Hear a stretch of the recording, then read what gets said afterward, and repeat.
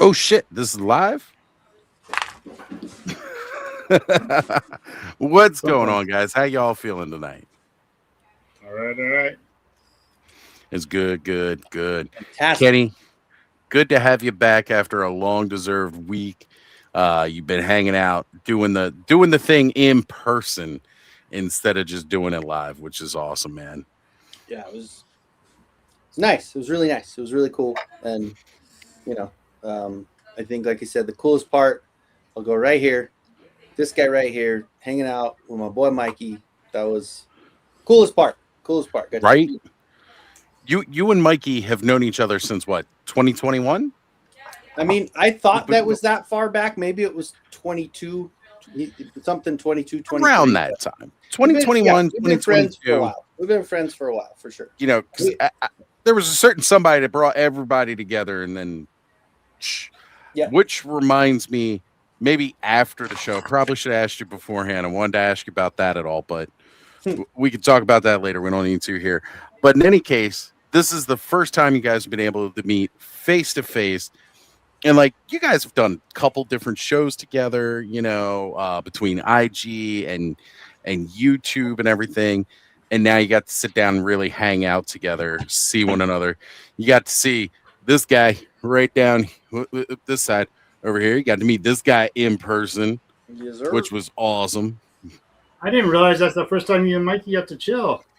Yeah, that's Anybody. awesome. Again, First time I met anybody in the toy thing. Yeah, anybody. right? Yes. Like Same here, yeah. we all get to know each other so well from doing these live streams and everything like that. Sometimes it's just like you feel like you've already known one another, but there's something about that just meeting in person, getting to sit down, relax, share a meal. I know Skelly, he's the only guy from the West Coast that's come over to meet.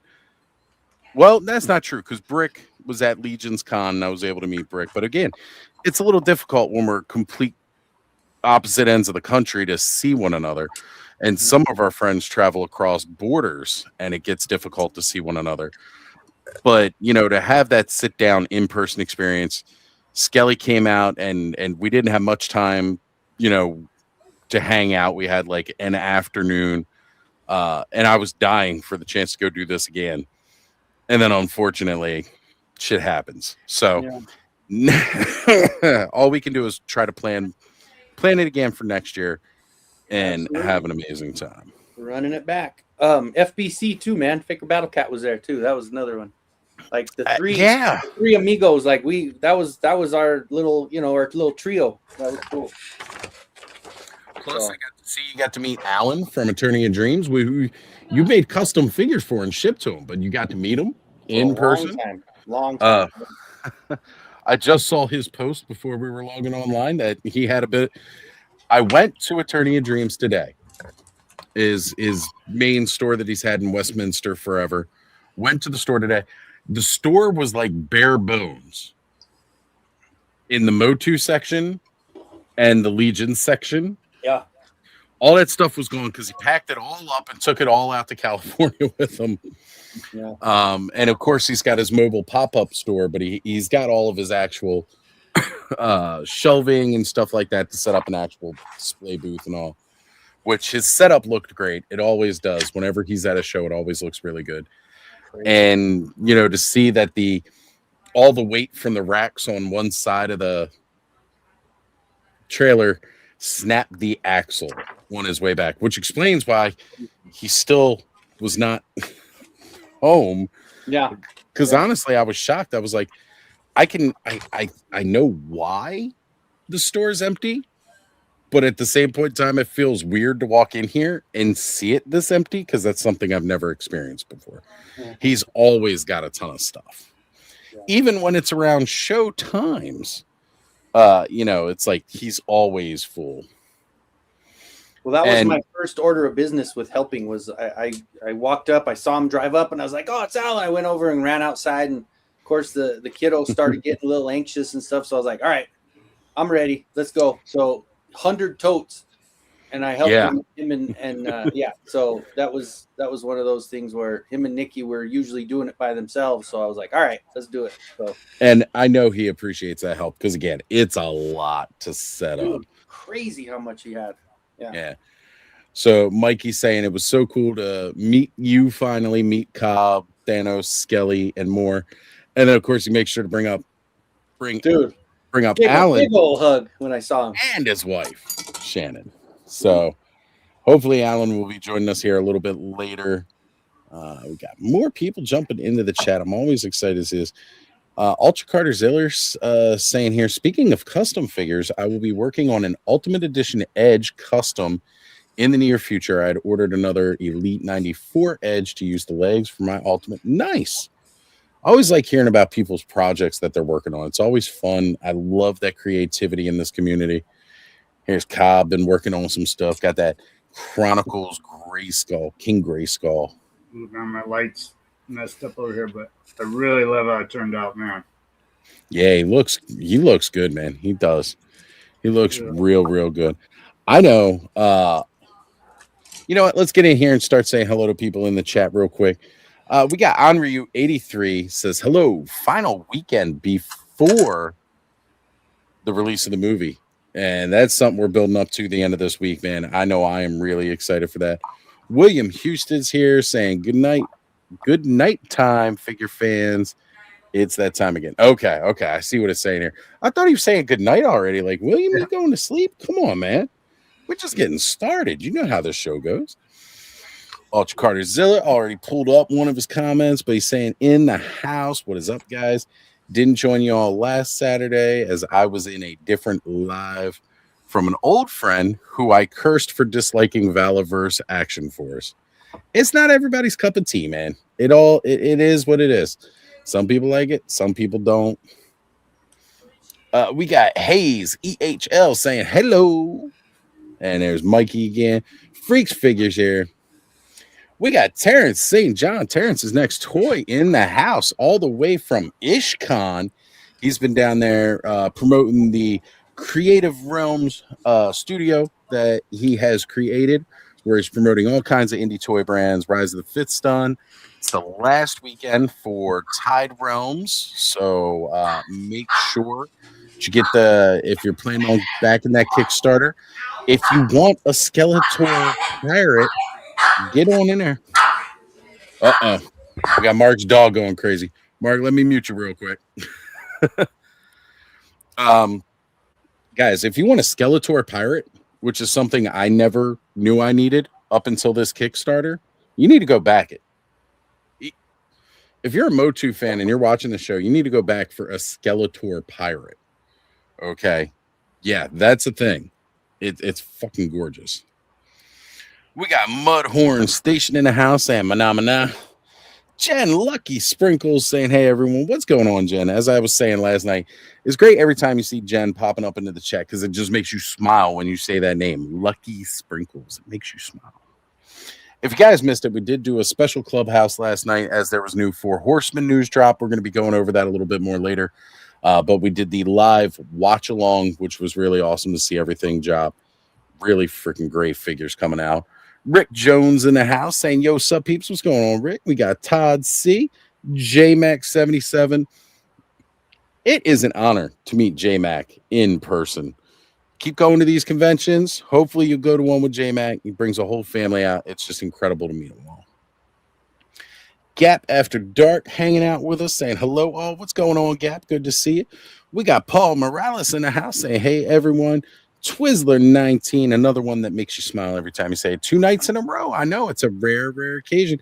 I was actually planning on jumping on Let's Go All For It last night, but after we got off our live, I had to finally run out, get something to eat, got home, ate food, sat down, and then fell asleep, and it was like 3 a.m. So that didn't happen.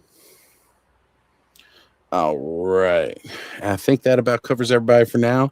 But I wanted to come back up here to the top. Onryu sent me a picture earlier today. This man, now I'm not sure what all was in this transaction, but I know what he came away with. So Onryu got himself an Origins Eternia with King Grayskull.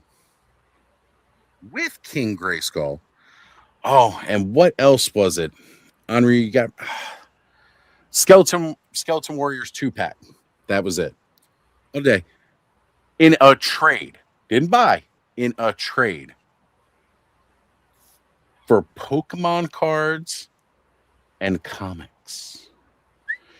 So again, as we all lean a little bit more to the action figure thing, I'm sure that the comics and cards that he traded were of equal value to the person who received them, as that Eternia, that King Grayskull, and without a doubt that the Skeleton Warriors 2-pack would mean to us.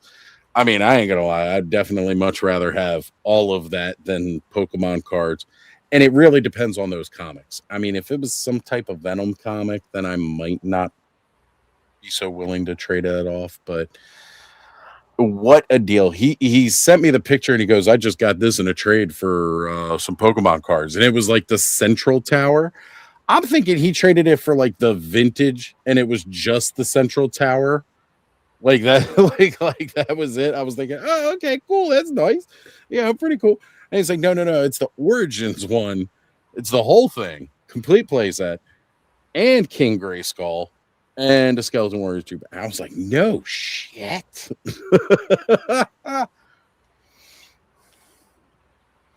Okay.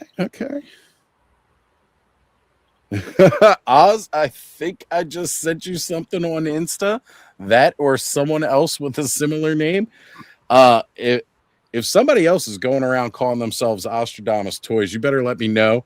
Send me that profile on IG so I can definitely fuck that shit up. I gotta check it a little bit. My phone is charging across the room from me. Actually, no, Instagram I got right here. Hold on.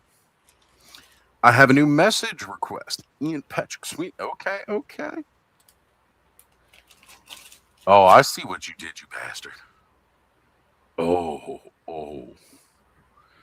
Oh, man.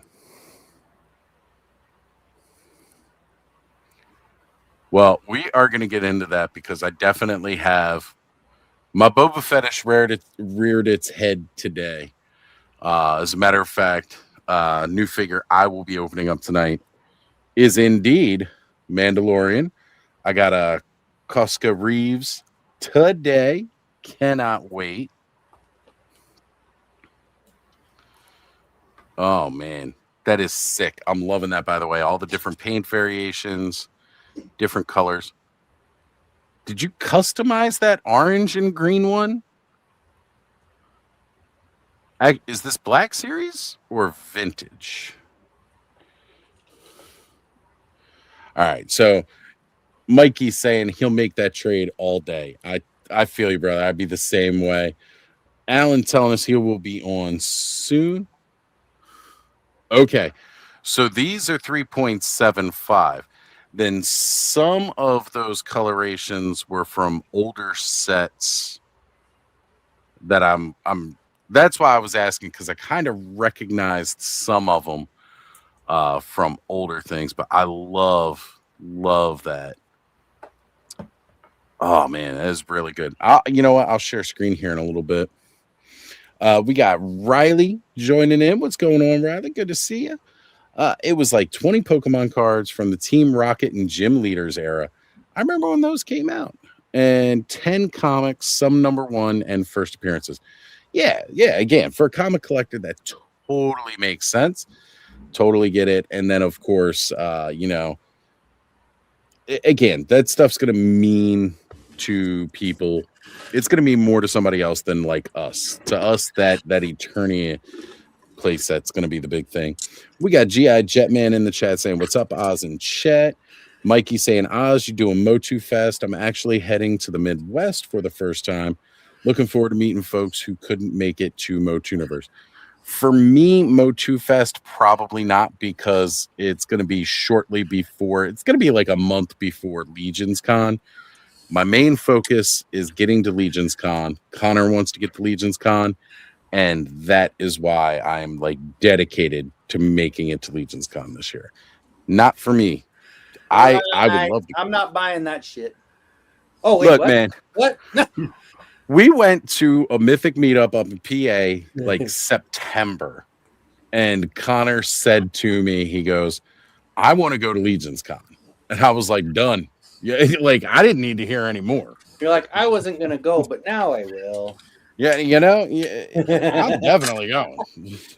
I already wanted to go. The fact that Connor said that he wanted that to be his first big con, just because he had so much fun meeting everybody there and seeing all these other people that were excited about these Legions figures. He had a good time. See, Terrence is saying, I'm just retiring for the evening from day 2 of IshCon. Terrence, let me know if you want the link, if you got some steam and you want to jump on and talk about it. We'd love to have you. Okay, all custom Mandos he's done since he first started painting figures late last September. So this is only since September? Damn. Okay. So you've been painting these up. I swear, this brown and yellow and that orange and green one that almost looks like a Michelangelo color scheme going on. I swore I'd seen those before in like older Legacy era sets. Because there was a couple of older Mandalorian figures from that time, long before the new shows and everything else came along. That is sweet, though. That is really freaking sweet. We're going to make sure we accept that chat request, though, because I was just looking at it there. And why am I not, like, already following you? Working on those Mandos for Mythic Legions. Nice. I ended up buying all kinds of extra freaking cosmics just to make all the different ones. I really like the look of that first one, and then my light is really bad right here. Well, did you see some of the new figures that they announced last night? The cosmics? Not just cosmic. I was talking, the mythics. There's a couple of them that are coming with the head. Okay. I told you. See a real better. Yeah, man, it's looking good. And I was just going to do up that one, so that dude's all perfect. I just need to get that extra head, and then I'll paint it up. There you go. Whole bunch of paints and freaking brushes and stuff coming. I was like, after that King Grayskull, I was pretty happy with myself. I was like, well, there you go. So now I have to steal everything from work. What color did you choose for the green? For what? What? The green one? Yeah. Which green color did you choose? Like, did you go forest green or? I just got a whole bunch of different paints. I didn't really pick anything out yet. I'll probably just. I'm waiting to get the head. I need to get the head still. I haven't even started anything. Well, I was just curious if you were like trying to match the green to what's on the helmet already, or if you were just gonna. No, probably gonna match it to this armor. This green's pretty. Okay, so pretty good. It's not quite olive drab. It's a little bit more of that, like blue. Yeah, I thought you were talking about this one. I was like, that came painted already. I didn't have to do nothing. Yeah, that one pretty much already matched. Yeah, all right, we matted arms back to pretty much normal. There you still go. Need that head there. Yeah, I got to get you out the mustachio. Travis, Mr. Wonderful, saying, "Hey peeps, what's going on, Travis?" All right, Amaru says, "I traded it to my local toy shop. Shout out Toy Evansville Toys and Games owner, super fair. He has had Eternia for a year, and I've been eyeing it up this whole time." That is great. That is awesome. There you go. There's Mark needs answers. Just answer his question. What green did you choose? Well, no, I was curious because I'm doing the same thing. I've got an AA-20, and I've got that Gorgo helmet from Gaspar Gaurich thing. So I was curious if you were going to try and match the paint from that helmet, or if you were just going to go and paint everything a particular green. Yeah, that's right. We were talking about it a little bit last week, huh? Yeah. Mainly they're thinking about the yellow. I haven't really thought about the green yet. I was like, I gotta get me some yellow to. Yeah, because you guys, I gotta find the helmet. Go on. All right. So I went to go slice open the bottom of my Koska Reeves Mandalorian here, And the bottom of the package was already open, so maybe that's why she was only 35, because she's normally going for a lot more. Yeah, Golden God Skeletor. I don't know if this is like a forest green. Let me turn the slide on. Yeah, I don't know if this is like a forest green, like what to match that with. So I was just curious to see if you were just going to paint the whole helmet and the body the same exact color, if you were going to try and match this. Okay, yeah. I know that. I don't know which green I like better. The one that's on there or then... No, that one's... Yeah. All right. Yeah. Decisions. Sorry, Cobb. Yeah. I'll have to wait till I get everything together. You like that, though. His brain's exploding. Sorry. It's like, I've never had to do color matching. What the fuck is this? I broke him. Yeah, no, because I don't know. I do like this green line. I'm like, man, that is. I'm gonna have to look at some pictures of Boba Fett. So right in between those. I mean, I can show you some Boba Fett. I'll whip the Boba Fett out right here, right now. I'm just saying, I will whip a Fett out. Not that Fett.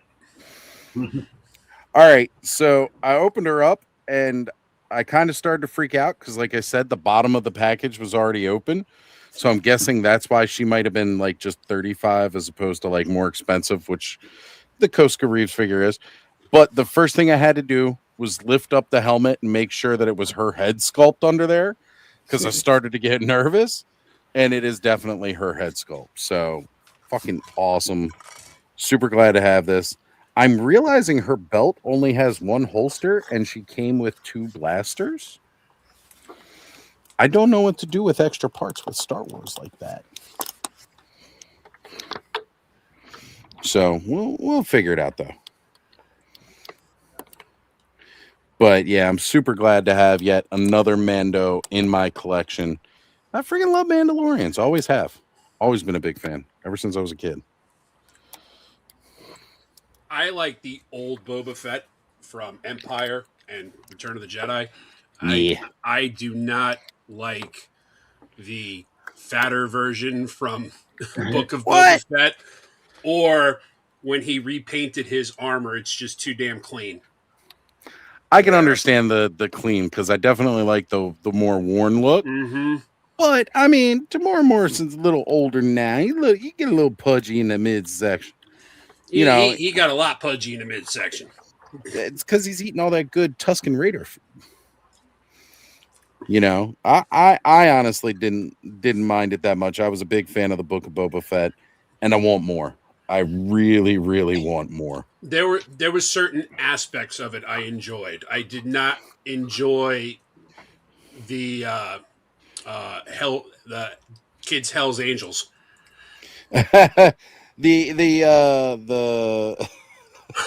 biker gang on the Vespas. Yeah. Look, man, when I picture a swoop bike gang, I do not picture fucking Vespas. I picture like an actual biker gang. But you know what, though? I wasn't mad at it either. It was cool. That was a millennial biker gang. I wasn't. Fuck you, because I'm a millennial. All right, that was that. That was that Xenial. No, not Xenial. Whatever the fuck they are, Gen Z. Nah, either way, it don't fucking matter. Like, look, man, you know what? They put that shit in there because that bright color and all like that, that's going to appeal to kids. It's going to sell toys. And in reality, yes, we know that's what they make most of this for. I ain't, like, it didn't piss me off or anything or disgruntle me.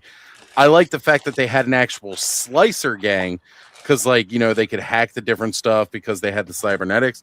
That's all like deep Star Wars lore that they don't even touch anymore. Mm-hmm. So I was glad that they actually added that part to it, because that is an important part of the lore that even Lucas hadn't really delved into.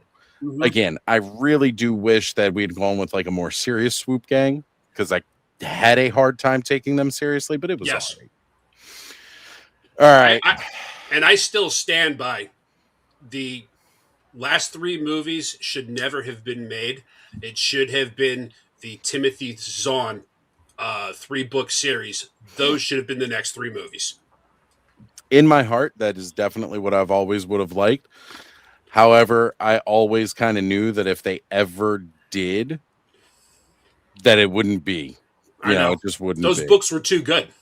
They were fucking phenomenal, man. I think they were better than Lucas could have ever written. Right? Yeah, well, I mean, let's face it. We've all known that George Lucas's writing has not been the best. Like, it really has not. Listen, it's because of his wife that is the reason why Star Wars was such a success, because she came in and re-edited that mess and turned it into a good really motion movie. picture. Yes. Yeah. And rest in peace, because his wife just passed. Yes. Or his ex-wife just passed. So she's the true unsung hero. She really is. She really is. If it wasn't for her, we would not have had quite the love for these movies as we would have. Just Jeff in the house, all the way from DFW. They nerds. Jeff, you got to let us know how it's going on out there. I know you've been on a road trip. Good to see you, brother. Thank you for being here. And yes, Troy, I got some Mandalorians because I have a Boba fetish. Everybody knows this. Totally got it. Mario Kart cameos, cameos, Skittle Squad. Yep, mods from the 80s. That's exactly what it was. Is like those mods, the mod squads, those bright colors and everything else. Fucking great. Yep, cybernetic modifications. Well, I was using the Star Wars term for hacking was slicing, wasn't it? Yeah, get off my lawn, you hooligans. Gen X was the last great generation. Fuck you. Millennials are just as fine. Again, people have this understanding that millennials are actually younger than they are. Most people don't realize that a lot of Gen Xers have now been reappropriated into what they call elder millennials.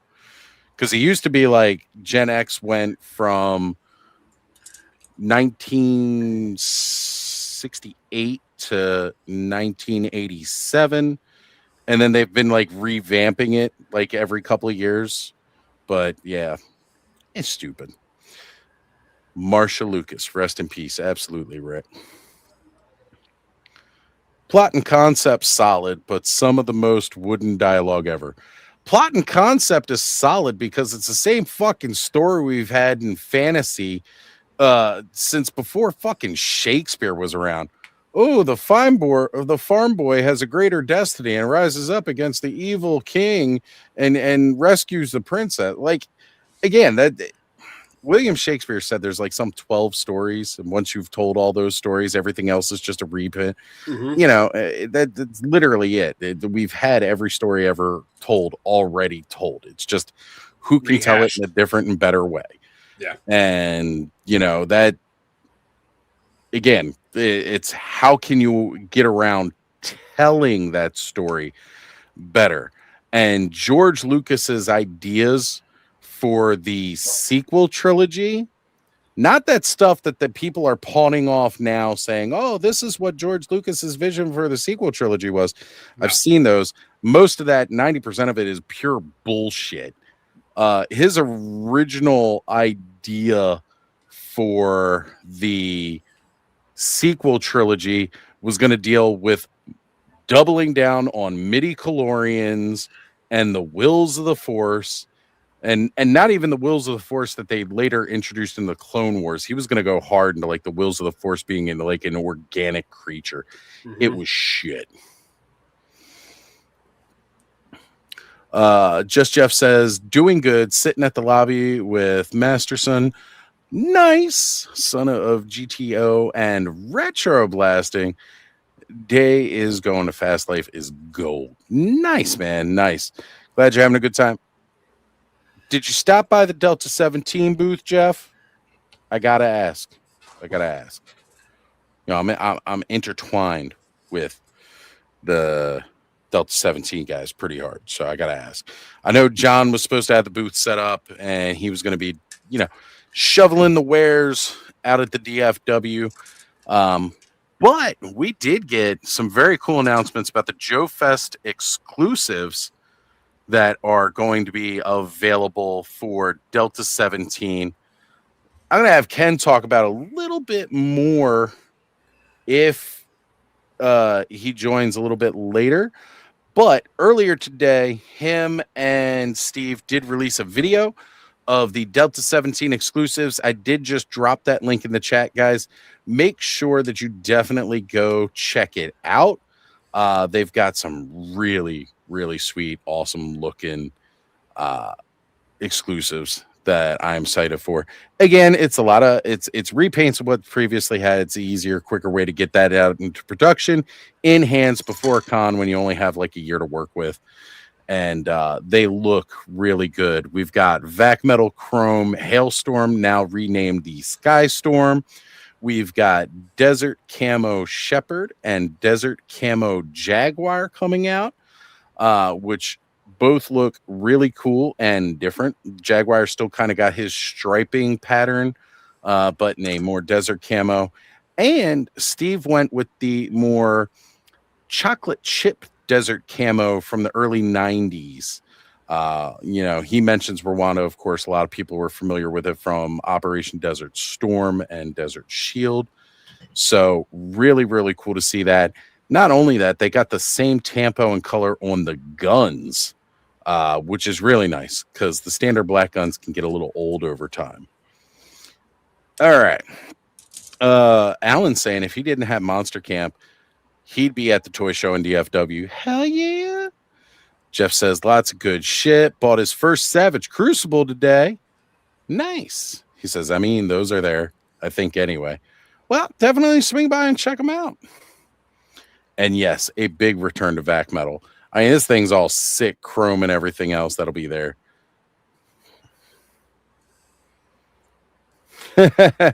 Terrence mentioned he'd like some purple sherbet camo. We all know there will be the long-going continued petition from myself and several others to try and see if we can get some purple, like that purple urban camo that Ravens fans were so popular for in like the early 2000s. For some Delta 17 stuff. That's what I'd like to see. But I'm also partial. I like purple. I like purple and green. I had to get an extra Hailstorm and paint one in purple and green and just show how really good it's going to look and send that to Steve and be like, okay, now you need to produce these. Oh, Motu Prince asking Kenzo, did you find a spot for that signed Roboto? I did not. It's sitting on top of a couple of boxes. Yeah, I can. Well, actually, you know what? I just found one. I just found a spot for it.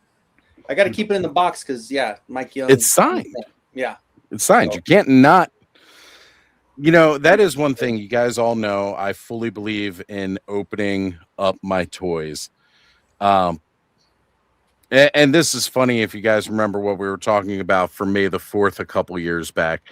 If it was like a signed toy, that's where I would have that issue with opening it.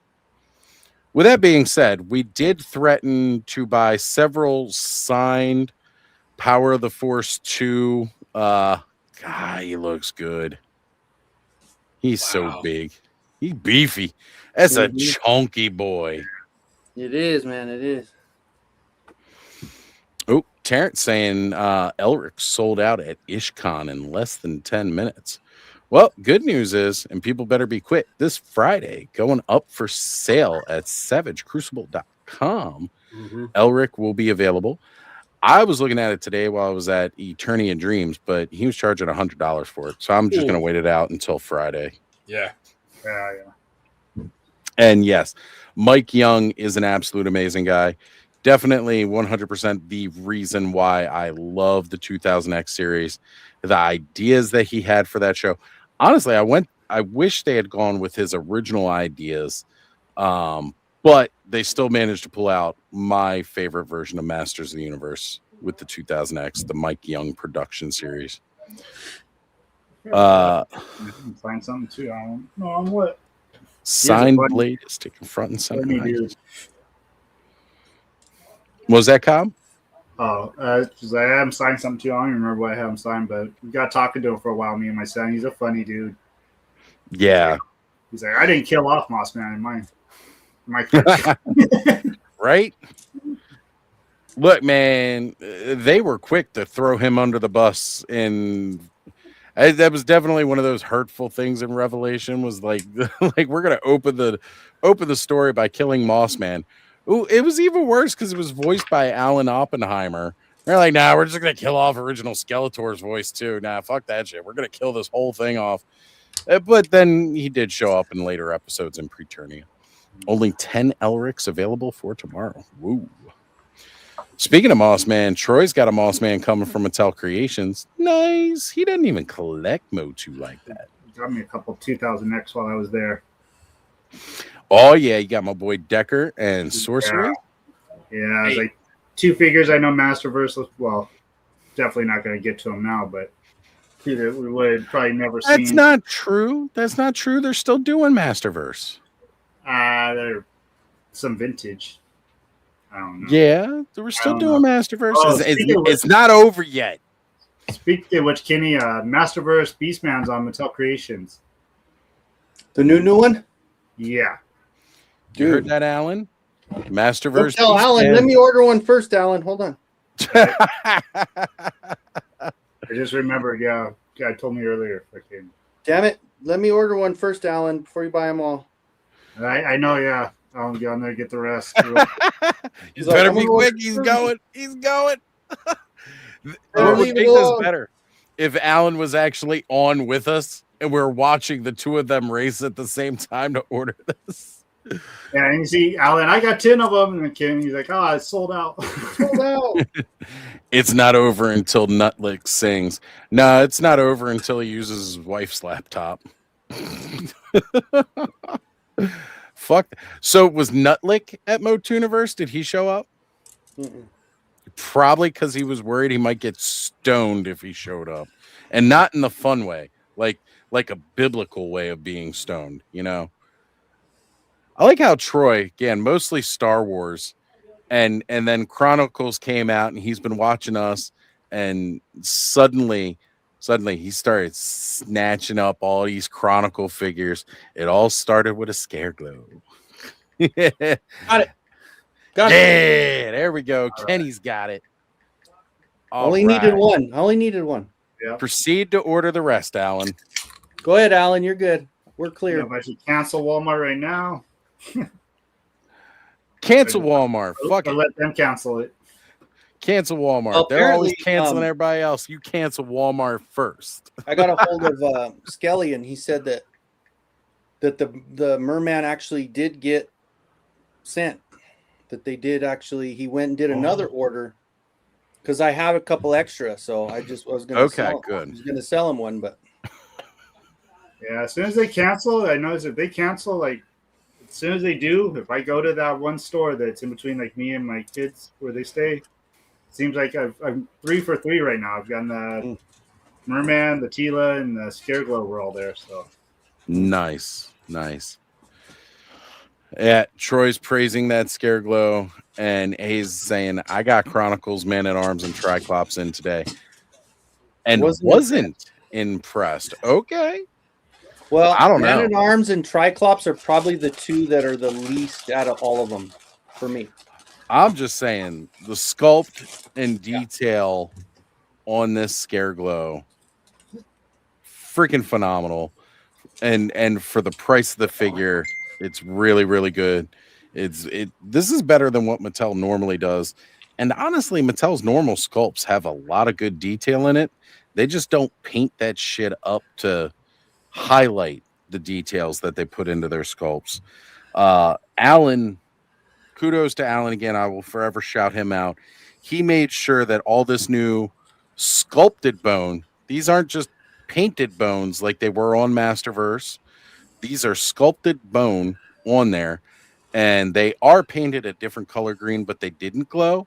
So Alan made sure that mine glowed and used a really good high glow pigment. As a matter of fact, I've been putting it up to my lips, and I'm sure at some point in time my teeth are gonna fall out because this that uranium glow paint. I know it is. That's the good shit. That's the good shit. And yeah, Prince is right on that one. Trapjaw is the best one for sure. I'm still gonna argue it with Scareglow, but I am biased. And I will openly admit I am always biased with Scareglow because he's purple, he's green, he glows, and he's a skeleton. Like, it doesn't get much more perfect for me unless you're the Headless Horseman. You know what I mean? Like, retail exclusive Headless Horseman, purple, green, glows in the dark. It's all Halloween. It's fucking great. Plus, you could pop that scaphoid head on there too. Nice. Mudhorn says, I'll dip into the Chronicles when they get around to doing the Sorceress. Hell yeah. Got the rest of Wave 1 and most of Wave 2 of the 2000X cartoon collection on the way. Very nice. It's a rabbit hole, and it's a good one. Let's see. All right, Motu Prince is saying Trapjaw is the best. Scareglow is second. Trapjaw's even taller. Trapjaw's even taller than Scareglow. Look, I'll allow him to have this opinion, and I won't call it a wrong opinion. You know, just because I know I'm biased.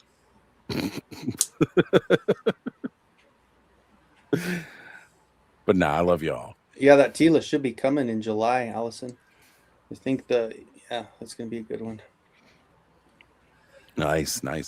Scareglow on a glow-in-the-dark ramen stand. Must put mine together and find my UV flashlight. The only problem is, like I said, like the regular Scareglow that you just buy at the store, only the head glows. This is something that I feel Mattel messed up on with the Masterverse ones. It's Scareglow, for Christ's fucking sake. He should glow. And they were like, nah, just the head. That's good enough. It's like, no. His bones, his accessories, they need to glow. They did it with Masterverse. They did it again with Chronicles, and I was disappointed with that. So, Alan, again, thank you for taking care of that for me, brother. I really, really appreciate it. I had to fix his eyes. One was up top, one was down below. So I had to. I saw that on your. Yeah, and then I put the clear resin over it, and then hit it with the UV, so now it looks wet all the time. Nice. I wonder if you did that to like more parts of his skin, if he'd look like he had bubbles on him. Yeah, could be. Just spot him. Yeah. Yep. Hold on a second. My kid's having a sleepover. I gotta close the door. For sure. Trapjaw is now sold out. Well, damn. Allison says got the 4-pack, Goatman, Tila, and 2 Skelenites. Core figures are red, and they will custom nicely at $9.99. Yeah, you can't beat that price on the core figures. Again, those are the ones that, like, again, if you're looking for that family-friendly price range to buy a bunch of fodder toys for your kids. But see, again, even at that price range, they're solid figures. Your kids aren't going to break them playing with them. They're fun to play with. And then you got the slightly more expensive. You got the Origins versions. Then you got the collector's versions with the Chronicles. I like the 3-tiered system that they've been doing. They did it when they first kind of re-released Origins. We had Origins, we had Masterverse, and we had the CGI cartoon show. But I think that was the problem. We had 3 different series, 3 completely different styles of figure. And, you know, like Connor wanted to play with the Origins ones. And I was like, yeah, that's cool. I don't mind him playing with my Origins ones. But I wanted to buy him because it was more price friendly to the wallet. The ones for the CGI cartoon. Plus, I think they had, again, more of a kid appeal. And then there was Masterverse, which I wasn't buying much Masterverse at all from the start just because of the price. I was like, why would I buy that when Origins is like $15? And then they released a couple where when they started doing the new Eternia, I was like, all right, I kind of want to get them new Eternia ones. And I started buying those. But then I started getting into Mythic Legions more, and I was like, all right, I got to back out somewhere. So I'll keep up with Origins because that really does make me happy, and I enjoy these. And I backed off of Masterverse completely, which now Cobb has the rest of my collection. Somewhat. After Carol pilfered it, you got what was left. Motu Prince says, we got that Scareglow and Trapjaw at the Mattel HQ during our Motuniverse visit to California. Epic! And Chronicles Suck Jada, man. They got a little something for everybody. All I've right. seen before. I've seen so many people that have just been posting stuff and like just getting those Chronicle figures. I was like, I don't think they ever saw any like Motu posts from before, but now they're picking those up. Yeah. Honestly, it feels like it's like 2020 again, and people were getting all crazy about Origins. Like it kind of feels like that again with these, again with the new toys, with the new movie. Like that hype, that energy is in the air again. You could feel it. It's everywhere, and I'm freaking happy as hell. Really, yeah. We got that laughing head. That's the classics one. I got it from the cartoon collection, Adam and Cringer. What do you think of that Skeletor in the suit we saw? Freaking, I don't know. Okay. If that's from the movie or what? That was freaking weird. I actually stopped looking at what people were saying about it because I read one comment. Oh, no. That hinted at something.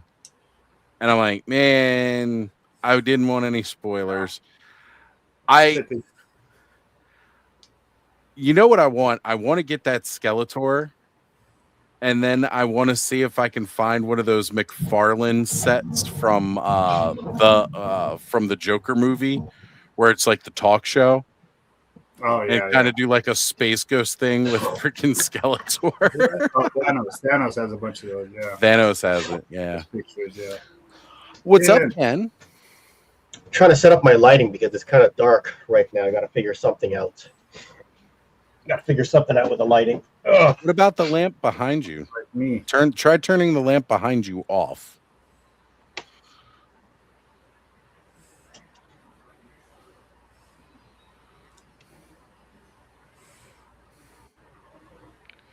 Yeah, you're still a little dark, but there's less from backsplash coming, which definitely will silhouette you. I got an idea. Yeah. All right. Ken's got the ideas. So, Ken, I dropped the link in from your video that you dropped this morning. Oh, thank you.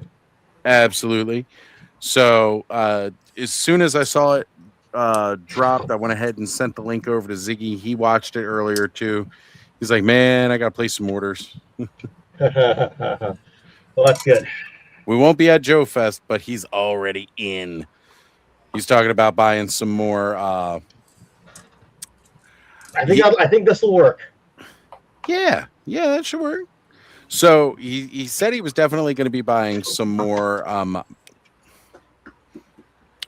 been saying them all night, and I was fine. And now I can't. He said he was going to buy some more hailstorms. I was like, "Are you going to buy more sky storms or hailstorms?" And he goes, "Is that lighting better?" Yeah. So it sounds like he might just try to get a Sky Storm to kind of go with Destro. Yep. And then buy a couple more of the Serpent Blues. Awesome. Well, I appreciate you putting us on the thumbnail and everything. I might do this cheeky thing where I talk for a bit, piss off to go deal with life and house stuff, and then maybe come back for the late show, right?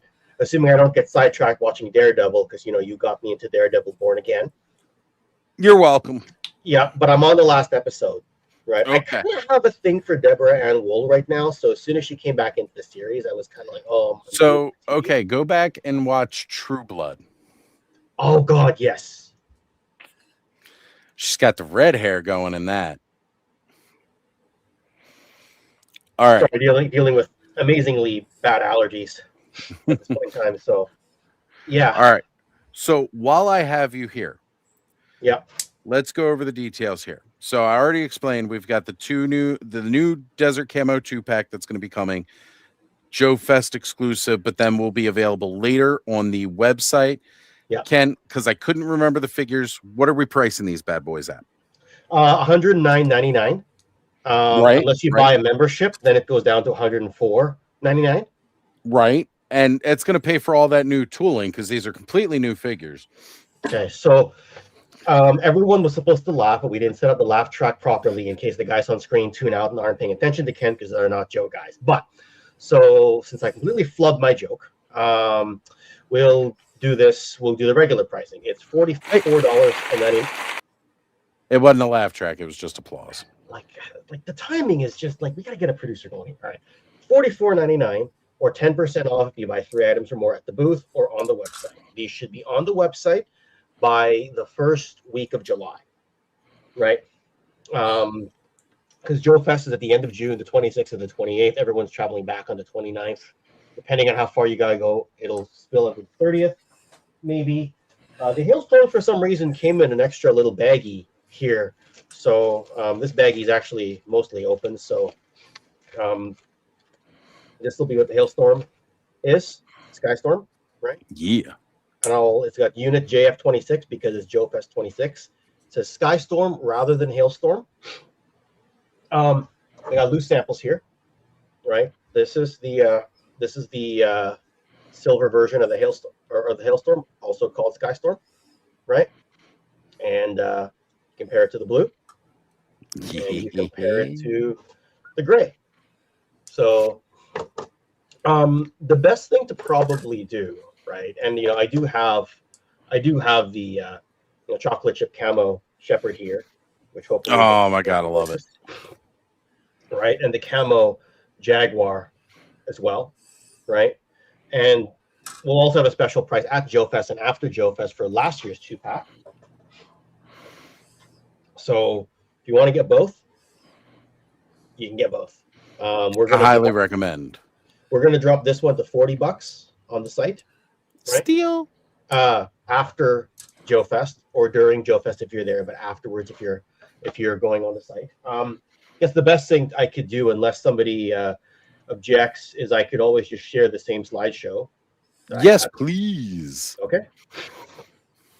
So, as promised, right? JF26 and the special 2-pack are ready to go.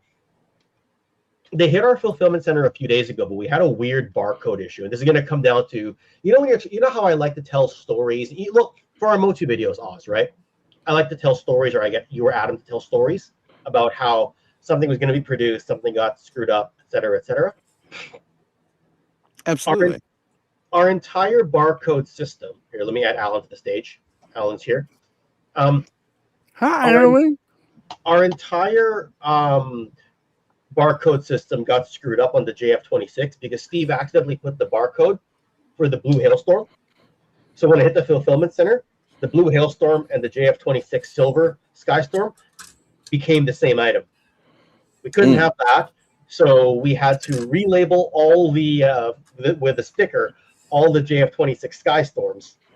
So everything was, while it was sitting at the fulfillment center a few days ago, processing got backlogged. So for our reviewers, things got delayed for coming out. So guys like Punk, a little bit of a delay, HTC, Pixel Dan, Bobby B, the guys who we picked to review this stuff, getting a bit of a delay. That's just part of the story about how we kind of goofed up. But everything's sorted out in time for Joe Fest. So, yeah, Joe G's here. Hi, Joe. Test shots are in for Wave 2, which says late 2026, but it might be Q1, Q2, 2027. Okay. Test shots are in.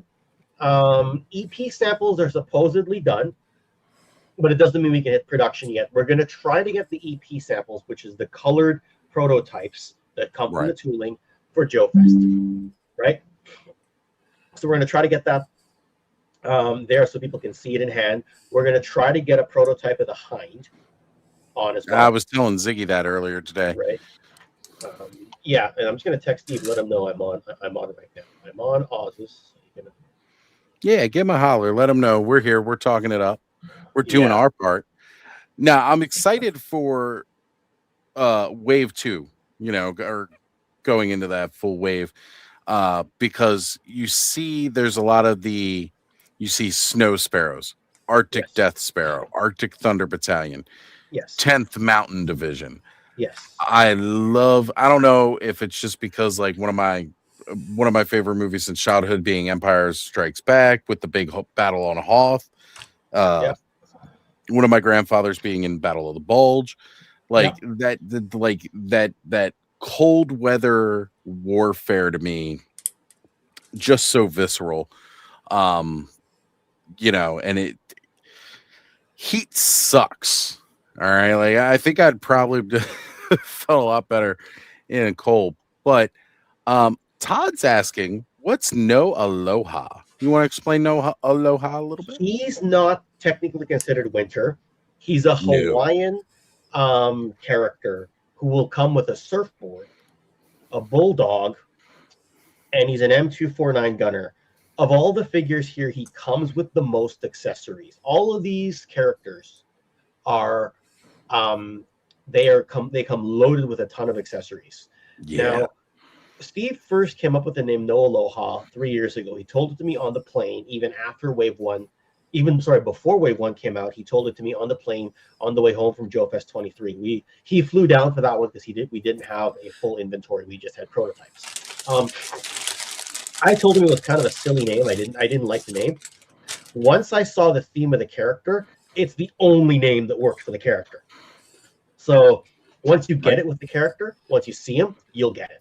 So that's where we're at with that. The reason why Thunder Battalion was asterisked there was we thought we could get this Arctic Thunder Battalion ready in time for Joe Fest, but he's not. He's technically not ready. This specific slide is a bit of an older slide, and I didn't have the ability to go back and edit the source slide. Otherwise, I would take out those asterisks and say early or Q1, Q2, 2027. But right, for everyone who is actually going to be at Joe Fest, and for those who want to order it after, this is the Skystorm. This is the Chrome Hailstorm. I love this. Absolutely love it. Like I said, Ziggy was checking it out this morning. He immediately said he wants to get one of these to go as like Destro's personal like drone kind of thing, which I love that idea, by the way. I think that's fantastic. I didn't even think of that. But you guys know me, like, again, one of those things that I love glow in the dark, translucent plastics, and I dig some vac metal. So we had a whole bunch of ideas this morning when I revealed these on Podcast from the Pit. One person said they want to put it with their Doctor Who. Someone else said Micronauts. Now we're hearing Destro, and someone else said they want to put it with their Skeletron figures because Gyre Wolf has that silvery. Not back metal, but it's still silvery. It'll still match. Yeah, it's still silver. It'll go so with. We have all these ideas, and do what you want with your Skystorm. But no one actually has said they want to put it with Delta 17 yet, which I'm not taking offensively at all because you get it. But that's a good thing that everyone's imagination is running wild. So this is where I come in with it because I love the vac metal. It's gonna go with my Delta 17, and the Skystorm is going to be like the lead drone in charge of my other hailstorms. You guys also announced that price drop for the other hailstorm. So it's like, maybe I'll pick up a couple more of those too. I mean, I know you and Steve aren't going to be upset if I pick up a couple more. Oh, no, not at all. Just trying to figure out how to work it all into the collection. But again, it's, like you want to army build this out a little bit. You want to build this world, these factions out. So having this as kind of like a commander, like, the leader of that little squad of Hailstorm. Remind you again, he's still going to be like remote controlled or controlled remotely. But still, it kind of likes that idea. It looks neater to have him set aside from the rest of them. But Ziggy said he was definitely going to want to get one of these as well as a couple more Serpent Blues. Which I like. And one of the cool things was I was like, oh man, there's no way any of the decals are going to stick on this one. But then Steve said that, you guys worked really hard to make sure that's going to have a special coating so that the decals will stick. And the decals do come with these. And like, hey, people want to put them with their other collections like Doctor Who, like Micronauts. Sure. Go ahead. The fact everyone's imagination is running on this one, it's a good thing because I've seen a lot of posts and a lot of reshares about the Skystorm today, right? So this will appeal to non-Joe and non-military people, which I like because it's just sci-fi space enough that it can go almost anywhere, right? Without a doubt. Well, again, like you were saying, like some people want to put it with Doctor Who. I could definitely see people like if they're a fan of Battlestar Galactica, putting these right in with the Cylons. Again, you could 100% put this in with some Star Wars stuff. I think Cobb needs to add these to his Motu collection, and Joe needs to add add 3 of these to his Mythic Legions collection. It fits Cosmic it's Legions. one size fits Cosmic all. Legions for sure. I know. I'm being facetious and I'm being a jerk here, but yes, you saved it with Cosmic Legions. If I had actually thought of that, then I wouldn't have been being sarcastic. I'd be being literal. But I was being sarcastic. So this thing is so cool. I don't think you need a reason to buy it. Buy There it you go. just because it looks that cool. Like, there you go. I'm Spoken like a looking pro. at it and thinking that could sit on my shelf by itself, just looking vac metaled and awesome. Yes. Right. You know, and Absolutely. I don't Right. even collect those scales. So The way that the red pops with that chromed out look, it just looks good, man. It looks so good. So Yeah, you definitely put them up with some Horde Troopers. bam. There you go. When I said Mochu, he hit it on the head. God So managed to work it out. These are Hordex elite unit of robot drones. Yeah. and then with your smaller Origins collection, not so much your Masterverse, but your Origins collection. Nah, this So, goes with the Mighty Masters, right? Right, better. Alan? even better. Mighty Masters, Alan. He knows, Yep. Alan doesn't look impressed. I promise, Alan, I'll shut up soon. No, in Alan- all honesty, what these remind me of ground-based hoverbots. Bam! It reminds There you everyone go. of something different, which I love. Everyone has a different take on it, which is freaking amazing. Tiny Right. Horde, So- yeah. Alan, Steve said he was thinking, but he's not quite sure. He needs somebody to help sway him. Putting one of these in orange with some slight blue highlights, and Everything's maybe better adding a in little Beastman bit of color. fur. A fur. Everything's better as Beastman, that's for Everything's better as Beastman. All right. Right. Cool. So Steve has such an eye for design that when the first coat of silver we put on this, he showed it to me. I'm like, oh, that's cool. He goes, no, I'm going to get the factory to change the vac metal. I'm going to get them to change the undercoat. I'm going to get them to change this, that, and the other thing. And we went through a few different rounds of vac metal before he settled on this one. And when he nailed this one, I was like, man, this one really shines under any light. It really worked. It doesn't look... The first vac metal we got, I thought was cool, but he's like, it looks like someone took aluminum foil and put it around the hailstorm can. And as soon as he said that for the first sample we got, I couldn't unsee it. I'm like, why do you have to say that? You know, it's like, you know, it's like when you have a Coke stain, you know, like when you spill Coke or Pepsi on your black suit. No one's going to notice it until you say it. But once they say it, you can't unsee it. Right? That's that more like nickel alloy than chrome. Yes. You know, and that you don't want. You want this high chrome. This is the shit the hot rodders are using. All right, you know, like this is the kind of thing you want. Yes, it's gorgeous, absolutely gorgeous. So there's how it comes apart. I haven't tried to take the head off yet. I know it comes off in the regular hailstorms, but I was like, nah, I don't want to pull the head off on this one. So there's your nah. Wait until somebody buys it and then ask them to do that at your table. And when it breaks, then you just convince them to buy another one. Okay, I think I'll just volunteer. Oh, he's not going to be there this year. Damn. Okay. I will buy one for you to open up at the table and pop the head off. How about that? And then you just mail it to me after. Again. There we go. We'll do it that way. So this is how it looks like compared with the other two hailstorm units. Right. So yeah, and the other exclusive is the 2-pack. So I can't wait to get my hands on these. On Without a doubt. On this one, and I'm going to embiggen myself for a moment, is people said that on last year's 2-pack there was no peg hole at the top to use it to like put it as a hang hole. Right. So this year Steve lowered the logo a little bit and put the hang hole on it. Perfect. So the thing is, like now when you rip this off, it'll interfere with the tagline, with the War Under Shadows tagline. But I think people prefer that, you know, because you'll still have it on the back, so it's still okay. Look, this is the way I'm putting it. If people are worried about the hang hole, they're probably not opening it. Well, that's the thing. And that's actually a really great way to put it. What I thought maybe we could do is maybe just go with like a standard hole punch up here. But I think that still would have required, you know, he still would have to move the logo to get that to work. So you just tell people punch their own damn holes. Shit's expensive enough to not make last minute edits. What Toy Department did is they just added one of their own like clips so that they could hang it on the shelf. But they were buying it as a wholesale option. So that's the 2-pack when it's in the packaging, and then this is it when it's out of the packaging, right? So, Steve, I think the last time you were showing me Shepard, he didn't quite have the tampo for the chocolate chip on there, he didn't. and it blows my mind. I freaking love it. Absolutely love it. I love that it's on the guns too. Absolutely. Everyone's saying they love the chocolate chip camo on there. The one guy who told me he didn't prefer it said that it's a personal pet peeve and he thinks everyone but him is going to like it. So, yeah. So, yeah, and that's their loadout right there.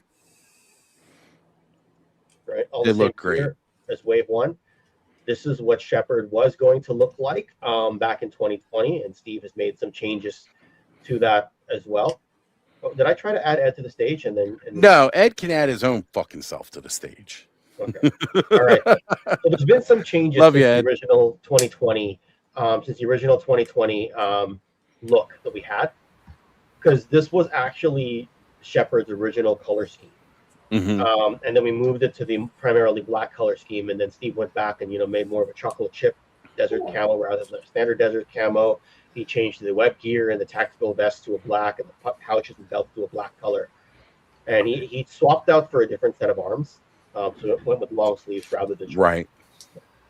Yeah. And this Jaguar was just another color study. This was never, when he lined up the original plan for Wave 1, this desert version of Jaguar was not there. It was always going to be the gray, but he did this one as an alternate color study. So while it's not an original color, it wasn't necessarily a fresh idea. He just took what he had and kind of modified it a little bit. Well, it's giving me the Tiger Stripe vibes, from Tiger Force. You guys know I love Wolverine, and he's got, again, the yellow costumes, kind of like Tiger Stripe vibe to it. I dig it. I really, really dig it. Perfect. Well, all right then. So we're doing a few things right. Let's put it that way. So here's a comparison with Wave 1 Shepard. Here's a comparison with Wave 1 Jaguar. Right. And there's what the back of the card looks like. And comparison with last year's 2025 Desert 2-pack. And the full spread of this year's exclusives. So there you go. Those action figures make me wish I had a sandbox. So build one. Major sandbox memories right there. That's what Ziggy was saying all day. Like, he wants to get a sandbox because, again, we've already got 2 of the 2-packs from last year. He went out and bought a Dusty to go with them, as Ken, you were showing off in the video, putting it with Dusty. He's painting the bivouac so that the bivouac's in a tan coloration. That like packaging stuff that Amazon uses now, where it's like that mesh, like packing material that they throw in there. It's cardboard. Yeah. Honestly, that works already as like a tan camo net. Like, really does. You can just do so much with that and with this, and having more of these desert camo guys. It's phenomenal. Now, I know we've still got, time before the following year's Joe Fest.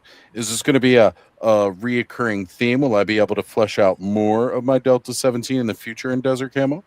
So I tried asking that question to the boss, and he said we're going to be very coy about this in the future. So like a fish. Okay. Yeah, basically. I think what it is, he doesn't even know. So that's what right. Right? Because, for example, if you open up the first page of the comic, right, Leadfoot's on the first page. She's supposed to be part of Wave 2. She's already supposed to be released, or at least coming up in the next wave. Well, she's not there. Right? Yes. Probably more desert. So yes. You see how his mind changes? That wasn't the answer 6 days ago. That wasn't when you guys were recording the video this morning. We just need that pressure. He's got to know the people want it. Yes, right. So once it gets to May 30th, he says it that way. On May 24th, that wasn't the answer. So you ask him on June 3rd, he'll probably be like, desert? What desert? Yep. Right. He's going to be like, desert? You mean the one with 2 S's? The dessert? There you go. And then we get real chocolate chip as opposed to just chocolate chip camo. I'm down.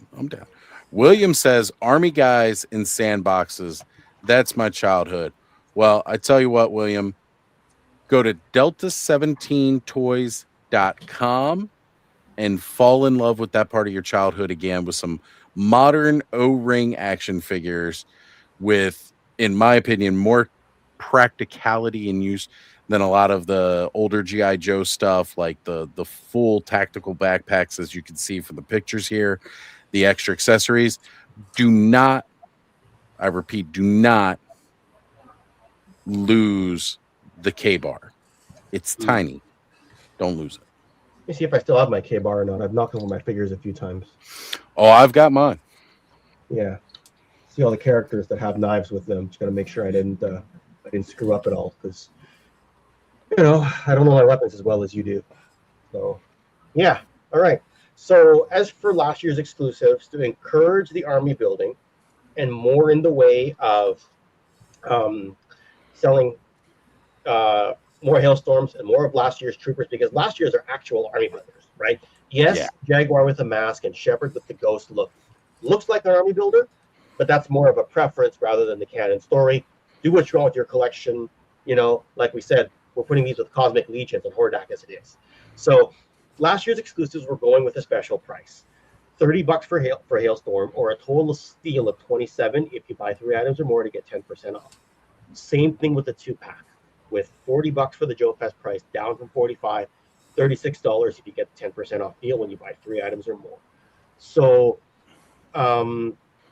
that's where we're at. Now, I know, and I said this morning on Podcast from the Pit, we kind of half apologized to people because Hailstorm was originally a $40 item.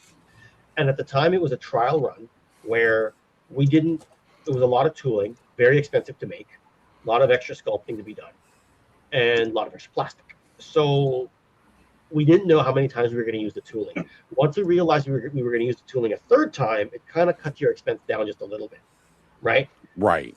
In fact, at $40 last year, we still didn't think it was the optimal price. Like we were only going to use that tooling twice. It should have been even more. But now that we know we can use it more often, we dropped the price of the Hailstorm, right? So give me just a moment here. Alan, you hopping out on us, buddy? No, not yet. Not yet. Oh, okay. I'm just more subdued than I normally am because it's a monster camp weekend up early, and I'm kind of chilling. Okay. Enjoy. Just chill. We're all here to chill, relax. We're having a good time. As soon as the slideshow is over, I take the makeup off, turn off the light, turn off the ring light, take the camera out, unplug the mic, and just kind of kick back my undies for the rest of the show. Right? Heck yeah. Hopefully I'm in my undies right now. Well, there you go. Right. So to encourage some extra army building, we're going to do this. We're going to do this special pricing, and this pricing will go up for Joe Fest. And also after Joe Fest for a short period of time. And if you want more information about these, there's a really cool channel called Brick Something tomorrow that's going to cover all this stuff. Oh, shoot. Perfect timing. Oh, yeah, you haven't checked your private messages at all. Oh, I saw them. I've been busy, but no, I've seen them. You just hit ignore and left it unread. Okay, that's fine. No. Brick, I do that to you. It's okay. We're still friends. Love how Ken just openly admits I ignored the fuck out of you, Brick. I'm just like, how do you do that to me when I never message you? Oh, I'm kidding. Somehow I just meant I jumped on and I heard you say Brick something. I was like, oh my god, timing. It's all good, right? And I think Largo wants me to grab a Snoopy or something like that. So very cool. Yeah, tell me. I haven't looked at everything yet, but I was watching it as I jumped on. I was like flipping back and forth because Mega J went on for the first time in a while, so I got to see him. But this Mega J has been busy. He has been. It's a Motooniverse and everything. So I heard you talking about the sort of. I heard I was talking about sort of nickel alloy, but I was just looking at the shininess of that thing. I don't know. Were you ever a Battlestar Galactica guy? I brought that up too, Brick. Yeah, you did. Okay. I'm more into the reimagined 2003 series than I am the 1979 or whatever series. Yeah, right? yeah. But yeah, I was definitely a BSG guy for sure. Definitely a BS guy, but BSG sometimes too. Dude, that thing hits like Cylon notes. It hits Force Commander, Micronauts. It's really cool. Everyone has something different for this one. I've heard Doctor Who, I've heard Micronauts, I've heard Force Commander. Totally Doctor Who. BSG. It feels Robo Force to me too. 100 Robo Force. So Yeah. Everyone's got something that they can use this for. When I saw the color, I was like, Steve, you have no idea what a breakthrough this is going to be for the company with the back metal. Really cool. I almost feel and wonder, like, if you guys had brought out this chrome version last year, if there would have been any left after Joe Fest. Well, it wouldn't have all fit in the car, so yes, there would have been, but might not have lasted very long. So, Right. yeah. All I right, then. apologize if you're repeating, but is it No. mostly the same mold with a different head too, or is it? It is the exact same tooling as last year. We're going to save the new tooling for Wave 2. So if you want to see the 3 colors, that's what they look like together. They look so different. It does. Like, that's what I was saying when I saw it. I thought it was like a different head. And I was like, oh, okay, Yep. neat. So there you go. There you go. All right. But yeah, you've got about 20 or 30 photos in your messenger waiting. If you want to cover them, there's no pressure, right? If somebody told me you're covering this on your live show, I'd be like, oh, piss off. I'm going to talk about some sports or something. That's what I would tell them. But you're nicer than me, so you'll actually. You know that I'm not going to say I'm going to talk about sports, but yes. Rick was totally planning on doing tomorrow's entire episode of the news about hockey. About hockey, yeah. Hockey from One Piece, if you know. That's all I bonded with Kenzo about. That's why he left. He's like, fuck this Ken guy. You know, let me know when he talks hockey. You know. So, Have you handled it? A sample. He's got it right now. You do. I am big in the wrong guy. Hey man, all Asians don't look the same, Oz. Oh, sorry. No, that was me. That was me that did that. Ed did that. That was me that did that. Ken thinks y'all look alike. Yeah. I was wondering about like fingerprints and stuff. Ken, is it cool? No, apparently it's okay. Like I got asked that for the first time today. Joe Ricondo tried it on his sample and had no problem with fingerprints and everything. I mean, whatever, you wipe it off. But I was just wondering, it's so shiny. Well, again, Here's the box. we know how vac metal be. Yeah. So very cool. Even the box is shiny. Yeah, totally. Right. I love it. Skystorm. It's got unit JF26. This is Joe Fest 26. So yeah. So is it? It's totally exclusive to the con. It's an opening weekend exclusive at the con. After that, it goes up on delta1720.com for a little while until they sell out. So yeah. All right then. Hands up if you're not getting one. You're just gonna. Hey, the fact that nobody raised Ed's giving you two hands up. You know, what he says is he needs one for each. Yeah, one. That's right. For each. That's right. That's right. Cool. Sweetness. Oh, that's all I have. And then there were 2 other figs, right? Yeah. The Desert 2-pack. I'm sorry. I'm totally making you rehash it. You guys. No, that's fine. That's fine. These Brick, we already went through this. My God. Again. Here, let's just so you guys know, we staged all this. He paid me. He's like, come in the end and ask me again. I'll mention your name right when you pop on. Yep. That's cool. Cool. Absolutely love these. Again, I can't say enough how much I do like the difference with the desert camo.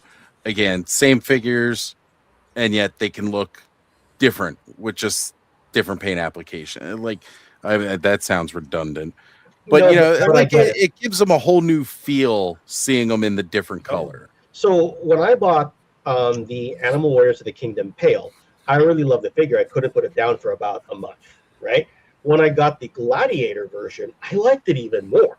Right. And I was like, I thought I liked the first one. And then the Gladiator Atreyu, I felt the same way. I don't know what it was, but it gave this extra edge to the personality. And it was released in a way where if they'd released the Gladiator version first, I may not have gotten hooked to the character. The first one gets you into the character, and there's a general idea of the story. And the Gladiator is kind of like a leveling up for the purpose of the collection.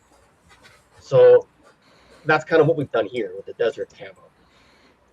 Yeah, definitely have. It really, really, it brings something, it brings that extra, and I like that. Absolutely. Yeah. So, the variant thing is really neat. I was at, we totally worked this out. So now it's just promo. At Motuniverse last weekend, we were talking about AWOC to people, and it was neat because it was a Motu thing. So I was like, okay, so, it's a totally new line. I was pointing out Pale, like, this is our He-Man. but I only had I had the gladiator, and then I had this one, the necro armor. So I was like, but the one you're looking at there, the gladiator is like your battle armor He-Man, and this is like your flying fist He-Man. You know, just the language of Motu. That's actually a good way to put it. Like you said earlier, I was like, one is like your Tiger Force version, right? That's what I thought when I saw these. Joe analogy, yeah, right. Yeah. So since you want to know for tomorrow, these ones are $45. The Skystorm is $35. Okay, that's cool. Wait, right? So it's a 2-pack. That's why. This is the 2-pack. Yeah. Gotcha. Thought you're gonna Hasbro us. Okay, got it. No. There we go. War Chest says, "Sup? Saw your Delta 17 boys today." You would have been in Texas at DFW, and I should make mention. Thank you, John Mejia, for representing us at DFW because he lived in Texas. He was able to get a table for us there. We shipped him some inventory. Cool. And yeah, he's selling for us right now this weekend. He's basically our official photographer. So appreciate John selling for us there. Yeah, absolutely. I did want to reach out to John tonight. I was running out of time, seeing how he's feeling, how he was handling it on his own. Right? Yeah. I told him, should I send some backup? And he's just like, nope, I got this. I'm all good. I'll order Uber. You know, I'll piss in a jug. You know, I'll shit in a jug. You know, whatever. Give a garbage can below the table. You have that laugh track going because I'm totally striking. We're I don't have not savages. Don't make him poop in a jug. Okay. This is Vancouver's view of Texas. Well, we are looking down across the border, so. You're thinking of Arkansas. That's what you're thinking of. Arkansas. It's Arkansas. Our Kansas. So anyway, it's either that or I'm changing Kansas to Kensaw. But yeah, no, thanks for the time, Oz. Hopefully, I haven't eaten up too much screen time here. Like I said, I gotta jump back downstairs first. All right, guys, that's it. We've had a great show. Thank you all for turning out. See you less than 90 minutes. Everybody, cameras off in 3, 2, 1. Right. Yeah, we're here just to promote Delta 17 tonight. Bless you. Allison says it's no Ottawa. Oh yeah. Last week's meme. All right. Back to the crappy cam and the crappy everything else. Makeup off. Well, Rick, Alan, Joe, Ed, thank you all for showing up tonight. It's good to see you beautiful people today. I was talking a little earlier. I went outside my wheel box today. Instead of getting some kind of Mythic Legions figure or something, I got Koska Reeves finally with my Mandalorians. Nice. Now, what is that character's name? This is Koska Reeves. This was Sasha Banks, who is a wrestler. Oh, yes. Also Snoop Dogg's niece, cousin. I want to say former women's champion. Former women's champion. She got to play this character in The Mandalorian, the TV series. And how does Snoop Dogg fit into the Star Wars universe again? Hey, look, people got to get high, all right? He's the guy that had a Snoop Dogg? Oh. He's got death sticks, and he's death sticks are the opposite of weed. What would weed be? I don't know what weed would be in Star Wars, but there's got to be something to the blue milk. Cheap, crappy meth. Death sticks are like cheap, crappy meth. They are. It's like fentanyl, but worse. I'm just trying to think like if they've mentioned a kind of like chill, like, well, because Jabba's hitting a hookah in his throne room, so clearly they smoke something outside of death. But it's full of moist frogs. Well, I don't want to spoil it, but I don't think it's a spoiler because not enough people have gone to see it. I think it's a teaser.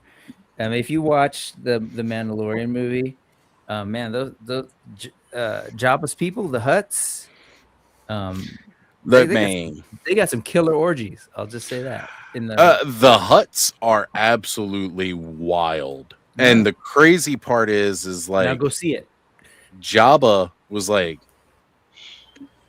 an outcast among his people. Here's the problem with this, Brick. If I go see it and there are no Hutt orgies, I'll be disappointed. And yet, I'll be relieved because there are no hut orgies. So now I mean, both sides of the Go watch fence. it in 3D, dude. there's gonna be on Hut Action. Thank you, Adam. I thought Spice was the name that they used for the drug in there, but then I thought I was but getting it mixed up with Dune, and I Spice didn't is want like to. related to. Yeah, I feel like they're uppers. Yeah, I think think Dune what's when gonna I bring think you Spice. down. Yeah. All right, I will return. Just All gonna right, go kid. pretend I to thought be you were an kidding adult. me. You really did kill. You came here to drop your promo and then you're gonna leave. It was a long promo. You ever seen a Hulk Hogan promo? They only go for like 2 minutes. Oh, Hogan. I just did like That's that clown. 15 Hulk Hogans, all without the, and the, On He TZ. dropped a couple brothers. Now he's I will definitely talk about him tomorrow. I will be with Reb Life and yeah, talk I a little appreciate bit. it. Any questions you got, just shoot me a message. I won't For swipe sure. the ignore thing. So yeah. Yeah, I'll check. I've had some real life experiences that make me not want to see a hut orgy. well, apparently Allison too. Speaking of hut orgies, I need to call my ex to see if his wife is back from her family reunion in Alabama. It's a lot like this. It's a lot of this. I spent a very rough night in SeaWorld dressed in a polar bear costume. And they were trying to do a Terrors of the Deep haunted house. And they did it through this like underground walkthrough that they've got. Okay. I was a polar bear. Almost got shot by security because no one said, "Hey, there's a polar bear walking to a set." But then once I'm on set, I'm here and there's tanks on both sides, but this side is the walrus area and it's mating season. So I watched basically 2 love seats go at it for hours that whole night. And I couldn't scare anybody because they're watching walruses mate. Which is emasculating because a walrus is, yeah, like walrus. Cuckoo, cuckoo. And I can only imagine that huts are similar as their. I don't want to imagine. Brick, you just made me imagine a hut naked, and I don't want that. I mean, I already know from the toys there's a hut that flexes in this. The huts are always naked, aren't they? Yeah, that's true. That's true. You know that scene in Return of the Jedi? Wally the Walrus from Woody the Woodpecker naked, but I mean that's a different situation. Is it like a Red Rocket situation they got going on?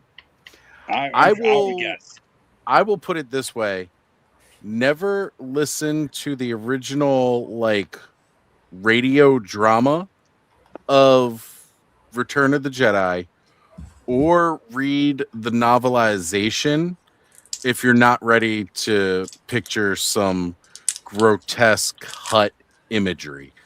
Because in the novelization and in the radio drama, you know that scene where Jabba's looking at Leia and he kind of like sticks his tongue out across his lip? Yeah. Some more shit goes down in that scene. No, thank you. And then she ends up in the bikini. What do you guys think about Motu RoboCop? Oh, I love Daft Punk. This is Motu RoboCop. This is the apparently Cyclone sketchbook. It's Motu RoboCop with a little bit of the Rocketeer happening. It really is. Is his chest hologram? Is that red, yellow, green? It's red, yellow, green. It's not a good hologram. Oh, it's not a lenticular. I thought they did the lenticular. It's like minorly lenticular. So it's got that little bit of texture. Yeah. Yeah. I'm digging the hologram though. I mean, at least that's something. It looks way cooler on camera. Right? See, now if that thing had that finish of I was thing, thinking that, Brick.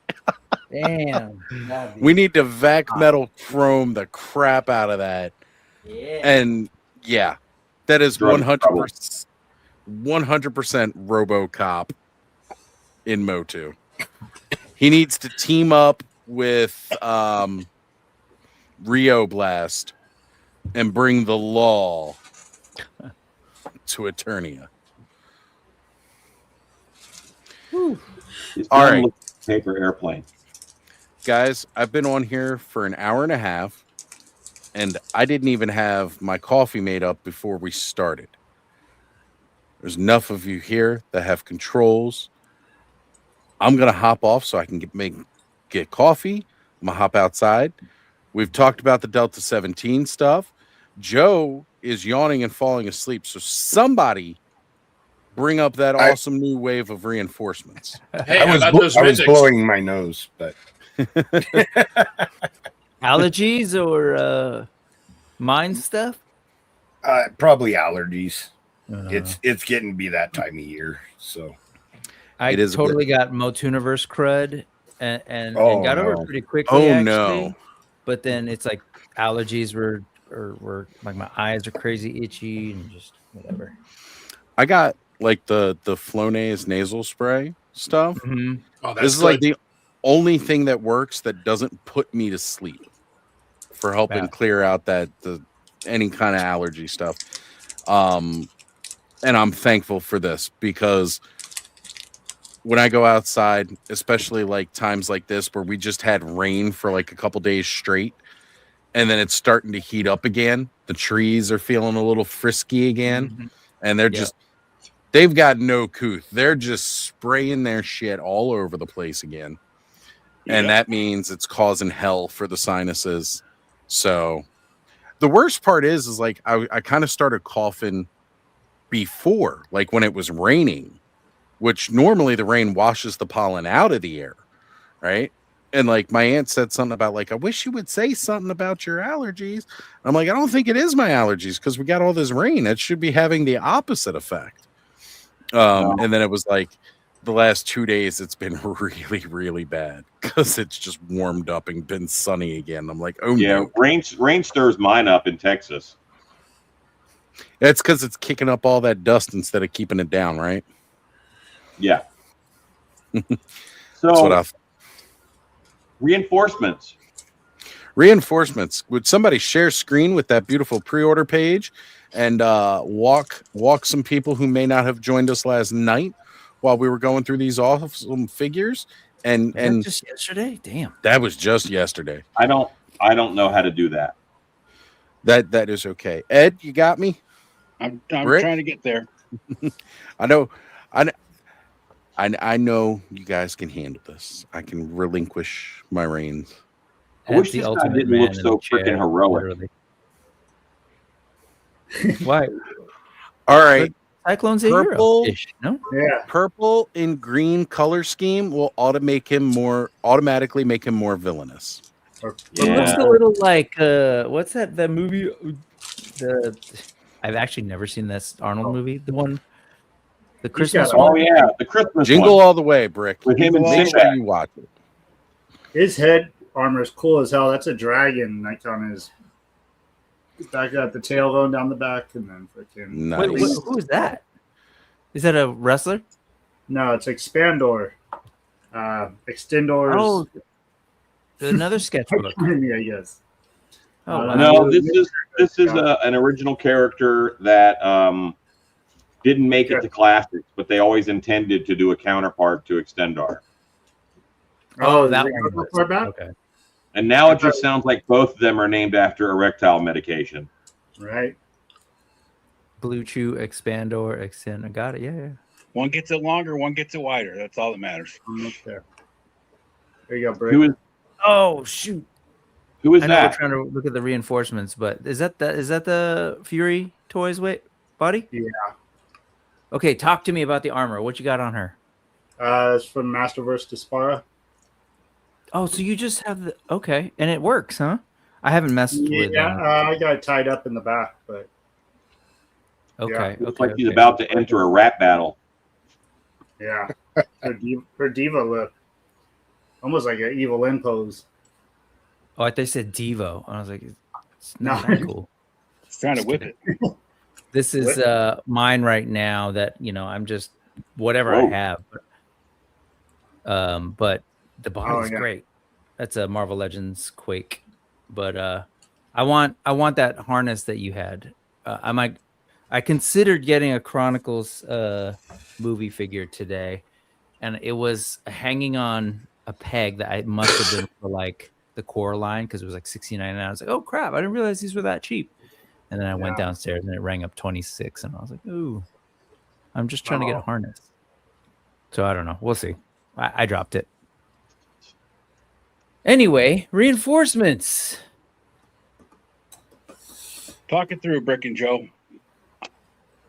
Joe, the completest. Yes, Be the sir. hostess with the mostest. Well, it's Reinforcements 3, the first one that's a pre-order. So I think all the issues that they've had lately with people not getting what they want, that was a great decision. It's a pre-order, so order to your heart's content. There's no limits. Most of these are builder figures. The Valiant Knight 2, a Skeleton Builder 3, the Skeletal Horse. Or are we going slow, or am I just running through them? Let's go a little slower, Joe. You're going Okay, all right. You're already halfway through the stream, and the stream was an hour long. Well, I was crunching numbers. well, Kenny was on there talking about Delta 17. So, Valiant Knight 2. It's a new Valiant Knight builder. $30. $30. An amazing price. Right. Bargain. Yeah, we should straight up say I think all of them are basically $30, and then they've just put it up front.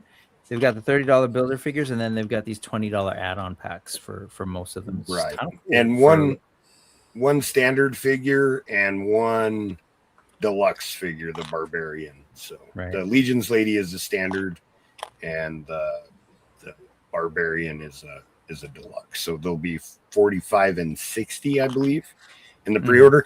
Something interesting that I learned last night, though, Jeremy Gerard came on Off-World's after party for a little while, and he mentioned that the Bilge, the new rat figure,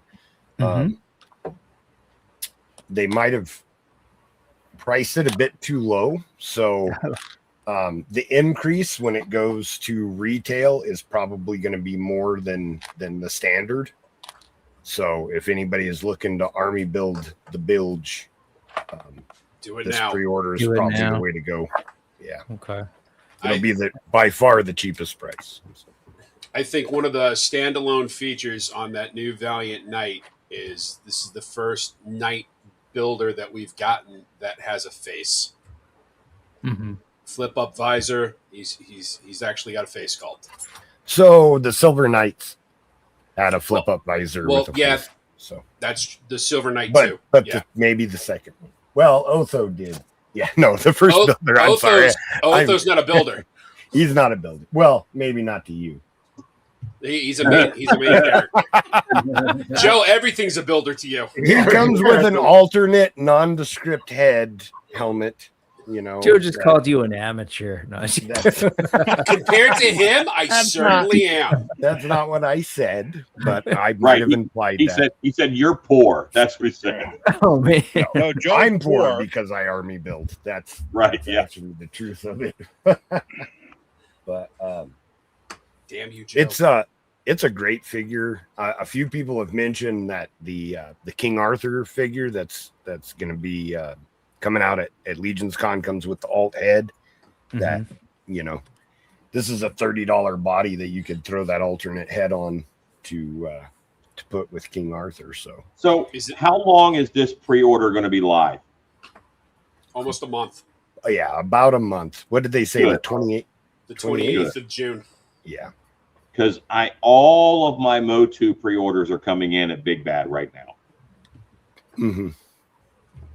I've got one more payment on my absurdly large RPG order, so I'm glad that I have a month to save up a little bit. Oh man. Yeah. I'll tell you what, though, a skeleton centaur sure is awesome. I built one. Do you guys want to see the one that I made? Sure. Yes. Give you Absolutely, Joe. Yeah, that's where I saw it. I was like, who had that? It was Joe. I also think, though, that they should. Well, I guess you can, but I want some armor on that horse, and I want some matching armor on the centaur upper body skeleton, so that I want him to be a special character, not just a standard. I'm sure you'll find a way to turn it into a beast man. Well, you see, if you get the skeleton add-on pack, Yes. then you can make a beast man skeleton. Yes. And I'm so looking forward to that. Oh, I'm doing that. So I know you are. Skeleton would be cool. So this is the one that I built. Let me back up a little bit. I mean, I went a little extreme. It doesn't have to be this fancy, but Never go extreme. So, I mean, yes, yours addresses that scale issue that I was mentioning the other day because the double heads and the long arms and the wings kind of evens out the smaller torso to the right. side. Right. Yeah. That's yeah. good. And this is a Terpiculi. I used the neck from the Chimera so that I could put the two heads on it. The Terpiculi had extra back slots, so I could do, 2 sets of wings. I even used the Conibus halter as a chest piece. So just to spice it up a little bit. But I mean, building this cost me a lot more than $70. So, yeah. It's still awesome looking. Oh yeah, no. It's cool. It's just an example of similar to what you can build. With. So what do you call that, Joe? Because like An abomination. there's a Pegasus and a unicorn, and you put them together, it's a pegacorn. So what are you calling that? Because it's a horse centaur with wings. That's a skeleton. I don't know if there's because a Pegasus centaur combination is actually an alicorn. Right. Pegasus centaur combination. Yeah. But I don't. And then you put an N in there. I just call it cool. And if it was in real life, I would call it Sir. Right. So, yeah. Sir Bones. Yeah. And I am going to try and put the Terpiculi tail in here. I decided after our discussions last night. So, yeah, I think it's worth it. I think so too. I bet it does fit. But, it'll fit however it needs to. Even though this tail is a cool tail, but but yeah. Anyways, that's the everybody likes cool similar tail. to what you can build. There's a lot of really great options for that. That add-on pack actually, the torso that comes with that might be the Terpiculi torso with the extra back slots. So you might be able to put wings on that too. So. Vampire Legion builder, this is cool. I love that body. The new 2.0 parts are pretty awesome. I think that's my least favorite, but I don't have a preference for slight characters. I like chunky.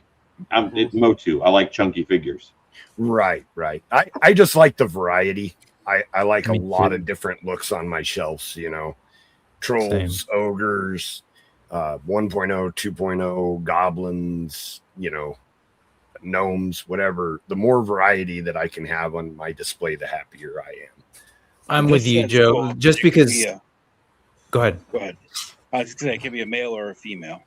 They give you Yeah. for both. Mm-hmm. And it's tied to sort of a vampire thing, but we were saying on the other show, like the way that you don't see a neck and you don't see hands, you could just replace that head with whatever, and it would be just this cool. I guess you'd need a neck piece, but it would just be this kind of cool, dark character. I love the RPG cat head would look really good on that. Yeah. And I think, to your point about the variety, I'm with Joe. Like there was something, like when I love Motu, don't get me wrong, but you know, with Motu Classics, after a while, that sort of silhouette, it just got a little like tired, you know, like they were all like the same body, same size or whatever. And that's the thing I really appreciate about Legions, like all the different sizes and scales. And I was just opening, like I've opened way more figures in the last 3 days than I have in about a year and a half. But it's like just the new cosmic bodies and like the Thraxians that are like the Ninians with the like, what is it, the diaphragm sort of cut. Like there's just a lot of there's just a lot of cool variety in this line that I really appreciate.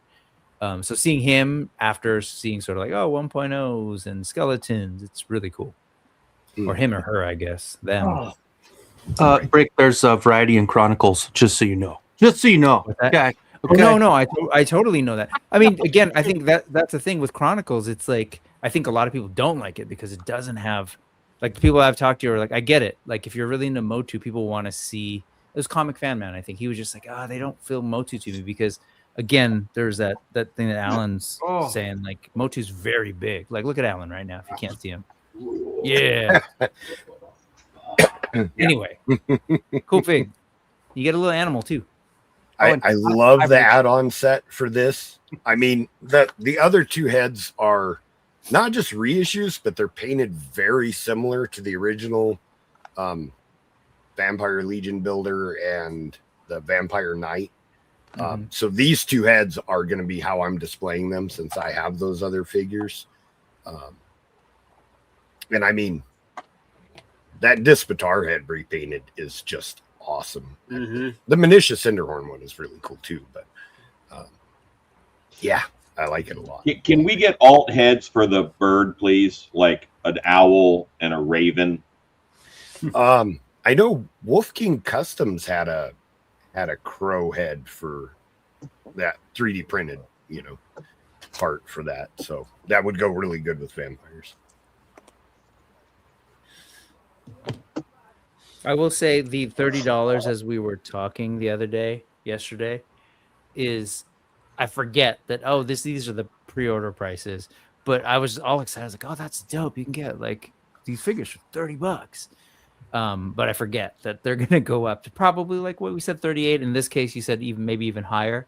Yeah. But I was surprised by this too, because he's a taller figure, newer parts, a lot of different pieces going on there with a headpiece and then like the extra jointed pieces. The paint apps, typically army builders don't have very many paint hits, and this guy has a lot. So I was genuinely shocked by the $30 price tag. I'm gonna get at least 3, to display one with each head from the head pack. I've got to. The rat pack. So, Joe, real quick, you said you're getting 3. Will they be blind? I mean, they've got red eyes, so maybe, I don't know. We can't tell. Just gonna say, for dry red eyes, try clear eyes. Yeah. Thank you, Ben Stein. You are welcome. So if they are blind, I guess that necessitates you getting 3. Oh, those are mice, not rats. So, yeah. Oh, I don't need an excuse. I'm always looking for a reason to buy more. So sure. They twist our arms so hard, don't they, Joe? They sure do. They sure do. Did Jeremy indicate like what it might be, like the price of like a deluxe, or you're not really? He didn't say.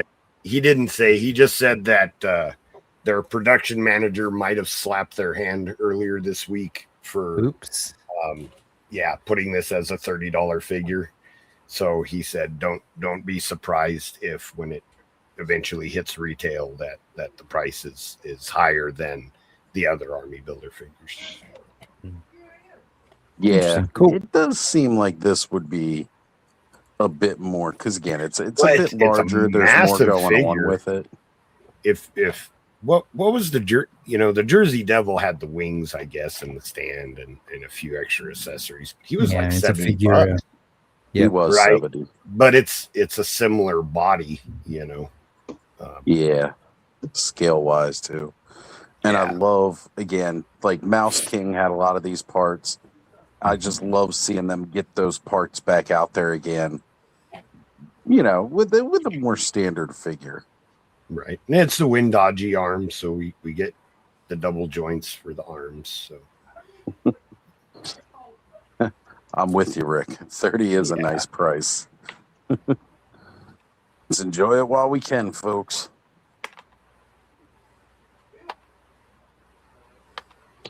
This one for me. Oh, incredible. Yeah. I mean, I just think it's really cool that Nate kind of created that logo for Legion's Ladies. Mm-hmm. And like, I wonder if that was like because there was the notion of a thing that could come into the line, or if that's just totally happenstance after the fact. But it's kind of cool how that all works out. Right. Yeah. I guess it's a little different, but still, it's just like it's kind of neat that it's sort of built on something not just fan related, but also something that he sort of generated. Right. Like the what was he called? The Noble Barch. Yeah. Nate did design that for him first. I think because these aren't even final images of the figure. They haven't even completed it yet, but it's a pretty awesome tribute. You know, it's nice that, you know, a group like that kind of did their own thing can get recognized in that way. So I like this figure. I like the bio is neat. It's nice to get another celestial character in the line that's kind of non-standard, you know, which is neat. So that little pantheon structure almost that we're slowly learning about. Yeah. It does maybe on that note, it maybe indicates because, you know, again, Nate recently did the Celine art and might have mentioned that he's also doing Helios art. And what did he say? Mm-hmm. I forget. What was his phrase? It stands to reason that if, you know, get one versus anyway, if and when they make those figures, I guess maybe they will just sort of be the same size as everybody else, even though in my brain, I kind of assume they'd be larger than life figures. Right. I'd kind of want them to be at least like brute scale, like, you know, not necessarily like brute build, but the scale, that taller, lankier build, like creature and, you know, Jersey Devil, that, you know, just slightly bigger scale. Maybe the figures will be their divine avatars, you know. They don't actually come down in their celestial forms. That would be too intimidating to all the tiny folk. Yeah. I'm a trouble. I can feel that. Love it. Here we go. Mark's favorite. Hell yeah. That's a good one. I ain't gonna lie. This one hits just about every right button for me when I'm thinking of like some kind of barbarian heathenistic figure. Cobb, I'm sure you could Cobb's not here right now. Cobble together some Motu-esque figures out of this guy for sure. Kenny, what about you? What do you think of this one? That head reminds me of the old Warlord figure. That was That's totally what I was thinking. Like you put a helmet on there with the wings instead. Yeah. Did they say if those horns are like the kind of standard horn things that can pop out? No. That's a one-piece helmet. Yeah, this helmet has the attachments. Yeah. So that's the helmet from the Skeleton Raider. Right. It's on his head. But the Skeleton Raider, you couldn't take it off, right? You couldn't take the helmet off. This one you can. I know. Yeah.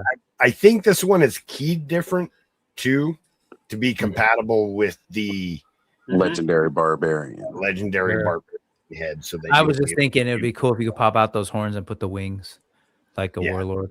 Right. Now I did notice they painted the horns up different on this from the Viking Raider.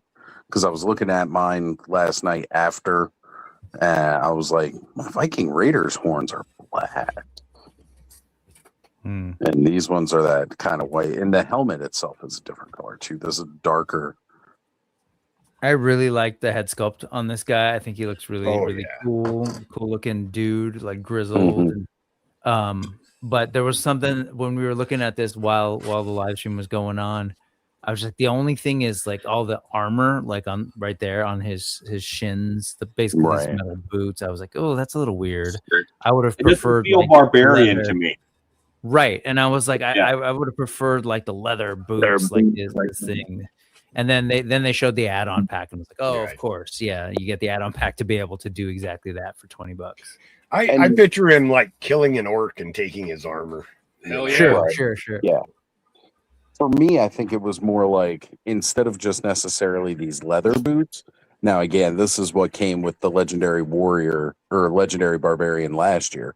So they're basically giving you the pack to be able to make your own legendary barbarian, as they told people when they sold out so quickly during the in-stock sale. Hang on, we got plans, and they're making good on that. But maybe the fur boots from Rotor instead. Yeah, fur boots. I think I would have liked those a little bit more. But it's a pop and swap line. I mean, yeah, exactly. That's exactly what I was thinking, Joe. Yeah, I was just gonna go pop them off of somebody else and put them on this one. Definitely getting multiples of this pack. Both, right? Like, again, just the forearms and the legs from this alone would be enough for me to want to get this pack, because I've already got 2 of the barbarian itself, but then the actual Legion builder itself, that whole set. So many good pieces in there. Again, I've got a lot of them already, but that new head really does it. Yeah, I'm thinking two of the add-on packs and probably 2 of the barbarian packs, because you can actually do your own version of not King Conan. Right. Because that's copyrighted, and we don't do that. Right. No. You're going to have the official Conan page comment underneath of it. Go buy the official Boss Fight Studio product. That's why I said the not King Conan. Yeah. But even if it is King Conan, like the King Conan copyright holders aren't as much of a dick. E-bag. I mean, even Hayes is saying Conan Warrior Ball and Chain for me. Like, if you haven't picked that up from Savage yet, this is a great way to kind of make your own if you want to. I was telling you guys that I just opened him yesterday. I got him on a Kickstarter, and it's been sitting here mainly because I really like Krieger, and I got kind of like, I was looking at them, I was like, who should I open first? And Krieger kind of hit similar notes, but that figure's dope. That warrior with ball and chain warrior. Social Distortion song, but yeah, very cool. Great figure. That's one of my favorite songs ever. Ball and Chain? Yep. I just love Social Distortion, period. But yeah, I'm with you. That was the first song I ever actually learned to play all the way through on bass. No kidding. Yeah. Nice. Rick is saying, I want another Frazetta warrior.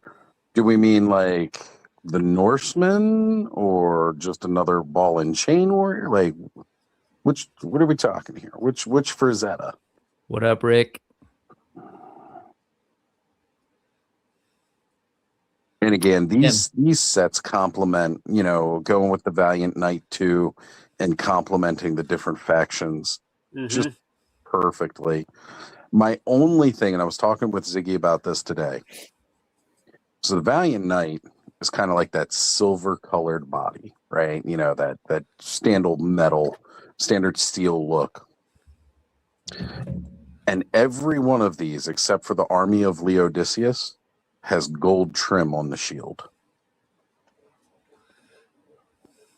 And it just kind of looks odd with the rest of the knight being in that metal. And looks like the Leodicius one. The Army of Leodicius, the only one that's not gold. Yeah.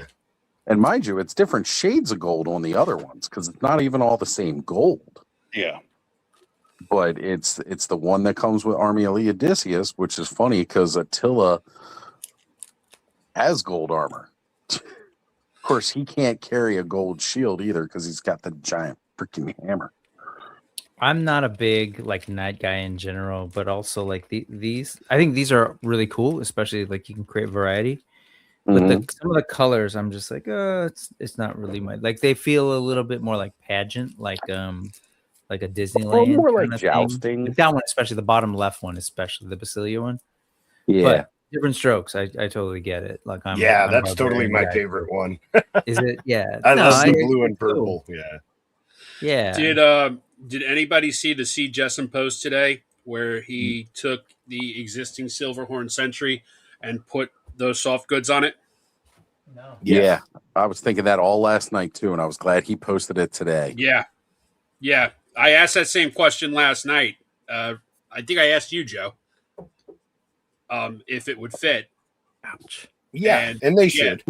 Yeah, see, Jessen put a post up there with the Silverhorn Sentry wearing it. Yeah, the Valiant Knight body is a little bit smaller for the added articulation. They made the body a little bit smaller, but it's not a huge difference. No, he didn't use the Silverhorn Sentry chest. He used the Templar Knight chest. Okay. Gotcha. But I think they'll fit on the older bodies too. They're not that much bigger, and their design is kind of smooth, so there's not points or anything really for them to get hung up on. Right. I would imagine that they'll fit okay.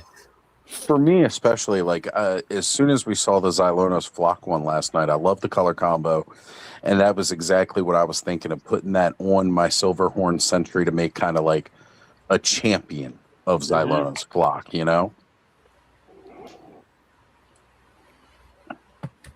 Yeah, cool. Absolutely. I mean, I heard somebody mention putting the Leodicius one on the Gold Knight. Because that red and yellow will look good over the gold. But it's funny because his shield doesn't have the gold trim. Right. But I mean, there's a lot of things you can do. They don't have to go on the Valiant Knights. Nah, exactly. Like they don't have to be for a knight at all. You can definitely throw those tunics on any other character. Yeah. Like, and Hayes is mentioning. Yeah, well, the great thing with pop and swapping too, like even with the Silverhorn Sentry, you could take a Valiant Knight to Torso and just put the parts are all compatible. You could put the Silverhorn Sentry arms, head, and lower body into that torso to make it work if you wanted that extra space, and it would totally work. So. Right, exactly. And, the other thing, like with what Hayes was saying about putting the tunics on the skeletons, like I've been taking all the little T-shirts we've been getting from the different vendors and putting those on all my skeletons, all my bear skeletons. Yes. It Public service announcement, though. For these, you're going to have to take the skeletons apart. Yes, and be careful.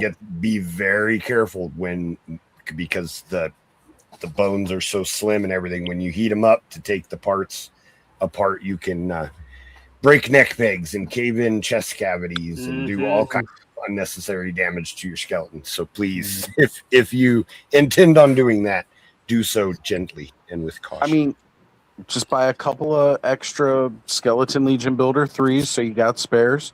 But one thing I was just thinking about with that too is, as much as I feel like it'd almost be criminal, but put little cuts and slashes in the tunics. Yeah. Like stab wounds and stuff like that too, putting them on the skeletons. Like just to make them look like they were in a fight and they've been sitting out for a while. Sure. Especially since the bones are a more bleached color, as they're calling that one now. So, it would just look, again, something kind of cool. Maybe stain them up a little and then cut them, make it look like they've been through a battle. Yeah. They're outdoor skeletons as opposed to indoor skeletons. Yeah. Sure. Yeah. Just have fun with your toys, man. Build a story. Absolutely. Yeah, it's a cool little reinforcements wave. I don't know. I Little. think we got big reinforcements. Big. Too It's the big. biggest one yet. Yeah. Oh, there's just so much that The I want. fact that we got a complete horse, and a bare bones horse, haha, pun intended. Yeah, $40 pre-order. Sorry. I wonder what is that going to be? Do you think we didn't talk about this yesterday? What do you think that horse is going to be? At Maybe So- 50, 55, like a 80? standard horse. No. It won't be the same as the standard horse. It's still a Sure, it's a reinforcement. builder. Yeah. Yeah. So I mean the RPG figures, they told us there'll be a $5 markup. So you think 45? I think more. I think they're going to go a little higher. I suspect that prices of plastic are high right now. Due to petroleum issues and plastic being made out of petroleum.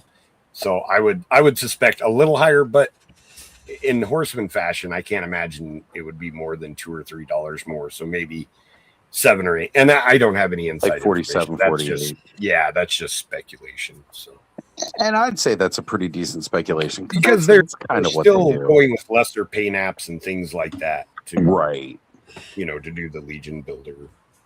Right. Like it's pretty much like, especially for the skeleton, the Legion builder itself, as well as the steed, the fact that they're like, they're molded in that kind of white plastic, and it looks like they're just throwing a wash on there to bring out the details.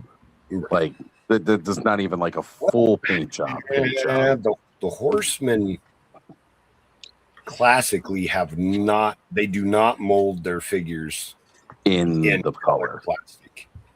A lot of them, if you pop the heads off, you can see that it's just like an eggshell white color, and they paint everything to get the look that they want. So I would suspect that it's not going to be produced in those colors, but still it limits the paint apps, to keep the prices down. Yeah. You don't think a retailer's not going to bump that horse up to around $79.99?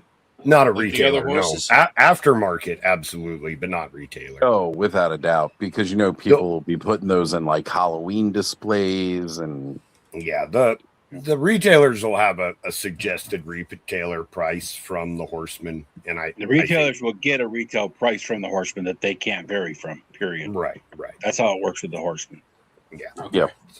So one of the things that I was looking at, again with that, again that horse, or even like again go back to like Poxus's horse, like just a really good horse to make kind of like the Scareglows mount, what it was, the Nightmare or Scaremare, as they were calling it, like, and especially with the new Chronicle Scareglow, like I feel, Alan, I may be sending one of those your way and asking you to kind of give me a glow in the dark paint job on that.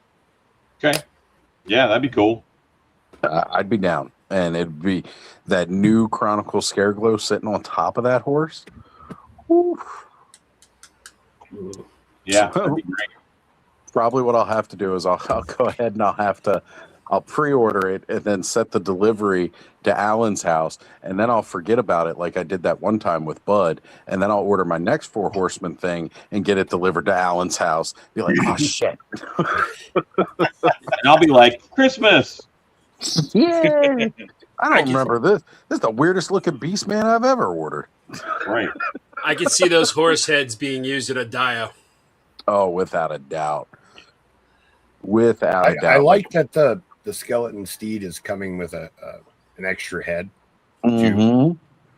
I have 2 extra Conobuses that I got to be just skeletal mounts, and it's nice to have a little variety. If I get 2 of those horses, they can each have a different head. So. Yes. Variety is the spice of life on an undead horse. Yep. Agreed. But that, again, that's one of those things like with the horsemen, it's like, yeah, there's always quite a bit of reuse, but they still throw in just these little extras here and there that can really help even though it's, again, mostly just reused cannabis with different color, it helps it make it look different without all the armor and everything else that we normally give with the horse. Just bare bones. It's, to me, it's gorgeous. I love it. Absolutely love it. Well, and every toy company does reuse of molds. Yeah, it's nothing new. Yeah, I don't know why. Sure. It seems like the Horseman kind of gets singled out for reuse, and like every toy line does reuse. It's a pretty common practice. Such a great job of it too, though, man. The Horsemen do a better job with it than anybody. That's because when you make one of the better toys out there, you've got a target on your back, so you're gonna get criticized. You do. Even if it's the exact same part, but I like the fact that they're different characters. I mean, they like two characters that are the exact same parts can seem completely different because of the amazing paintwork that they put on them. So yes, I like that. Heck yeah, Troy. 2 weeks. I mean, baby. we were just talking about Delta 17 and their exclusive, which are all sort of revains, and like, wow, they don't feel so different because they do. I mean, you're putting it in it's a completely different look. I'm actually looking at. Oh, go ahead. No. Go ahead. I'm sorry. Oh no, I mean, I'm actually cleaning up here because there's all sorts of parts, and I was looking up the Yoshinai Kari figure to figure out like, oh, is this his sword or whatever? But I'm just looking at him right now. I'm like, yeah, that's like Wukong, but it's not Wukong. It's this completely different thing. Exactly. So exactly. Yeah. I don't know. Let's bringing it back. Oh, sorry. No, Mark, please. You were going to start saying something before I even started. So go ahead. Listen, I got to stay in my lane. Go ahead. No, we all need to talk over each other. Otherwise, you'll never get to say what you want to say, Mark. All right. Well, fuck you all then. Can we institute raising your hand? Thank you very much. You're welcome. Well, let's not forget, right? And I'm not trying to preach or give a history lesson, but all standing armies throughout time have all worn the same armor. Who wants to hear that guy? Jesus Christ. So it's not unheard of to see like all these different knights share the same parts, but they're completely different. You know what I mean? Yeah. There weren't hundreds of different styles of armor in one army. It was all the same. It was all uniform. Yep. So this whole nonsense about they reuse parts. It's the same tired stuff. Who cares? It's just like Joe was saying, and Brick. Different paint will change that figure to something completely different. Well, the other problem is toy companies have been fucking reusing parts since the beginning of time because molds cost money. They do. Got to match money. They got to recoup that money. So just like what we were saying earlier tonight, I mean, first off, we started off talking a lot about Motu in the beginning. Motu has always been one of those toy lines that you can automatically point out. Like the first couple of waves, 90% of the figures all shared from the same 3 builds, right? You had the Beast Buck, what they kind of called the Reptilian Buck or the Monster Buck that Skeletor uses. And then, you had your standard heroic human buck, and they reused those parts over, the first 2 waves, slight new tooling, like maybe 1 new figure per wave at first. And then as the line went on and they got more money because they were reusing those same bucks, they were able to do more individual tooling and get more parts, which is 100% what the Horsemen have done again. And Ken gave us the perfect example earlier tonight with the Hailstorm, him and Steve, right? Hailstorms last year, they came out, they were $40. People are like, oh my God, that's smaller than, it's smaller than a 3.75 figure because it is supposed to be a drone, but it costs more than their 3.75 figures because it was all extremely individual tooled. They didn't know how many times they were going to be able to reuse that tooling. And so here, by adding a third reuse of that tool and making a third version of it, now they're able to afford dropping the price on the other ones a little bit more. And as we all heard We went around, talked about all the different varying uses of where you can fit that chrome one in. Sounds like this chrome one's going to sell hotter than the other two. And even I was like, well, shoot, now I've got a liter for my little chrome pack. So I'm not even so much going to go buy a whole bunch of the chrome ones. I'm going to buy one chrome one, but that's going to cost me to buy multiples of the other ones, you know, to go with it. Same with Ziggy. Like, he wants to get more Serpent Blues, but he still wants the chrome to go with a Destro. And like, I'm like, well, I'm going to get more grays so that I have a squad of those drones. And that again makes more sense because those are your, you know, your munitions, you know. So, you know, everybody reuses. It's how the industry works. It's how the industry makes money and makes profit. Mm-hmm. And it affords them to be able to think outside the box and create something new and be able to afford that new tooling, to take chances. Right. Because if you look at Necronominus, Rising Suns, mm-hmm. All-Star 6 even, with some reuse, there's a lot of new tooling mm-hmm. between those three waves. Ashes of Agbender, there's not a lot of new tooling. There is some, especially when you talk about the Malignancy 2-pack, and then you get into like the Frost Ogre. Mm-hmm. There's some new tooling there, but mm-hmm. The rest of that wave's all reuse, but with completely new paint apps and color schemes on different things. And it's phenomenal looking. Like, it's a great looking wave. And again, like, just more coming. So I never get heartbroken when it's the same parts. That never bothers me. Like, you know, I'm the guy that's got like 3 or 4 different Wolverines, and it's all the same buck with different fucking paint apps on it. Yellow and brown, yellow and blue, friggin' all black. You know, I'm just a sucker for that character, so I buy just about all of them. Like Alan with Beastman. Or Joe with Alan. Mythic. Yeah, Joe with all Mythic. Alan, I was just thinking, have you seen the Sabretooth from the Wolverine and Sabretooth 2-pack that came out last year? I've seen it. It was just so hot. It was very expensive. Okay. I've seen it. I like the Sabretooth. He'd make a great Beast Man. I was just about to say. Yep. Just Beast Man in the making. Man. Yeah. Even if you didn't change anything else, like change the head up or anything, painting him up in Beastman colors would be pretty fucking rad. Can I share something with you guys that I think is fun and exciting? Always. Oz, if you go in private chat, there's a link there that I want you to pull up. Rick or Ed, because I can't do it so well on the phone. If you don't mind. Right. Where the fuck is my private chat button? There it is. I know, they moved everything around on this. I actually had an easier time finding it on my phone because it gave me an alert. All right, hold on, let me share the screen. This looks pretty cool, Alan. I'll tell you what it is when we get it up there. Oh, I'll get it up there, baby. Ooh. I was totally like saying, "Oh, I'll do it," and I realized I was muted the whole time. I'm getting Jonah Hex vibes from that. So I own a Mythical Monster Museum at Scarborough Fair, and we've had that going.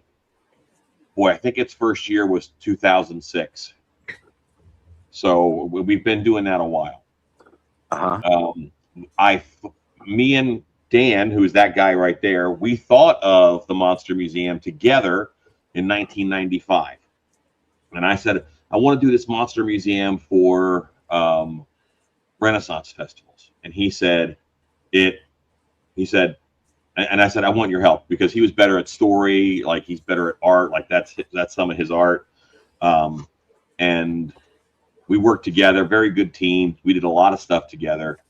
And when I opened the Monster Museum, he said, if you're going to do it, you've got to include heroes, because he was a big superhero guy.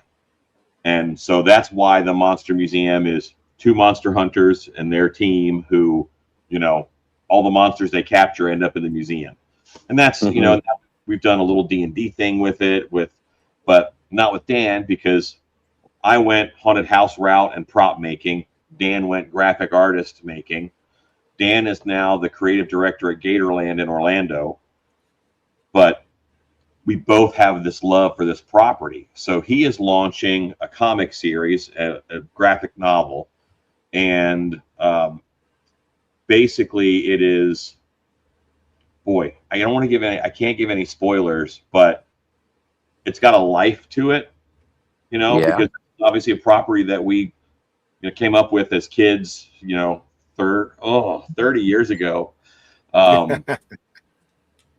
But it's very cool. So this is on hunterandhounds.net. Hunter and Hound. The concept of this is there's a monster hunter and he takes on a young female werewolf as his apprentice. And it's that story and how that evolves. And that's Sir Daniel Raptus, and that's one of the 2 monster hunters of the Monster Museum. I play the other one. So, this is it's really cool, and Dan is launching it soon. And he totally has my backing on it. That's awesome. Is he launching the series like digitally, or is he gonna actually have it printed? They're printed. Is he gonna do a Kickstarter? Down, there's a little bit more info, I think. Yeah, he was saying it was going to be a Kickstarter. Yeah. So it's coming. So is it a spoiler to say if your character will be in it? I'm assuming it will, right?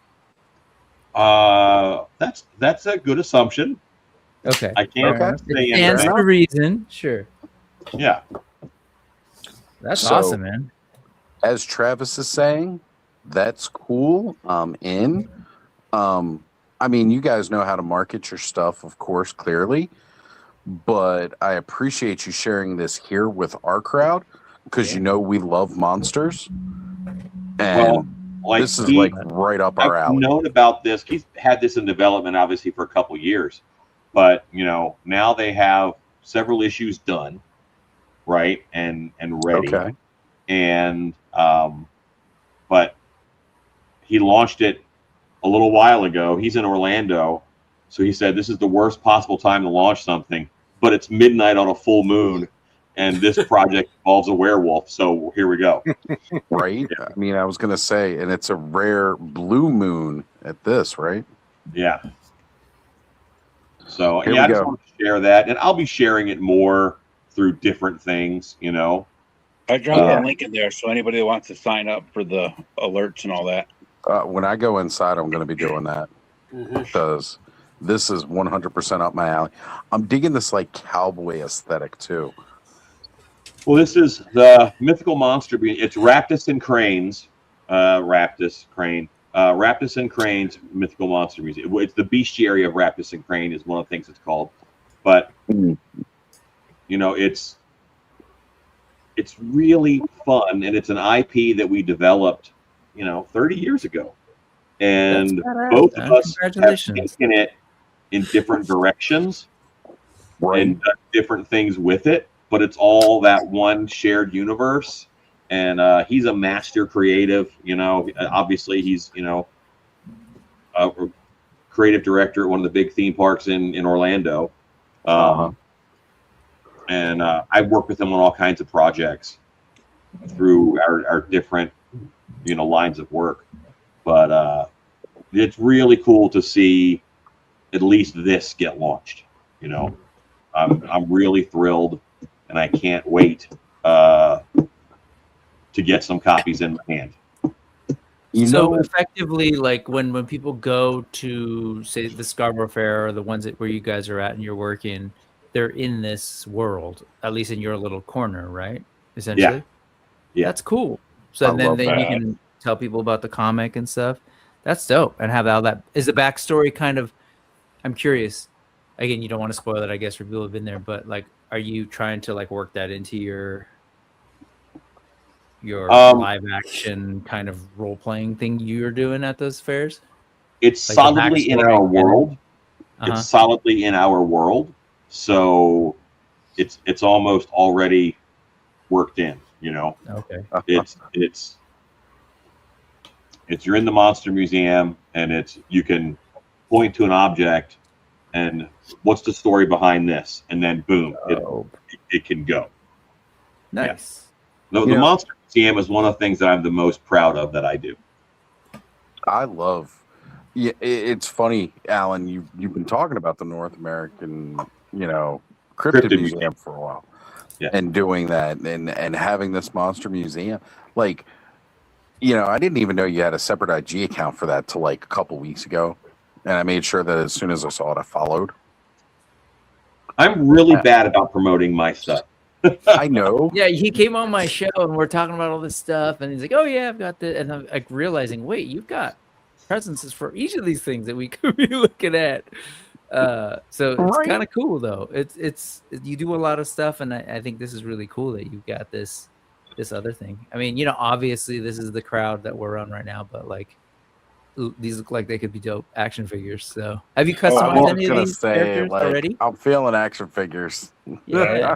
I haven't yet, but I'll tell you, if this comic takes off, I'm going to drag Dan to Mythic Legions and say, hey, let's talk, Yeah, let's do it. Let's see some toys to go with this comic. I would love that. Did you mean drag him to Legions Con? Sorry, I just... No, to just the company. Four Horsemen Studios. Yeah, Gotcha. Very cool. And honestly, the way that they support so many creative talents, like, I just have a feeling they would be like, okay, what do you want us to do? How can we do this? Kind of thing. I mean, who knows? This might even become part of their Infinite Legions project, maybe. Who knows? That's a fun idea right there. Huh. But one of the things that I absolutely love about this community is the creativity that's behind it. And when I hear, Alan, like what you're saying here, you and Dan developed this back in the 90s, still kids, and you're finally being able to bring that childhood dream to something, and it always, I love a lot of this bringing me right back to Blake Wright with Toy Collector Magazine. Mm-hmm. Like if there's something that's not in this world that you want it, you got to make it. Absolutely. That's his whole my life. Like that motto, him saying that when I asked him about bringing that physical print magazine into a digital age, he was like, because I wanted it. And it's like, I love that answer. That is the best fucking answer to that ever. And it was great. That same episode we were talking to him about Toy Collector, he brought up Moon Man Zero, which is a project that he had in a drawer in his desk and had been sitting there for like 20 years that he hadn't really touched up, talked about, or done anything with. And we brought it up on the Frenzy back when it was still Toy Frenzy, like in the very infancy of Toy Frenzy. He brought it up, and then like a year later, he was like showing us some behind the scenes stuff that he was working on, getting it brought up so that it was ready for Kickstarter. He launched the Kickstarter. It went live, and now we got Moon Man Zero comics. Yeah. He's talking about doing a cryptid animated series. Awesome. With like different myths and legends. He showed us some behind the scenes stuff with that. I assume he is still working on that, and we're going to get that. He showed off a little bit of that on the Frenzy one time. I love that people's passion projects from years ago. Life's too short. Well, I think what you love. If your brain grabs onto something like a fantasy world, you don't let it go. And, seeing, even being at Motuniverse last weekend, obviously there's a lot of people out there who can't shake that Motu aesthetic or what Motu had brought to them, and this is just it's a world that we created. It's a project, and it makes 8-year-old Alan very happy. And this is, every time I'm in the Monster Museum, I think that. But yeah, it's so he's been urged by, he spoke with some very prominent and popular writers and they all urged self-publishing, and that's why he's going the Kickstarter route, in order for him to have the control that he wants to have. And honestly, one of the cool things with the Kickstarter route too is that projects like this or similar projects have funded through that before, and because of that, it builds up a kind of built-in customer base, people that look at this stuff. I mean, there's a reason the Four Horsemen took the RPG to Kickstarter. They said from the start it wasn't about the money. They could do where it. the audience is. Yeah, you know? it's they wanted to open the door to new customers outside of their built-in fan base and show that off to new people. Possibly get the new people into the toys, and even if they don't get into the toys, they'll still probably enjoy the game, right? Yeah. So this is the beginning nugget of what he and I we have planned, because there's other aspects to it, but there's probably going to be an RPG element. That's something that I'm really into, and the best way to describe the Monster Museum is it's like you're walking through a monster manual. Like, that's the best description. I love that. I love that. I've always loved when a property does a bestiary manual. Like, one of the things that always drove me into the Ghostbusters was they talked about the Tobin Spirit Guide and stuff like that. Do you know how much of my youth I spent in the library trying to get a copy of the Tobin Spirit Guide, not realizing it wasn't an actual fucking book? And now it is. Yeah, now it is. Now it is. But that was a thing I did. I was trying to get an actual Tobin Spirit Guide and stuff like that. When I started getting into theology and then demonology, and I found out there are books about demons out there. Oh man, that was a rabbit hole. Yeah. So Hayes says signed up, loves Monster Hunter stuff. Travis said, earlier, he's on board. I'm on board. This is right up my fucking alley. Me too. I think it's great, man. Yeah, I got on the mailing list. Well, I'll keep you guys posted as things develop, and when the Kickstarter launches. Maybe he can pop on. He's also he's a great speaker, entertaining guy, very storied career in theme parks in Orlando. So nice. Well, have him watch some Clubhouse on a Saturday night. If he wants to jump in and talk about it, we're here for it. I mean, heck, you said Gatorland. That's one of my dream places in life because, I love my reptiles, specifically crocodilians. And, I've always loved reptiles. I worked at Gatorland in 96, 97.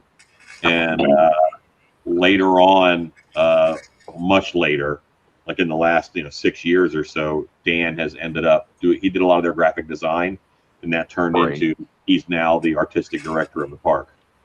That's incredible. Yeah. Man, all the coolest people, Alan. You know what? Up out of Maryland. I need to free myself. I'm in the entertainment business, and I know a lot of people. And Dan and I both worked together at a year-round haunt called Terror on Church Street, and then Skull Kingdom. And the amount of people who are still in the entertainment industry who worked at those places, but now they're adults and now they're running, entertainment companies and prop companies and things. It's pretty high. One guy, he does all the computer work necessary for the rigging to happen for all the Cirque du Soleil shows. That's just phenomenal. Yeah. Oh my God, I love it. And I realize as I've gotten older that I missed a truer calling for me in a younger life that I should have pursued. Here's a funny one based off of who I used to work with. We used to sword fight in the parking lot of Skull Kingdom after we closed with Shania, going at it.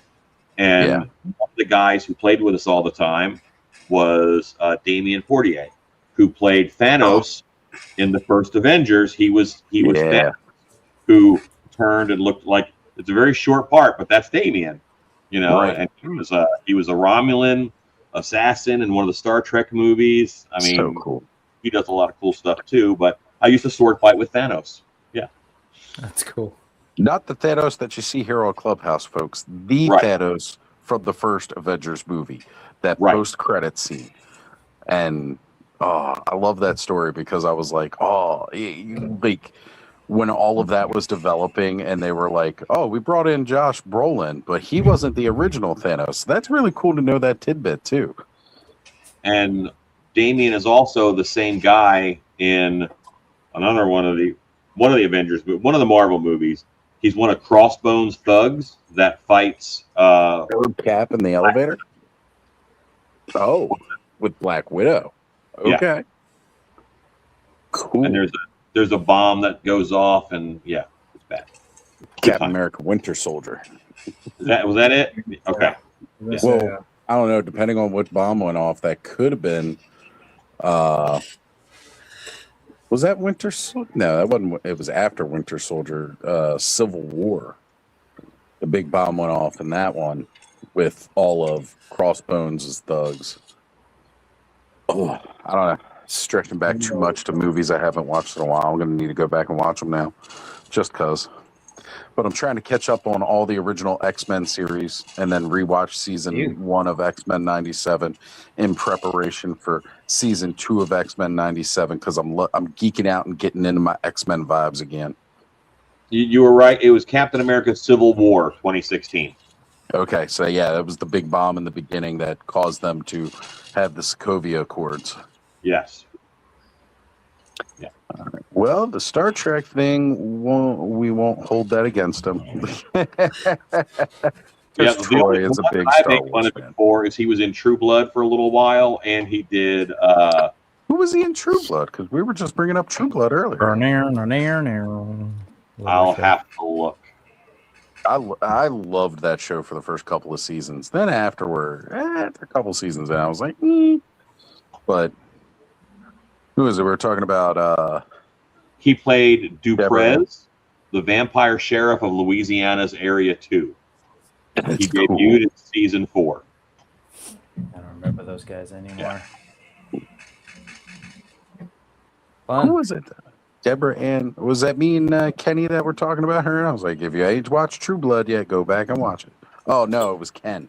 Because Ken you came said on that and was tonight. talking. Yeah, he was watching about. He's been watching Daredevil Born Again.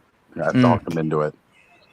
I was like, go on, Ken. If you want to you want to watch some very closely relatable to home storytelling right now, watch that. It's the Daredevil series, like Netflix.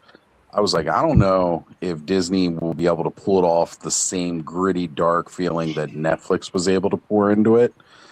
Not saying that Disney couldn't do it. Little people seem to forget that, for a while Disney owned Miramax, and that was just what they put all their like really gritty rated R stuff out on for a long time. That Disney can go dark when Disney wants to go dark. But just the way that the Netflix series and the people that worked on it at Netflix, how like they breathed life into that more street level series of the Marvel universe. I didn't know if they were going to be able to pull that off necessarily in the same way. And the truth is that they didn't pull it off in the same way. They went harder. As far as like violence and not even just violence, like the very real feel of it. Sure. Like it seems like there may have been some rules for how Netflix was able to treat those properties that now those like the kid gloves are off in a way. Yeah, and they were able to. Right, they're not borrowing the characters. Right. So now they can do exactly what they want, how they want, or how they feel, and they're really just letting people who are passionate about the characters kind of take that full control. Like, my buddy Corey and I just last weekend we were watching the Punisher One Last Kill. I was just gonna ask you if you saw that. Yeah. Oh my God, you know it. I have fallen in love so much with Bernthal as the Punisher. So good. Yeah, like that thing was heavy. I mean, it's a sort of like compact, short story kind of deal, but it's very. It's like a short version of what was that movie that the Dread kind of based on out of was it Indonesia, I think. Whether you're in a building and Well, basically, have you seen Dread? The Raid? Yeah, The Raid. Yeah. It was like my God, I've seen Marvel both The of those. Raid kind of thing, where it's Yeah. like, I said that exact thing when he was fighting his way down the Yeah. building. I was like, Yeah. this is the Raid in reverse. Instead of starting from the bottom and fighting his way to the top. Right, Coming right. down. It's just like I gives you never- this enough setup, and it just goes. I didn't get into the Punisher, the Netflix Punisher. I think Barenthal does a great job, but I like my superhero movies fun. And Okay. like the 30th time in the Netflix series where you watched his wife and kid die, I was kind of like, okay, I get this scene. I understand. It's pivotal to his character. I'm tired of watching this lady bite it, you know, because they played it over and over.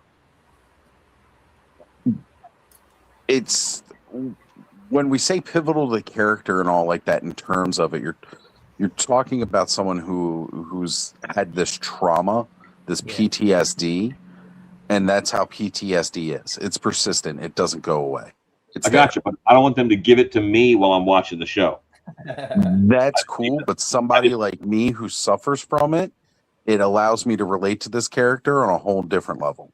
Yeah, I want it to be fun. I want superhero movies to be fun. And well, that's that made it important to not remember. That's important to remember. The Punisher is not a superhero. Yeah. Correct. Different He strokes, is the- and that's the beauty of Marvel, right? Like, I mean, Yeah. when I was growing up, there was just always different characters and different slices of the universe So much. that sort of allowed you to kind of like, you know, you live in a, like you mentioned X-Men, that's where I lived in the Marvel universe. But then, you know, I enjoyed the Marvel Handbook and kind of learned about everything else and caught the occasional thing if I had time to sit in a 7-Eleven and read it. But and Marvel is very segmented. You know, it's so much. There's that joke of how, you know, the Fantastic Four and the Avengers are fighting, you know, planetary threats. Right. Spider-Man takes care of all of New York City, and Daredevil's micromanaging 4 blocks of Hell's Kitchen. You know. Right.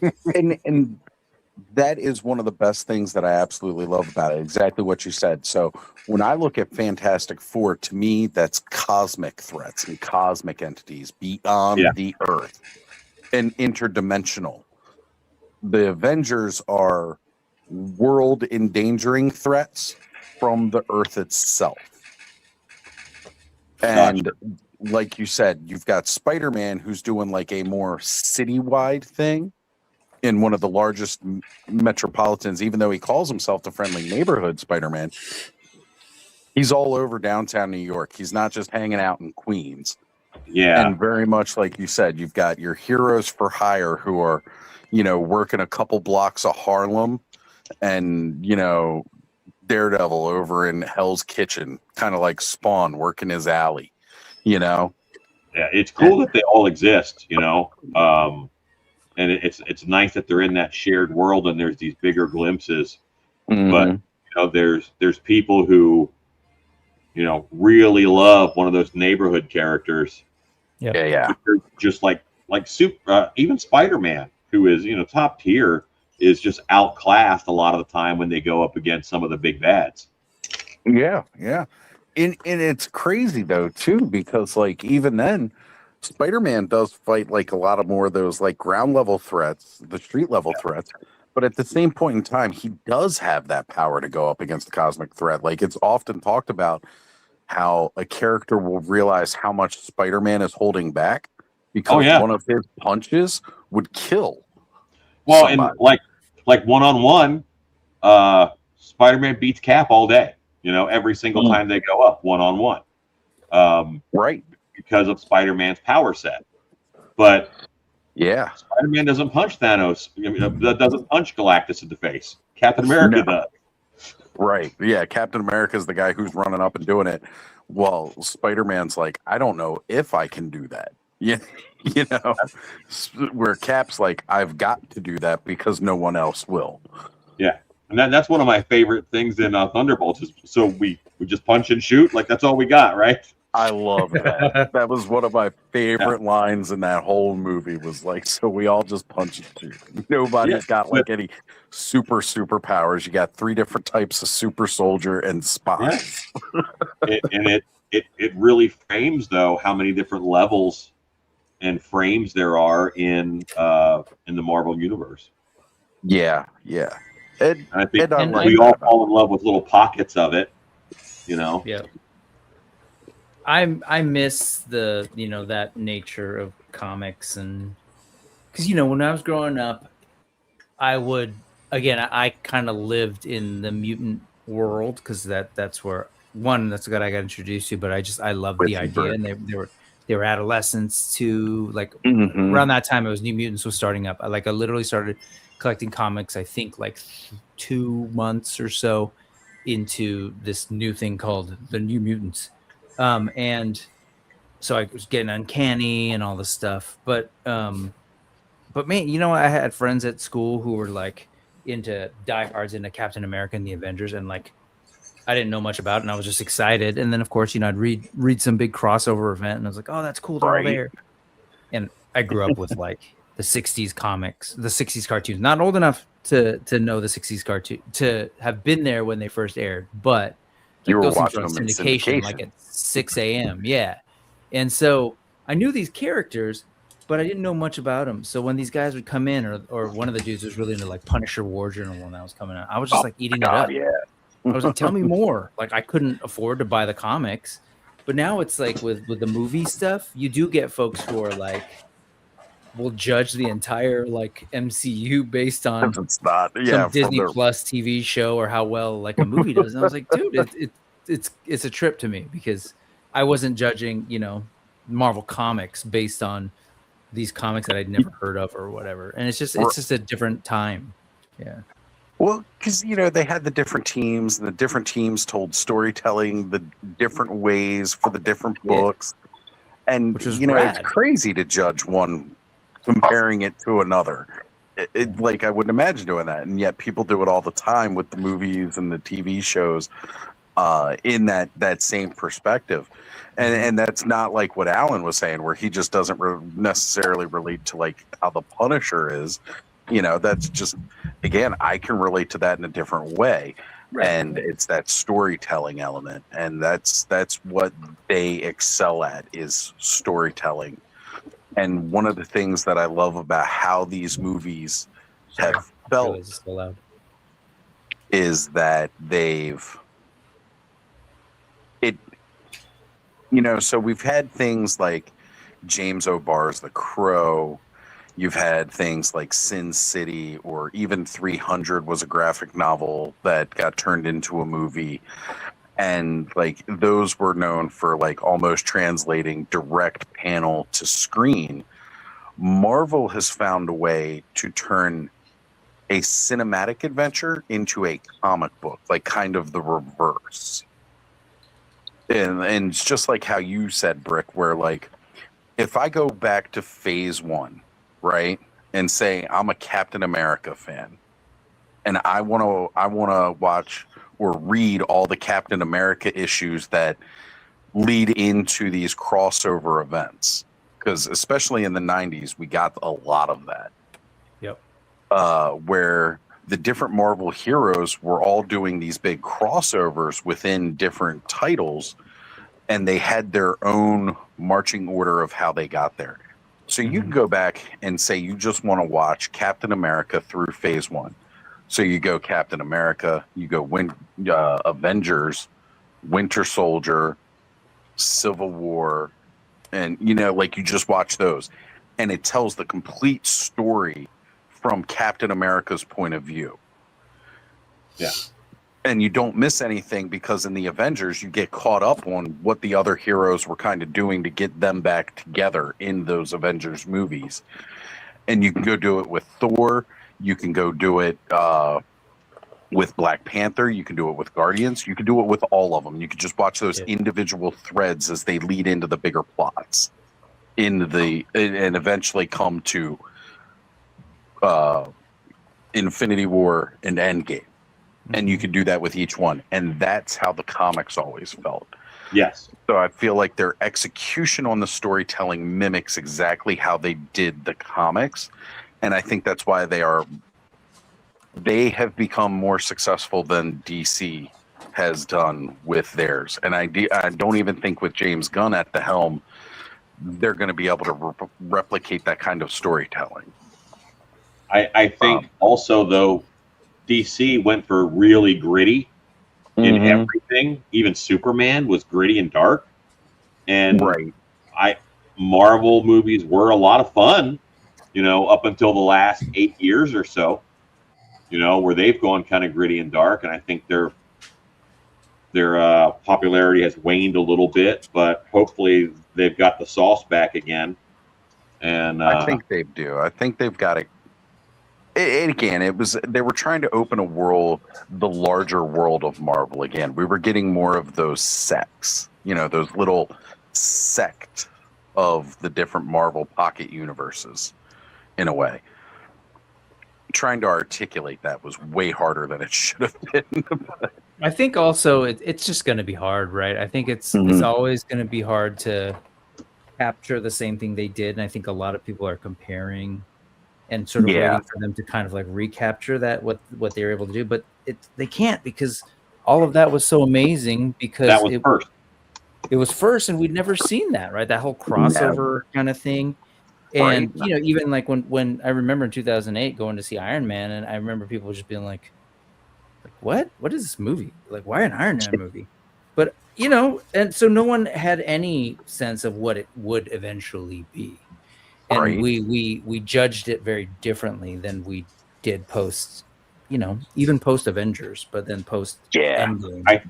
I think the Eternals shook Marvel because they thought, this is obvious, and from here we're going to really go cosmic with everything and do a whole cosmic run. And I think that the lack of success and the support for that movie. I don't know if anybody knew who all the Eternals were before that movie came out. Right.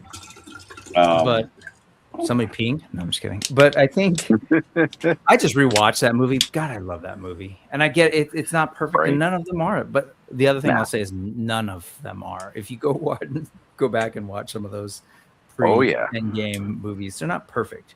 But damn, I really enjoyed that. Like, I want to see that story in that world kind of. I want to hear more. I want to know what happens with the Celestials. I want to know what all of that stuff. But anyway, so be it. I think that at the end of the day, the thing is, it's a movie franchise, and it was a very successful movie franchise, a very historic movie franchise, and what it was like a mega franchise of these smaller franchises. And so, I think there's a lot of pressure from like the suits, from the box office people, and from fans. A and level of it's really hard. Yeah. Gang, I got to back out of this because I have to teach in the morning, and I will not have a ton of sleep. But all of you are awesome. I have enjoyed our conversation immensely. I came on here pretty groggy and drowsy, and y'all woke me up with action figure and superhero talk. Absolutely, Alan. It is always a pleasure to have you on, brother. We love having you here. And before you go, congratulations, man. Yeah. And congratulations. I think that's a huge thing that you and your friend are about to embark on. I think that's good. Thank you. Absolutely. We got there. This is a tumultuous time in a very positive way for a bunch of projects of mine. It's like when you're an artist and you're young and you're poor, you keep 7 irons in the fire in case one goes out. Mm-hmm. None of them freaking went out, and now I have all this stuff to do. But I love what I do every day, and I got to go do it tomorrow. Yep. Bye, Alan. See you guys, Alan. I'll see you. See ya. That's the one thing that I love about Clubhouse. Like, we all have that, we find that time to get together and talk and actually have a conversation. Nobody here is just talking at anybody about anything, except me talking at everybody about Mythic Legions. But I mean, that's what I'm known for at this point. So I got to keep that going. That's my gimmick. This is my second favorite place. Kenny came back to life, and then you started talking about Mythic Legions again. You're scaring me away. Kenny's like, I'm going away again. See?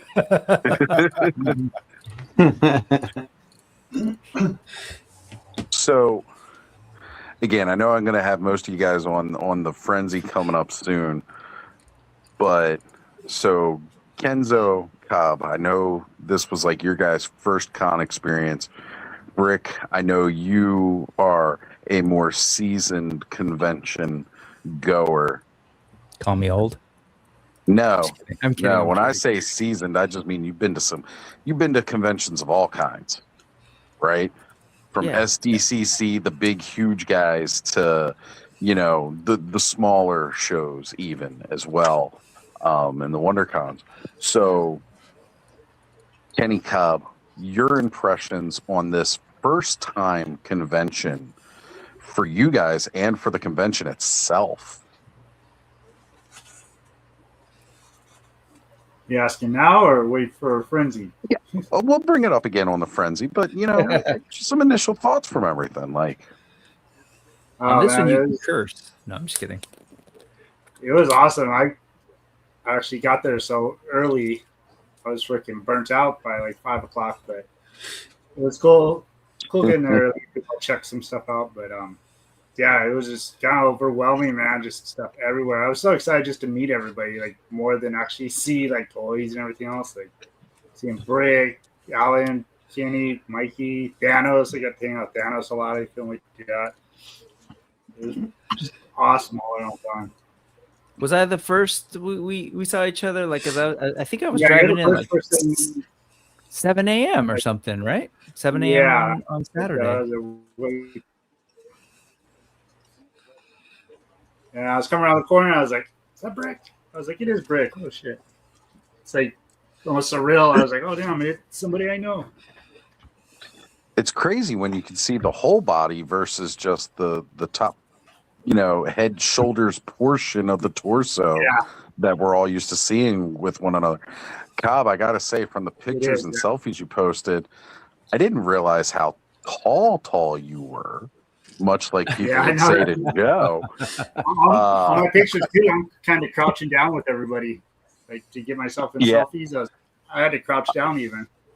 I noticed because, like, again, knowing Brick and having met Brick, and knowing that we're about the same height, and then watching you kind of like hunching over, taking a selfie with Brick, I was like, "Well, damn, okay, Mr. 6'4".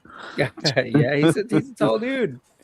I know. I kind of realized I was like, "Damn, everybody took a picture with us." I was like, everybody's a little shorter than I thought.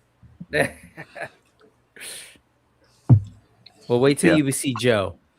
When you meet Joe, I think. And that's the funniest thing is Joe to me when we're on here. Joe, I always thought was shorter just because of the way his camera angle is.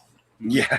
First talking about how tall Joe is, I was like, "Oh, Joe's tall." I fooled like 42 people already, so. That is a specific number. Yeah. I was keeping valiant. At least valiant.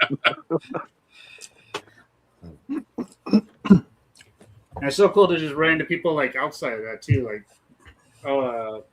Frankie Rivera just came up to me like, "Oh, hey, Frankie." I was like, Bums "Oh, me shit." out, man. I didn't get to meet him. Oh, keep going. I didn't realize there's a bunch of folks that were there that I didn't even get to run into. So you said Frankie, Giraffe. Yeah, I think that was pretty much just like through Clint. Clint Jorgensen. Yep. Yeah, Clint too. I'm trying to think just Motu Prince and his wife. Pisto and Marlena. There's people from Instagram that I follow and know, like Mochi Life and him, and No New Toy Lines. And it's wild, that feeling of these people who, and especially in our medium, right? Like, because we'll see people in the chat. There's a name. There's a little symbol next to them. Very rarely is it actually a picture of that person. Yeah. And, even if it is, it's so tiny on the screen, you still can't quite make that out. Like right. Mochi Life from Instagram, the only reason I even recognize him because I'd seen his figures on the table. I was like, wait a minute, I just like that photo of that custom figure. Right. You recognize by the display. Yeah, I was like, I know that figure. I was like, Mochi Life? He's like, yeah. I was like, oh, Cobweb. Yeah, Luke is cool. and Moss Man Sean was really freaking awesome. Oh yeah, both those guys were like super helpful throughout the whole thing. Moss Man Sean even let us use his truck afterwards to get stuff put away in the storage. I love that. Like just everybody walking up saying, "Hey, what can I do? How can I help? How can I help?" Doing, just being able to go around and even Motu Joe, big old dude, man. Yeah, Motu Joe is tall. Yeah, he's a big old Italian guy, right? But yeah, no, it was. I agree with Cobb. Like it was literally like for me, I was happy that I was helping because like it would have gotten kind of like repetitive, walking around in circles, But being able to have something to do all the time was great. Getting in really early and getting out really late. Starting a day, Saturday I got there at 6 and I left at like 1 or 2. So I mean it was one of those where like just being able to and having dinner with Rebecca Taylor, like what the hell? How cool is that? Like I don't know. Yeah. It was just a freaking like pinch me moment, like get home and you're like, dude, all the people in the screen came out. Like it's cool. We get these toys as kids and we don't think about the work that it takes to make the toy and the people behind making the toy. We just love the toy. And same thing with like the cartoons and everything else. You love the cartoons. You don't think about the people behind it, the work that goes into making it. And as you get older and you learn more about that stuff and you learn about these people and you find out who they are, they're kind of like, even if they themselves don't necessarily feel like a celebrity, but to you, they're larger than life in a way. So then when you finally, like when you get a chance or an opportunity to meet them, then it's like, well, they're not larger than life. They're just another person. And you when you get to sit down and you talk with them and you share the stories and you kind of like, they get to hear how their influence and I don't even like using that term influence with this, but the impact that they have made on your life in a way, it's very surreal. I know you guys have heard me say it about how the 4 horsemen have influenced my life. And again, this like now you guys have kind of shared in that kind of experience, getting to meet these people in person and have those very real conversations with them. It's kind of a little, life changing in a way, right? Like it can put things in a different perspective for you. And it helps them too, because they realize that they put their life into certain work and, like it meant something to somebody else, and that's really, really a cool thing to say, that you've had that kind of impact in somebody's life in a way. Yeah, that was cool. And Mike Young was awesome too. Sat down for 20 minutes with Mike Young. Like that was the coolest thing ever, man. For a while, I will say before. Oh, sorry, Cobb. Oh no, I was saying it was so cool to sit and talk with them. They're so freaking awesome just to sit and talk with you, like Rudy, sitting there talking to Rudy. Oh my god, that's when I got there early too, and I was telling you, Brick, that Rudy came up to me and put his hand on my shoulder. He's like, "Could you show me where staff is?" Right. Yeah, follow me. I couldn't say nothing to him until later. Right. Like, no, it was the same. And then we tried to like help him figure where to sit, where to be, and talking to him and his wife. And then a weird thing, like the next day, his because I gotten to see his wife several times because she was just sort of walking around by herself on Saturday. Mm-hmm. And she remembered me from the morning. I was like, brought him over to the volunteers and stuff. But she had her granddaughters there the next day. And she's like, "Oh, let me introduce you to your granddaughters." And I totally went into this like, I've had multiple experiences of older women trying to introduce me to their granddaughter, Asian women in particular. I was like, "Oh, this felt weird," but anyway, all that said, like being able to meet them on that human level and was really cool. Plus, it was like the first time, so it really wasn't super crowded. I mean, there were a lot of people that went there, but I can imagine in the next couple of years, as that thing grows, it's not going to feel the same as last week did. And no, it won't be like that I've heard people say intimate the same necessarily. things. Yeah, and I've heard people say the same things about like, Legion's Con those first couple times and how it's changed. But, just being able to access those folks. I will also say that like everyone who's told me like, oh, I've been to PowerCon like forever. So like that's how it was too. You got to access a lot of these folks. And so for me, it was my first time, and it was just kind of neat being there as a vendor at like, again, I think I got there like a little bit before 7. And no one was in that hall. Like when Cobb and I went in the back door, I was like, it was just, I guess we walk in, let's do it. There was one other vendor setting up, and we were both trying to figure it out. I did not feel like I was supposed to be in there. I was like, I gotta go. I was like, oh, they'll kick you out once it starts. Yeah, but, Cobb was like, hey, what do you think, man? Should I go? I go, dude, you're good. You're good. If anything, have them grab me. I'll, I'm in a blue shirt. I could like, I was gonna say, Cobb, knowing everybody involved with this kind of like you do, nobody was going to move you out of that space as long as you were putting hands out to help do something for somebody else. Yeah. Cons build up a staff over years, people that volunteer, like a team of people that work on these things, like Viteri Productions with Legion's Con. Val Staples has his people that help him put on the PowerCon shows and everything like that. Mikey and Jay, they kind of built the team, but they were still, in my opinion, like with everybody who was going, kind of severely understaffed in a way. And of course, there are event planners and stuff that work for the hotels that can kind of do some things.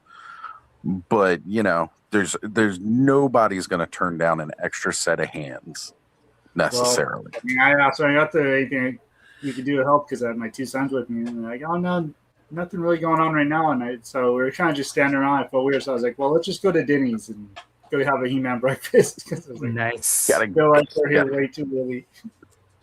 That's great. I was gonna say too, when Ken was sort of talking about how everybody was helpful and offering, that was Kenny. Like Kenny was like that guy was walking around helping people. He totally hooked me up because I was vending by myself, and it was like, dude, I need to use the bathroom. It's like, yeah, sure. It's a lot. Or hey, I need to leave a little bit earlier on Sunday, and he was just like, hold the door for me. I totally had to interrupt his like hangout time with what's his name, with Mike. Yeah. No, it was good. Why am I blank? Mike Young. Sorry. Yeah. I was gonna say not Mike Stout, but Mike Young. But it was cool. I mean, Kenny was like one of those guys, and there are a bunch of them in the blue shirts. But it was a really cool experience because it was very much like the tagline being like, the fans have the power, we have the power. It very much felt like a team effort. All those folks are volunteers. I remember like sort of seeing I don't think I maybe jumped in one time on a meeting, but then seeing the thread and seeing all the names. Yeah. And it was cool. Like they were all just there in real life doing the thing, and everyone was just kind of like trying to figure out, I guess this is what we do. And so I'm really, really excited about next year and the year after that and the year after that. Cause I think it's, we talked about like, you love Legions. I love Legions. But like I help out with a Mythic meetup that we call the West Coast Mythic meetup. And it's like I didn't actually realize the history. I think I'd been told and just based on it. But the last time, the most recent time when Adam Power and Angel were on, I think Jason was on that same day. They were talking about the history of just like, well, the reason they did it was because PowerCon left. Right. And it just happened to be that Walter and who like have really strong connections with the company, like live up here in Northern California. So they moved the West Coast Mythic meetup up here. But essentially the West Coast Mythic meetup was PowerCon last time at that hotel, like at that same Redondo. Yeah. So it's like, well, if we're going to do it, like, let's get the horsemen there as they should be. Cause like, there's still so much, they're as much Motu as William Stout was, Mike Young, Rebecca Taylor, like, they contributed so much to that line and that IP. So I'm hoping they come back for over a decade, essentially, between 2000X through most of Classics. I'm hoping they come back and we do a Mythic meetup there again, and it just grows and grows. Like they were at Monster Palooza this weekend right now, but it's like it'd be rad if they were at Motu Universe like every year. And you know, we tried to have like this little indie toy section because like Motu is very much like they really helped pave the way for a lot of these larger action figures that we now love, right? And Classics really did this whole like direct sales kind of thing through Mattel, like helped I think set the foundation for a lot of the sort of indie stuff that we're used to. And you know, I would say so. We had like Hatter was there with the Neferity Champions of Neferity. You had Ace there. You had El Dragoon there. You had Savage Crucible, AWOC, Rise of the Fifth Sun. The Odd Frog guys, Meta Travelers. Gum It Up Makers. So it was like, that was cool. Next year, let's have all those folks. Let's have Four Horsemen. Even more, right? Yeah. Like, and I can't wait. Basically, I can't wait. Sorry, we'll go on and on this Thursday. Not this Thursday, the 18th, June the 18th. 18th. Yeah, I wasn't sure if you didn't give me a date, and then yesterday I didn't say a date on yours. I'm sorry. No, yesterday I was talking to my roommate. I was like, "Oh shit, I think I was supposed to go live last night." Nah, the last night was a different live, just because the Four Horsemen drop party. No, it's gonna be. I didn't know about that one either. I freaking missed out on that. I wasn't really doing much last night. June the 18th, the Frenzy on Skelevator's channel. You're gonna again, of course, quite a few of the Clubhouse alum. Yeah, Thursday night. I think the next night I'm with Allison too. So there you go. It'll be a big weekend for you, Cobb, because then after that we'll be back here in the Clubhouse on Saturday. But yeah, that's gonna be a really great show because we're gonna have Mikey and Jay on. Of course, all you guys are going to be returning with us. It's going to be myself and Adam and Sean as non-participants, just absorbing all the information from you guys about, your adventures there. And of course, Skelly was there, and man, was he the talk of the freaking weekend.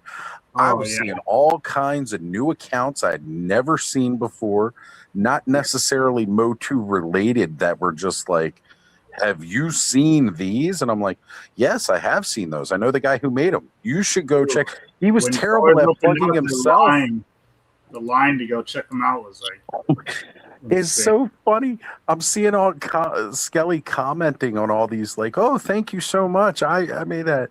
And then I'm commenting under him, but replying to the people who posted it saying, make sure you go watch the build videos at Skelevator on YouTube. Because like Alan, he forgets to promote himself sometimes. So, I got to rush in there and handle some PR management and be like, make sure you're going to check this out. And then, it was just wild. Like, I couldn't contribute much, but I at least got to have my boys back. Because what he did, I think those are my favorite dios he's done yet. And I've been along the build process from his first Snake Mountain all the way through to this one. He didn't quite film himself making the original Castle Grayskull that he made, but when he did some touch up to it after the fact, he recorded those. And then his Fright Zone, I'm interested to see when he tackles another Fright Zone. But these conventions, it's a hub where we can all get together, see people who we normally may not see under normal circumstances, I will say. But there's one thing that we have a commonality when we go to these shows, that we're all there because it is something we are passionate about. Conventions are passion, right? Matthew, he's in here tonight. Him and Jeff are living it up at DFW right now. We already said before, John Emerald Knife Photos is there locking it down for our boys at Delta 17.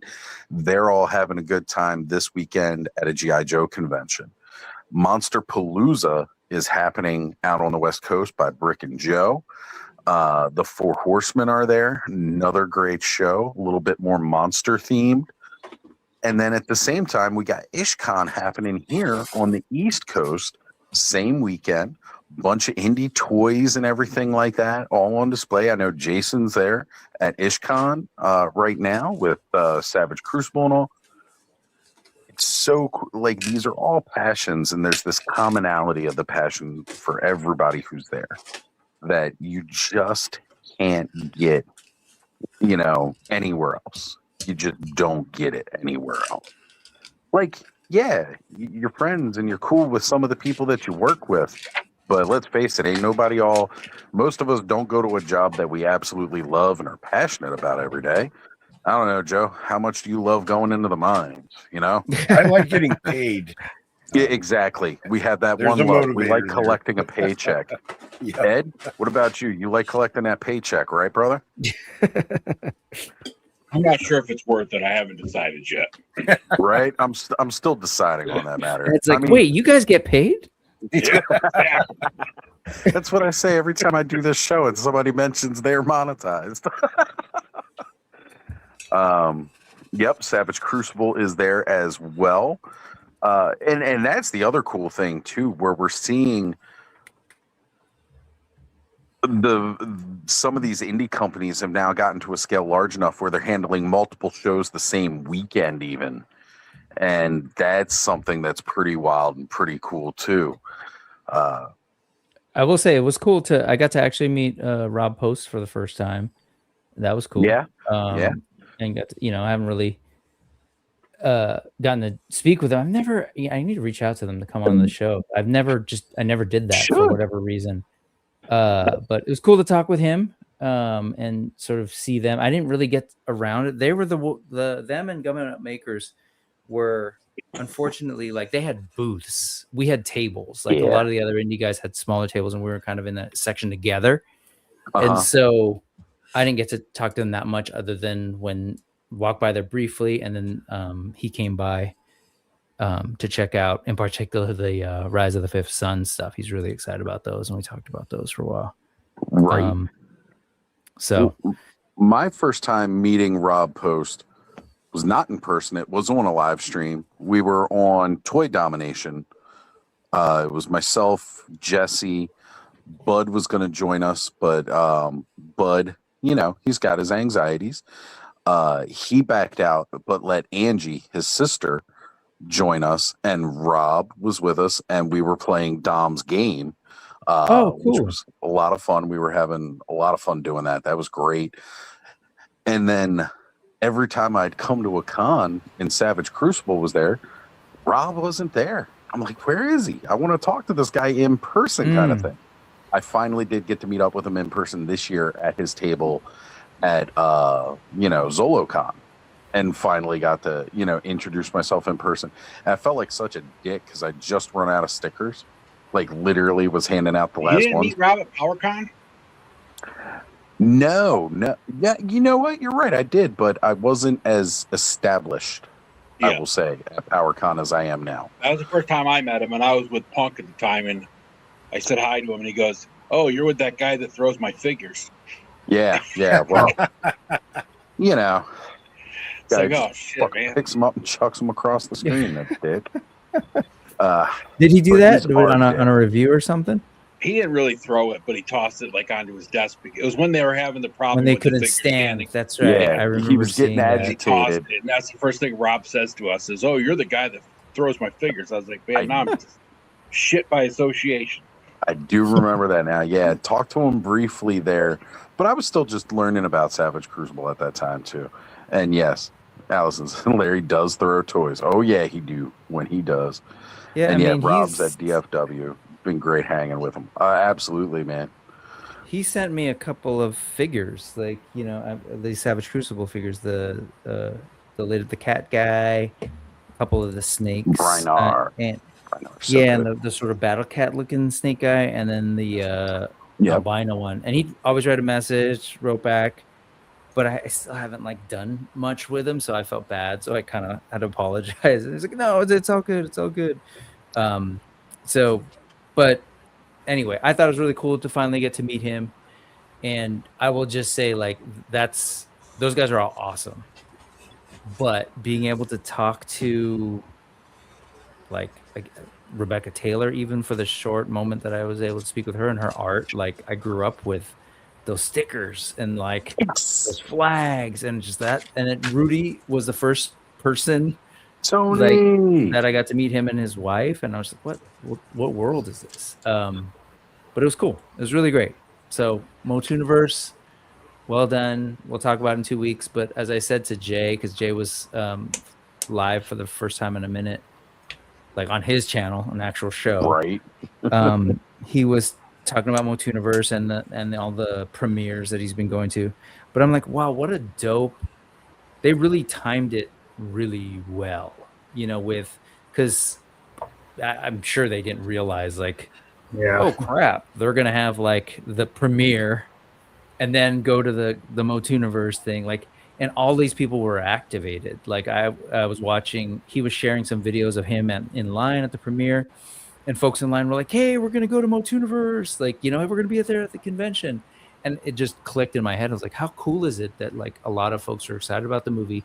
Some of them flew out for the movie because they got tickets and then stayed and then went to Motooniverse. And it kind of created like this moment for everybody to kind of come together. And then they got to, like, you imagine, like, then get to go hang out with like all these creators. And anyway, it was really cool. Just I'm still processing how cool it was. So yeah.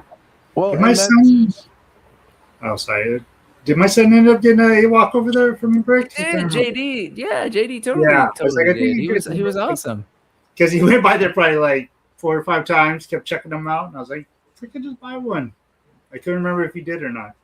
Yeah, he totally did. It was great. It was awesome sort of hanging out with him. And he took a while. He was like looking, he was basically trying to figure out like what was the one, right? What was the thing he was because he said he didn't want to spend too much there. I think that might have been like the only figure he bought there. And which one did he go with, Brick? Do you remember? Oh, geez. It was one of was it a builder? I don't remember, honestly. I didn't even remember if he bought one or not. I can't remember. It's a good thing that I don't remember. It's a good thing I don't remember, because I will say we did WonderCon, which was in March. Yep. Adam and I. And yeah, it was when you guys had Lincoln Park standing by at the AWOC table, Mike Shinoda and Chester. What? I forget what it was, but one day I was watching a stream. It was probably AWOC Talk with you and Adam, and I realized Adam has a slight resemblance to Chester, and you had a slight resemblance to Mike Shinoda, and I was just like, that's hilarious. Fucking AWOC Talk's hosted by Lincoln Park. Too much pressure to take. No, but that show was huge, right? That's the SDCC sister show. It's gigantic, and it's like pop culture everything. I mean, I'll just say it wasn't a great show. It was not a good show. And I feel like I sold more figures at the little tiny West Coast Mythic meetup like last month or the beginning of this month, which was like maybe about 100 people, than we did at WonderCon with like thousands of people, right? Because it was just, we're tiny, right, in this thing. And so the fact that I don't remember what JD bought is a good sign, because we actually did pretty good at for the first time since I don't know, the WonderCon thing really hit me, so I've been really weirdly insecure about it, even though, at the end of the day, not my money, but I love Jason too much. So yeah, you always want it to succeed no matter what, and that does hurt. But hey, look, man, you guys killed it at other shows, and you're going to kill it more. These brawler bucks are going to hit. The new wave's going to be coming in. And you guys are going to be selling like fucking gangbusters again, because people are waiting on those. No kidding. Yeah, for sure. Can't wait till they drop, because when they drop, I think people will be excited. But like right now, I totally get that people are like frustrated and getting a little anxious. So some people, a lot of people are real chill and cool about it. But some of you guys, my phone is about to die because I've stayed outside too long. I will be back in a moment. Coolest accessory in an action figure? This is from the Legends of the Ramayana. I just opened up one of the figures. Oh, that is killer. Yeah. Nice. Killer. It's for this dude. And so Ravana, I got him, and he's got a Ravana Enraged where you can swap him out for this bigger torso with 10 heads. Damn. Damn. Can he hold it though? I haven't tried out, so that is a question. But he comes with like 5 pairs of hands, so he does. Yes, he can, because I can tell there's a little bit of a cutout here on the palm. Oh, nice. For the neck. So yep. I'm gonna see. I will try. He's also got a ton of face plates, and these are cool figures, man. Sumiya Das killed it with these. I'm enjoying these a lot.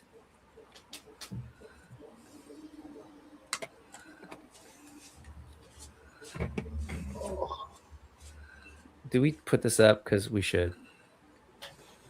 In the end, it doesn't even matter. Well done, Ken. I was just wondering if Kenny was mad to us. He keeps showing us his back. He keeps turning away from the camera.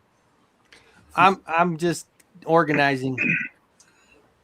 Hey, Kenny, I went on and on, but as a volunteer, I'm curious. Like, how was it being at an awesome show, but then also kind of having to work? Was it like good? Was it distracting? No, it was honestly like the way that you could kind of just come and go wherever, and you can do whatever you want. And if you need to take a break, you can. Like for me, I wasn't on the list of volunteers, so I just was like, oh, okay. I told Mike at the beginning, I said, dude, I'm going to help, whatever you need me to do. And he's like, well, we'll have you sit in the front and do the tickets in the beginning. So I did I sat through the VIP and through the founders tickets. And then once it went to general admission, I was like, all right, I can't stand here too long. It took me a couple hours to like bail on it, but I sat through 2 panels. I actually was holding the microphone for panels. So when the crowd had a question, I would bring the microphone to them. So cool. Little things like that.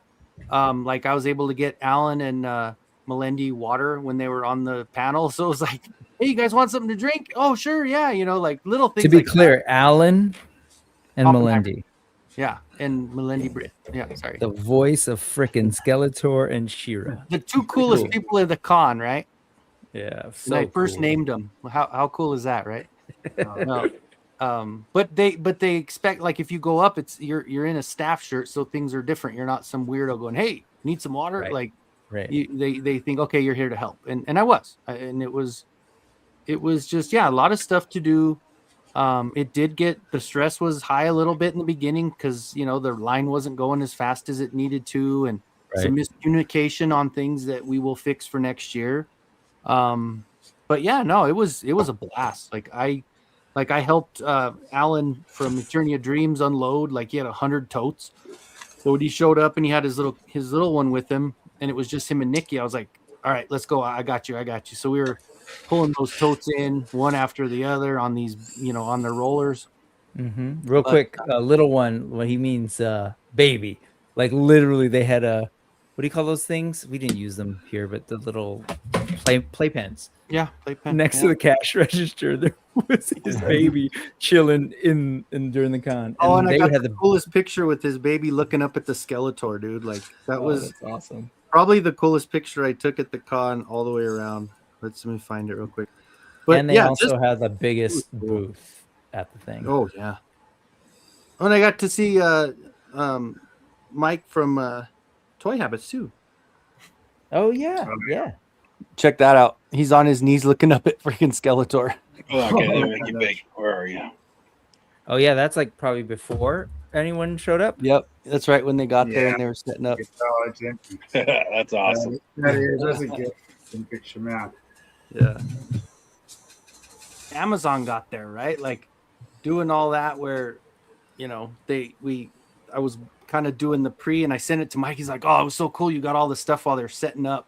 Like when they're putting the Bone Throne together and when they were putting the mannequins together. So they showed up Saturday morning or Friday night?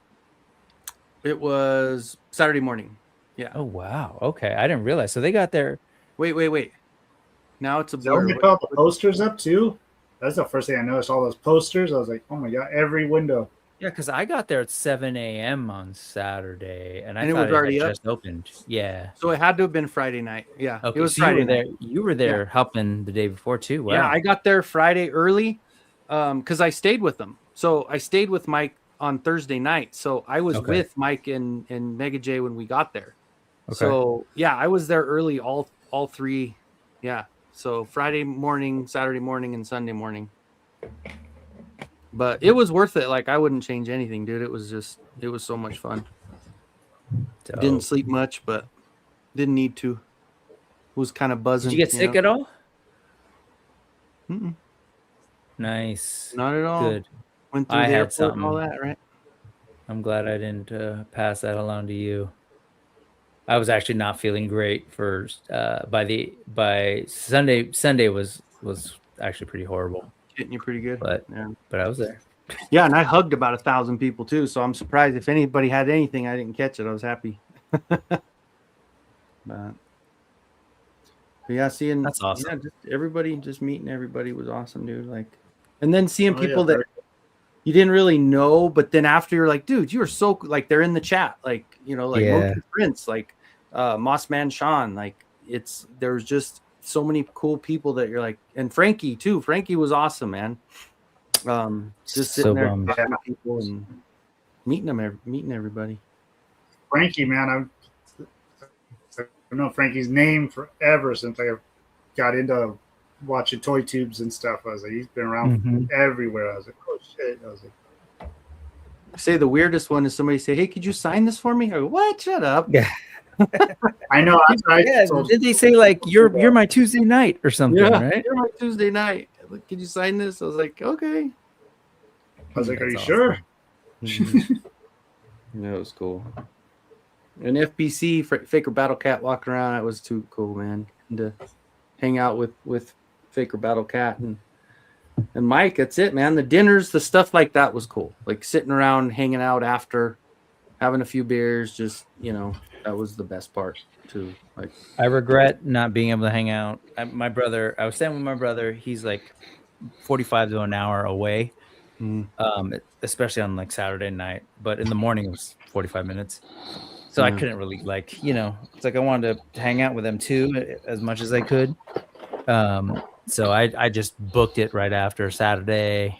And then so I didn't really get to hang out with folks. So felt a little bit bad about that. But next year. Yeah, for sure.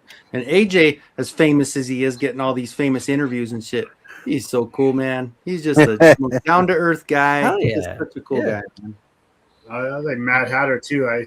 Because I just seen like a couple days before Mad Hatter was on Geek Dad Life and was talking about he went to LA to see an ICP show. Nice. I went in there. My son had the ICP shirt on. I was like, oh yeah, I just heard you talking about you went to LA because I almost went to the LA show. I was like, oh, I'm just waiting. I was like, I'm holding out till Riverside where I live. I was like, in October. And he's like, oh, you live in Riverside? I live in Riverside too. I was like, oh shit. So Mad Hatter lives pretty close to me. Well, Hatter's in the. Okay, that's cool. So pretty close, yeah. Because he used to be in LA, I know. Marietta, I mean. Yeah. Marietta, yeah. Okay.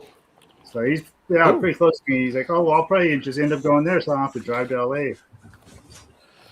There you go. And these were the two things I bought besides getting that thing. I got 2 heads. Hold on. Let's embiggen. Yeah, there we go. Look at that Hordak head. I love that.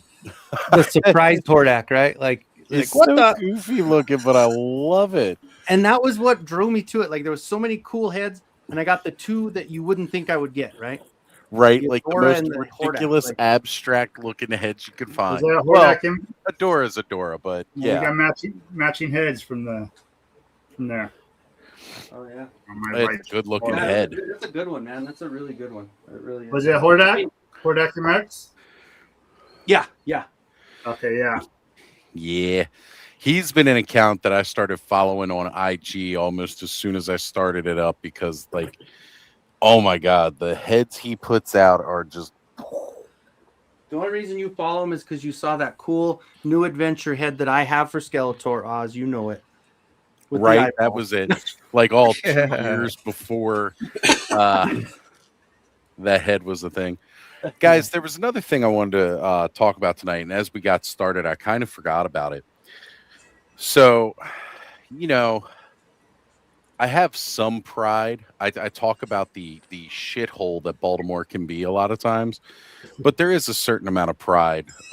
Anybody who lives in Maryland, as we all slap our flag on everything, that you just kind of gets ingrained with you when you live here. And we had this local bakery. I've talked about them before. This bakery puts out a very specific cookie that was my mom's favorite cookie when I was growing up. And they're called burger cookies. It's the DeBall Baking Company here in Baltimore. So my buddy Corey, their family owns this bakery. And I got to tell you, right now they're getting hit pretty hard. They could use some support. And they've got this website. You see the cookie here on the banner. These things are all handmade. This isn't like some cookie factory where they're mass produced and put into packaging by machines and everything. All this stuff is done by hand by people that work in this bakery. And times are tight right now. And not a lot of people are buying luxuries. Well, this is a crowd of people that we like to buy luxury items. Let's face it, toys are luxuries. No, none of us need these to live. Just like nobody needs these cookies to live. But I wanted to take a moment, plug their website. You got to try these cookies. Like, you really got to try these cookies. They're absolutely amazing. But they're struggling right now. And this is a cookie that has been around in Baltimore forever. Like, you can look it up, their history, their story. It started in 1835 by German immigrants here. And then over the years, you know, it's changed hands, you know, and it's crazy. Like, it's crazy. This cookie, mind you, I didn't know the family when I was growing up, and my mom always bought these cookies. And like, you couldn't just help yourself. You had to ask, like, real nice, like, if you wanted to get one of these cookies when you were a kid. That's how seriously my mom took these. But this was her favorite cookie. And then when I was in high school, you know, started hanging out with this guy Corey. Come to find out, it's his family that owned the bakery. And I will say, you can bribe teachers with these cookies. I'd been known to do so. I've bribed nursing staff when I was in the hospital with these cookies. They help you get out of some tight situations because a lot of people here love them. You're not going to be able to go into your local grocery store unless you live in parts of PA and Virginia or in Maryland. You can't just go to a local grocery store and find these. You got to order them from the website if you're not around here. Guys, please, if you can, log on, order yourself some cookies. The shipping does get expensive because this is a food item without a whole lot of preservatives in it. So, like, they need to ship it to you as fast as they possibly can. So the shipping does get a little bit expensive. They are heavy. So they're a bit weighty. I've gotten lighter boxes from BBTS than one pack of these cookies. So I will say that. But they are amazing cookies. I've had them. You can get them in tins for different holidays. And you can order cakes too. And they got merch. But if you can, at least try to order some packs. I don't recommend getting the snack pack because although it's $2.99 for 2 cookies, the shipping, because it's got to be express shipped to you, it's not going to work out well. But definitely, this pack right here is the standard pack. This is where you got to go. $9.99 for a pack of cookies. I know it's a lot, but you'll thank me. Or you'll hate me about as much as you hate me for getting you started into Mythic Legions. You know, and one thing for resisting on that, you know, you've done really, really well, Cal. I'm shocked. Hey, I just gave you one, or not gave you, traded you one. You got one. I, you know what I mean. I heard Kenzo was going to go ahead and get the Legions ladies figures because he likes shelves with pretty ladies on it. That is so. True. He was going to go get some. How do we pronounce it? Kimaya Divine. Yemaya. I think it's a Y. Yemaya. Guys, it It's was a you're female right. It's figure Y. that I got from Brit, right? Yeah, Yes, exactly. you got See? Cinder. The great figure. They're all great figures. I still need a medal for that. 'Cause, You're one of the few people who've had them in hand and have been able to resist further. Oh, okay. I can't Google it and find it anymore, and I have no idea. I'm not going to look through like all of my old photos, but somebody had taken 2 of the cookies and then smashed them together, making a s'more instead of using graham cracker and chocolate. And it's like the ultimate, without a doubt, one of the ultimate summer treats. Some people put Old Bay on these things because, again, from Maryland, we put Old Bay on everything. And here's the other thing. Like this right here, this post says America's Test Kitchen Burgers Style Cookies. It's not even close. It's not even the same. If it's not made from their bakery, it won't taste the same because they don't reveal the recipe and the quantities, measurements out to anybody. Whole Foods tried to reproduce this cookie and then sell them at Whole Foods locations here in Baltimore. And they basically got laughed at because they were charging more and the cookie wasn't nearly as good. So they're like, get that out of here. That's not going to work. But definitely check out these cookies. I dropped the link in the chat. Go order you some cookies. They're great on a Saturday night while you're watching. And then you could dip them in milk or coffee. They're great. Absolutely great. But yeah, let's order some cookies, people. Me, I'll just go down to the store and buy them. I'm not going to pay the shipping because I'm like, they're at the grocery store that's a block away from my house. Yes, they have half cakes and they are good.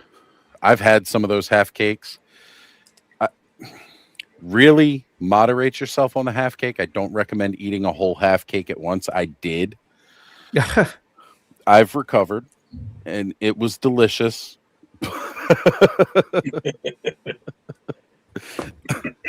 SCS dog, aloha. Oh, what's going on, SCS dog? So, yeah, guys, definitely get some cookies. They are amazing. And again, it's a good summer treat. They're even good in the winter when the chocolate gets a little hard because it was, a little colder out. Still good. Then you dip it in your coffee. Delicious. Or you make hot chocolate from the chocolate on top. It's really good, too. All right. So, last weekend, I did go out and get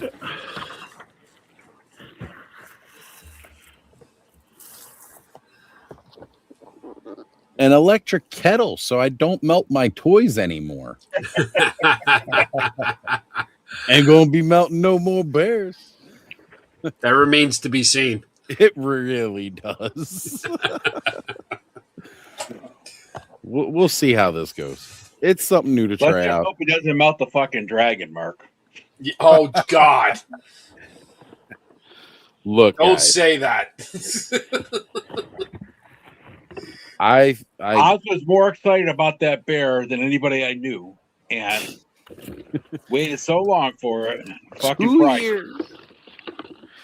2 years, and I melted it 15 minutes outside of having it out of the box. Please tell me you got it fixed. It's just the little soft rings that went around the neck. Uh-huh. They kind of melted because I was trying to heat the upper right arm. And, we're talking like we do, and I'm looking at the screen like I do, and I've got it held on it, but I'm not watching it, and I'm not paying attention. And all of a sudden, I started to smell that melting plastic smell. Uh-huh. And I looked down, and the little neck rings were bubbling. I was like, oh, shit. And so I immediately turned it off. So he's got battle damage. You don't even notice it. Because those neck rings are used for when he's on all fours. Right. So, it's the underside of the neck. You don't even see it. Gotcha. And mine's got more character now. So. It's one of a kind. It is just like my Scare Glow. It's one of a kind. So yeah, I'm gonna take this thing out and see how I can fit this on my desk, because I kind of want to leave it permanently here. Joe sitting there staring the way he is looked like a kung fu master. Like the old kung fu master that lived on top of the hill where you had to climb 100 stairs. Not kung fu.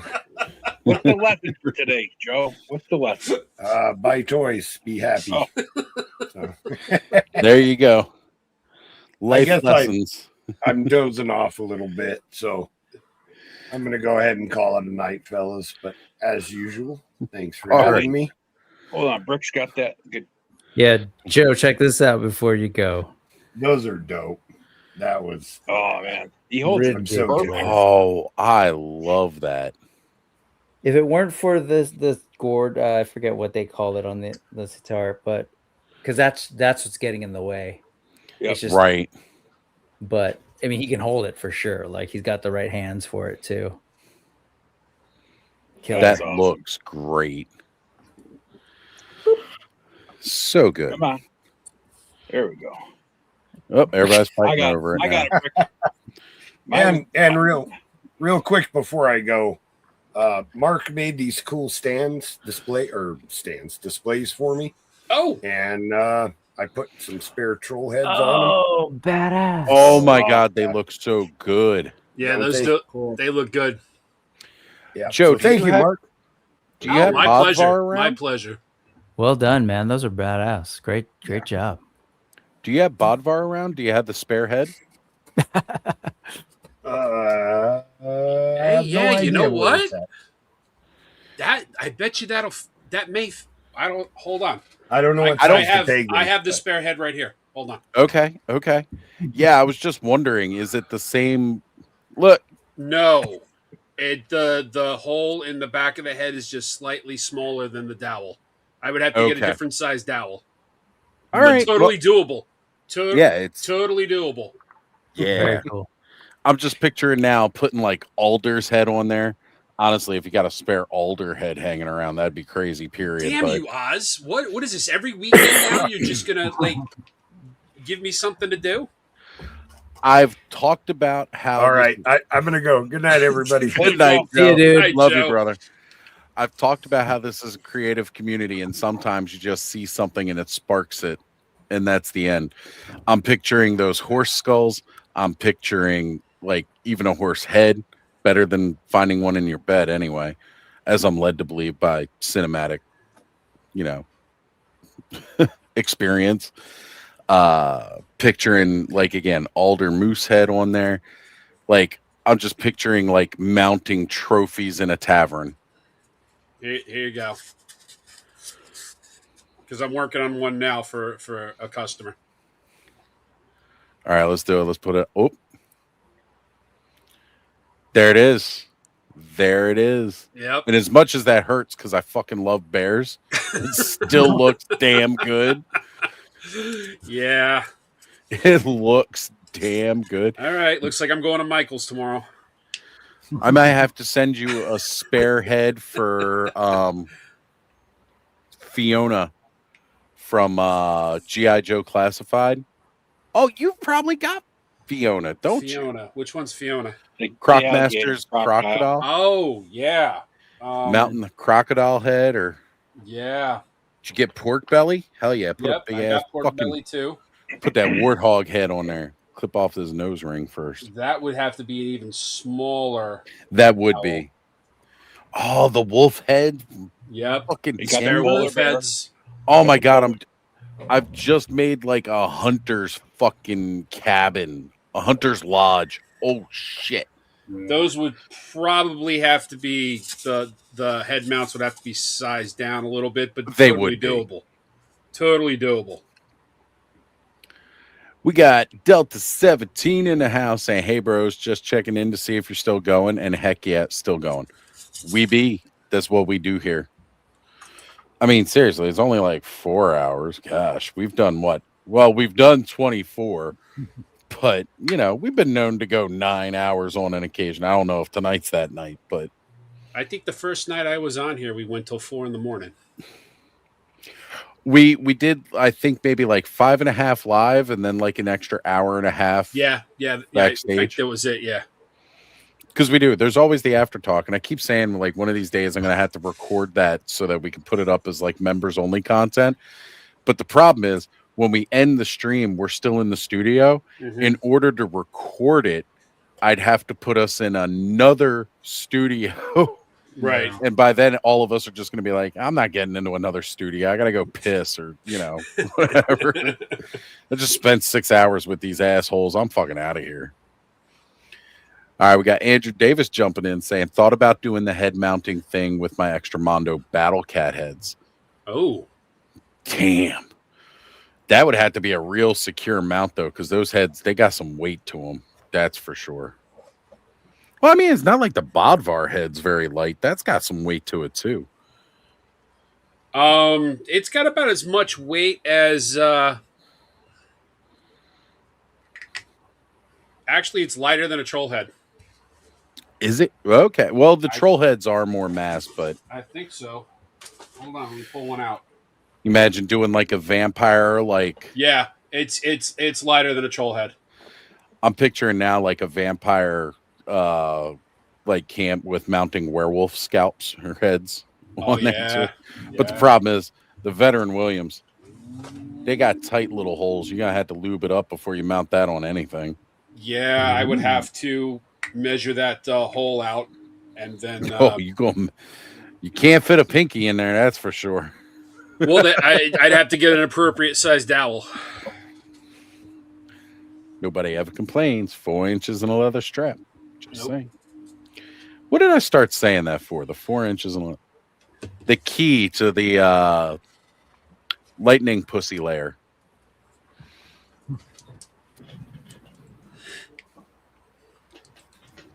Who's that? Thundercat pals. That troll head reminds me that my ex's brother is getting married soon. I would love for Allison to write a book about her ex's extended families.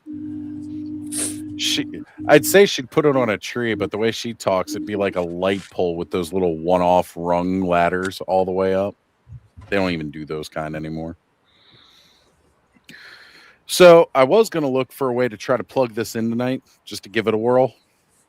But one thing I will complain about is the short-ass length of this cord.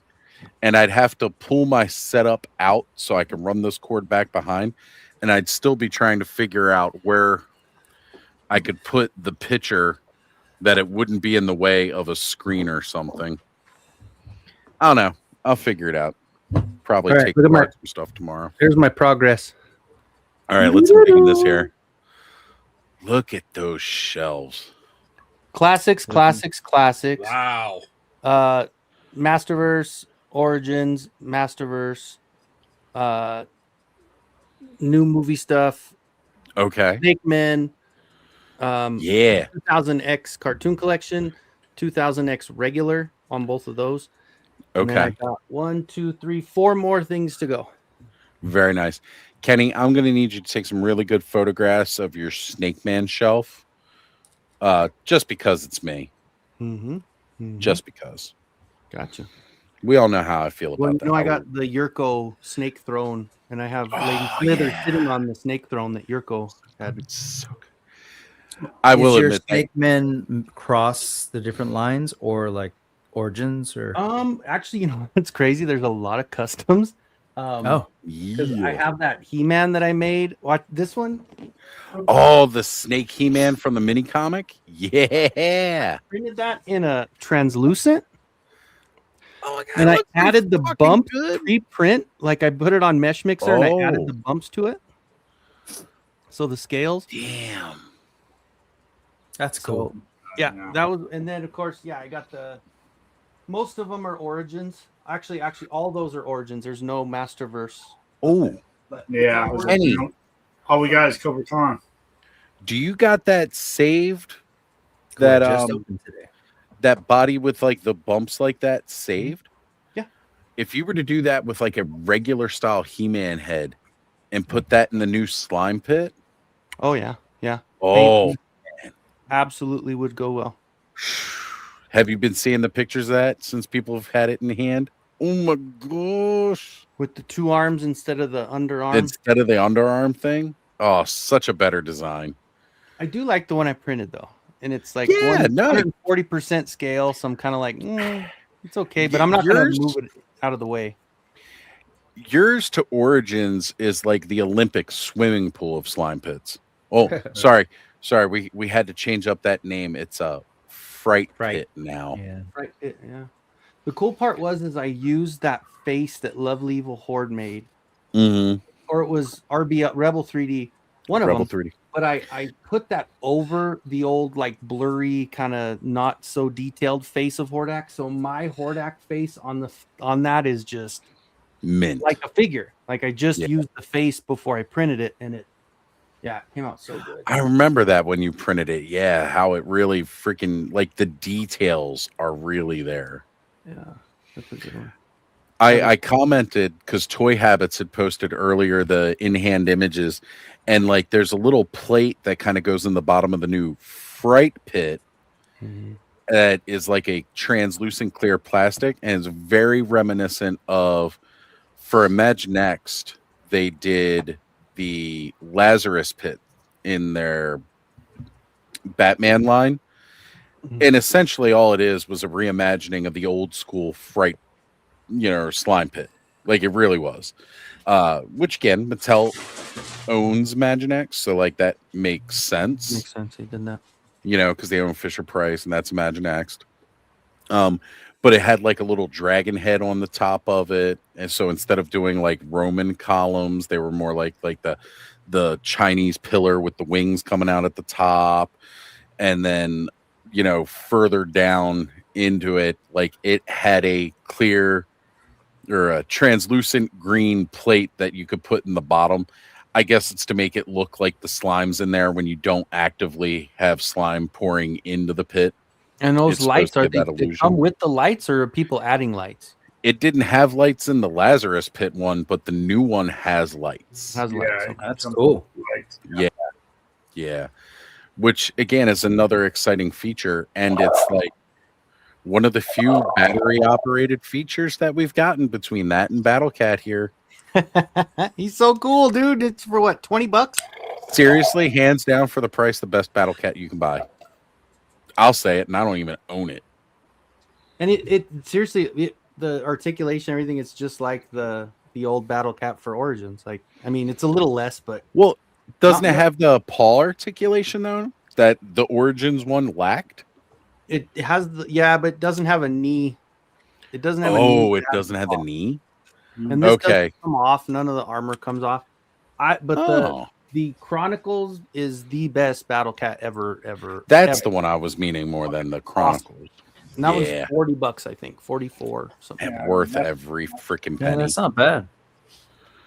It's so good. I don't put I know the helmet looks cool. It looks like the old Gladiator kind of helmet from the movie. Right. But him without it, with his eyes, the way they have that glass on them, and I love that. One is, it's just great, man. Like that, and the Masterverse Panther. I feel like that's my favorite Panther, is the Masterverse one. Mm-hmm. And again, the Chronicles Battle Cat's probably my. Mind you, I don't own the Mondo Battle Cat. Oh yeah.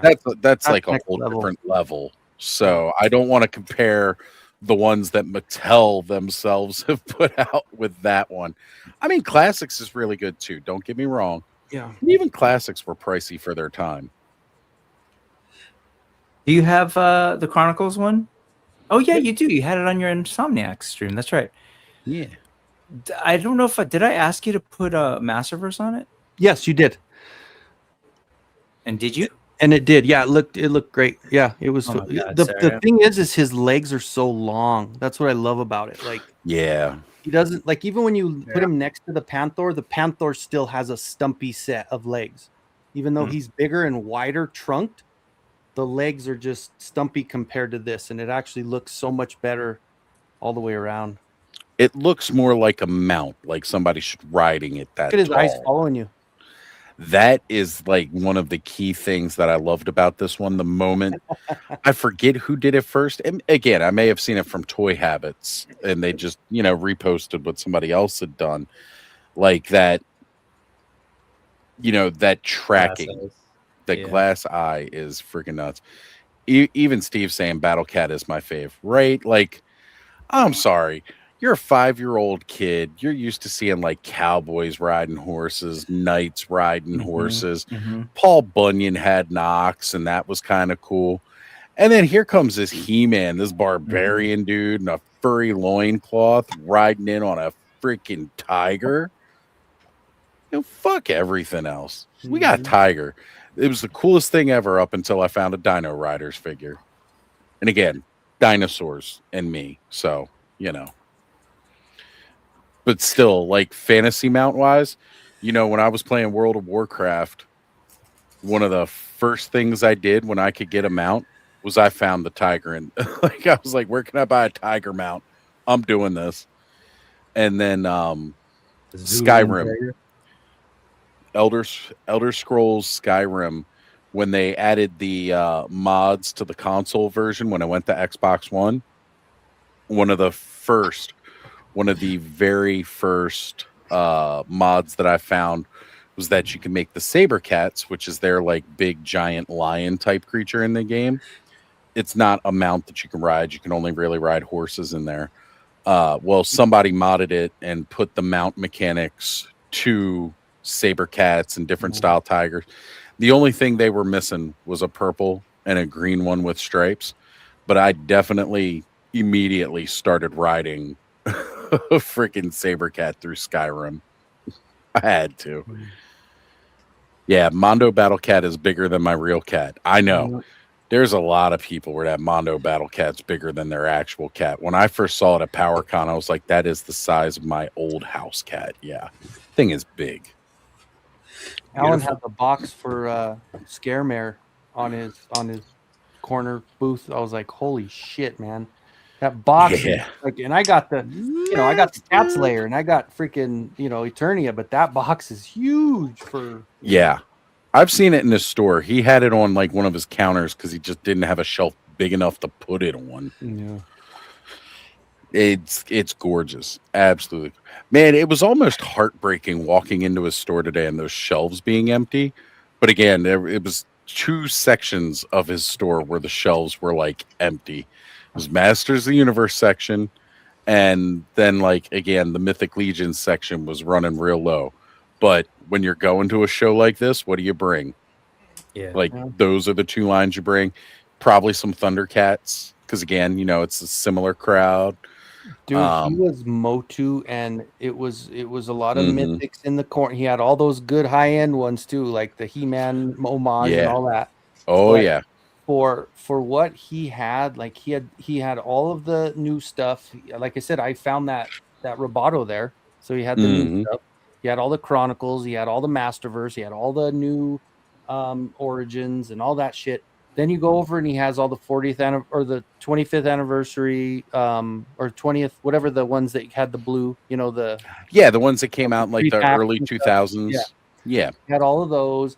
He had comics. He had swag. He had all kinds of shit. And he even mentioned that one of the days, I think it was Sunday, that he broke a record, or it was Saturday, actually. He said he broke his record for the number of items sold. And he's like, I sold a lot of weird shit, like small stuff, like erasers and, some of the stuff, it doesn't really count. He goes, but as far as number of invoices, he said that was the most that he had ever done in a day. Oh, I bet you it was Motu Joe buying a lot of that weird stuff. Well, because honestly, Motu Joe, so Adam and Alan, Adam has probably chronicled documents more so than anybody else for like what Mattel did outside of actually having Mattel's records on hand. Adam has probably got the biggest database for all that kind of information. Motu Joe can make a museum of all the crazy Masters of the Universe stuff that's in his collection. We did the tale of two Joes. We had Joe Amato and Motu Joe on Toy Frenzy. Again, this is years ago. We had them on. He was giving us a walkthrough, and he collects a lot of that stuff, like the toothpaste dispensers and the toothpaste holder, all that kind of weird stuff. And you see the guy that dresses like with a mask? That's Joe Amato. Motu Joe was the really tall guy that had the booth with the shirts. He wore the Retro Rags. shirt the first day. Gotcha. Yeah. Gotcha. Retro Rags and Mint on Card Masters, where he makes the yeah, he was right clamshells. It's right next to me. Yeah. So he we were even going through one of his catalogs, and I mentioned when I was a kid, I had the pop-up tunnels, not the pop-up tent. I did have the tent as well. But you remember like being a kid and like they had those wire tunnels that would just pop open and expand? Yep. I had one of those in Motu, and he was stunned. He had not come across anybody in all of his years of doing it. Now, mind you, mine sat out in the yard, got sun bleached, weathered, and decayed. You know, all that vinyl crap did back then. It just got torn to shreds sitting outside. But yeah, he was like, I was like the first person that he had seen it in catalogs, but because that stuff degraded so easily and so readily, he had not come across one. He wasn't even sure if it actually ever came out or if it was like advertised to come out and just never did. And then I confirmed it with him, and he goes, "That's really cool," because I had not had anybody be able to confirm that product up until now. And it's like, well, I'm glad I could help. My little contribution to that, again, that deeper lore of what Mattel was able to do. You know, like going back and watching a lot of Ken's history videos about Transformers and G.I. Joe in the 80s. And I'm not saying that those are lesser brands by any extent, because they're definitely not. Clearly, with the fan bases that they've built over the years and the people who are still loyally following those, just as much as any of us here are with Masters of the Universe. One thing I will definitely say is, like, I think Motu had probably the most visible impact on a global scale out of any toy line of that time. Like the kind of tours that they did for, He-Man and She-Ra around the country. And it wasn't just here in the US, man. It was huge like that over in Germany, down in South America. And, this property had such a huge, again, I don't want to use the term influence. Its impact is a much better defining term of what it has done and for, what it was for pop culture at the time. Like they really did dominate the market between 83 to 87. Right up until they died, basically. It was the Roman Empire. It grew too big, too fast, and then collapsed in on itself. Plus, I think they were, the size of the toys, as corny as, I was saying earlier, like, as far as like these big toys that we handle now, they weren't that far off. They're 5.5 inches. But then if you think about like the vehicles, the play sets, they were large. So they literally had like a massive presence, I think, even on toy shelves, bigger than a lot of the stuff, like I remember going to stores and seeing that stuff versus I collected G.I. Joe and there was Star Wars stuff, but it wasn't quite the same until you got to like, an AT-AT or something, to like a Snake Mountain and Castle Grayskull, and then eventually, of course, Eternia.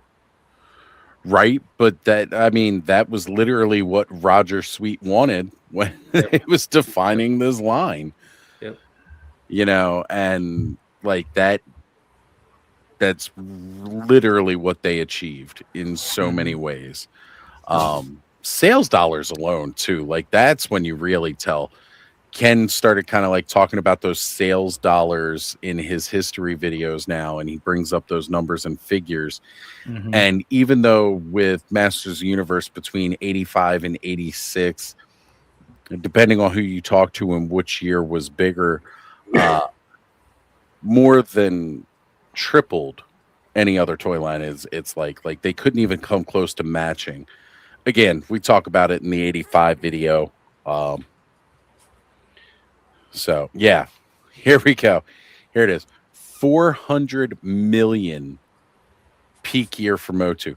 Can you imagine doing $400 million 1985, 1986 and not thinking you didn't just like own the world? Like, what other toy was doing that?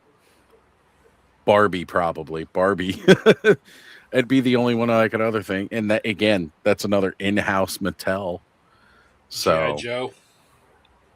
Did G.I. Joe do around 400 million those years? Again, Ken probably have those figures. Yeah, they did quite well. I mean, they were also, doing shit overseas in Europe. I believe Palitoy licensed the G.I. Joe brand so they could do that with Action Force, so it wasn't Real American Hero overseas. Yep. All right, so here we go. Joe's, again, Ken's got the figures. We know because he's done the research. Also, Deadman, not trying to ignore you, brother. I know you popped into the chat. I just shot you the StreamYard link if you're able to join.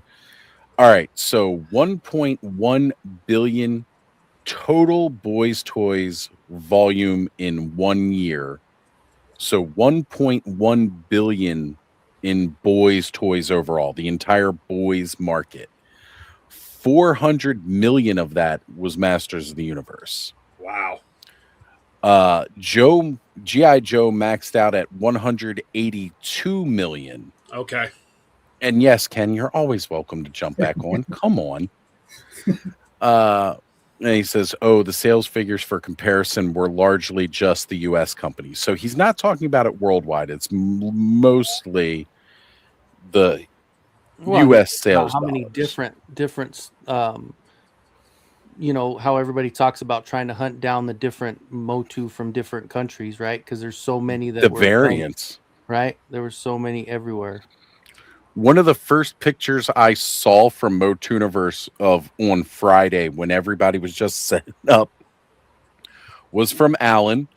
Not still Beast, but Alan from Eternity of Dreams walking around with a fucking complete Leo Faker in hand vintage. Not the one that we got, a couple years back with, duplicate. No, we're talking the original vintage Leo Faker overseas. Was insane, dude. Man, like seeing it there with the gummy bendy orange Skeletor staff and the Skeletor skirt. Mind you, the paint apps on it were still pristine too, which was the other.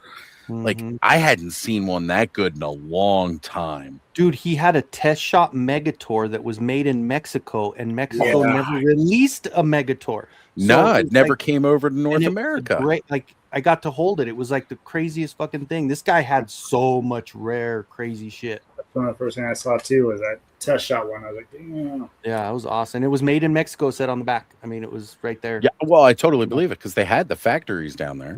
It's crazy. That is nuts, cool, man. And to have that in your hand, you're holding a piece of history. And I don't care. The larger world as a whole may not care about that shit, but that kind of shit means something to us.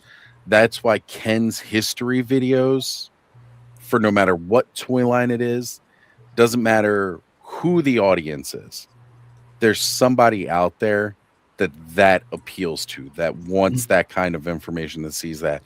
That's why Ken's channel is so important, and other channels that cover those kinds of histories, again, such as our good friend Dan Larson in Secret Galaxy and what he's doing, like the recorded histories of Saturday morning cartoons for those decades.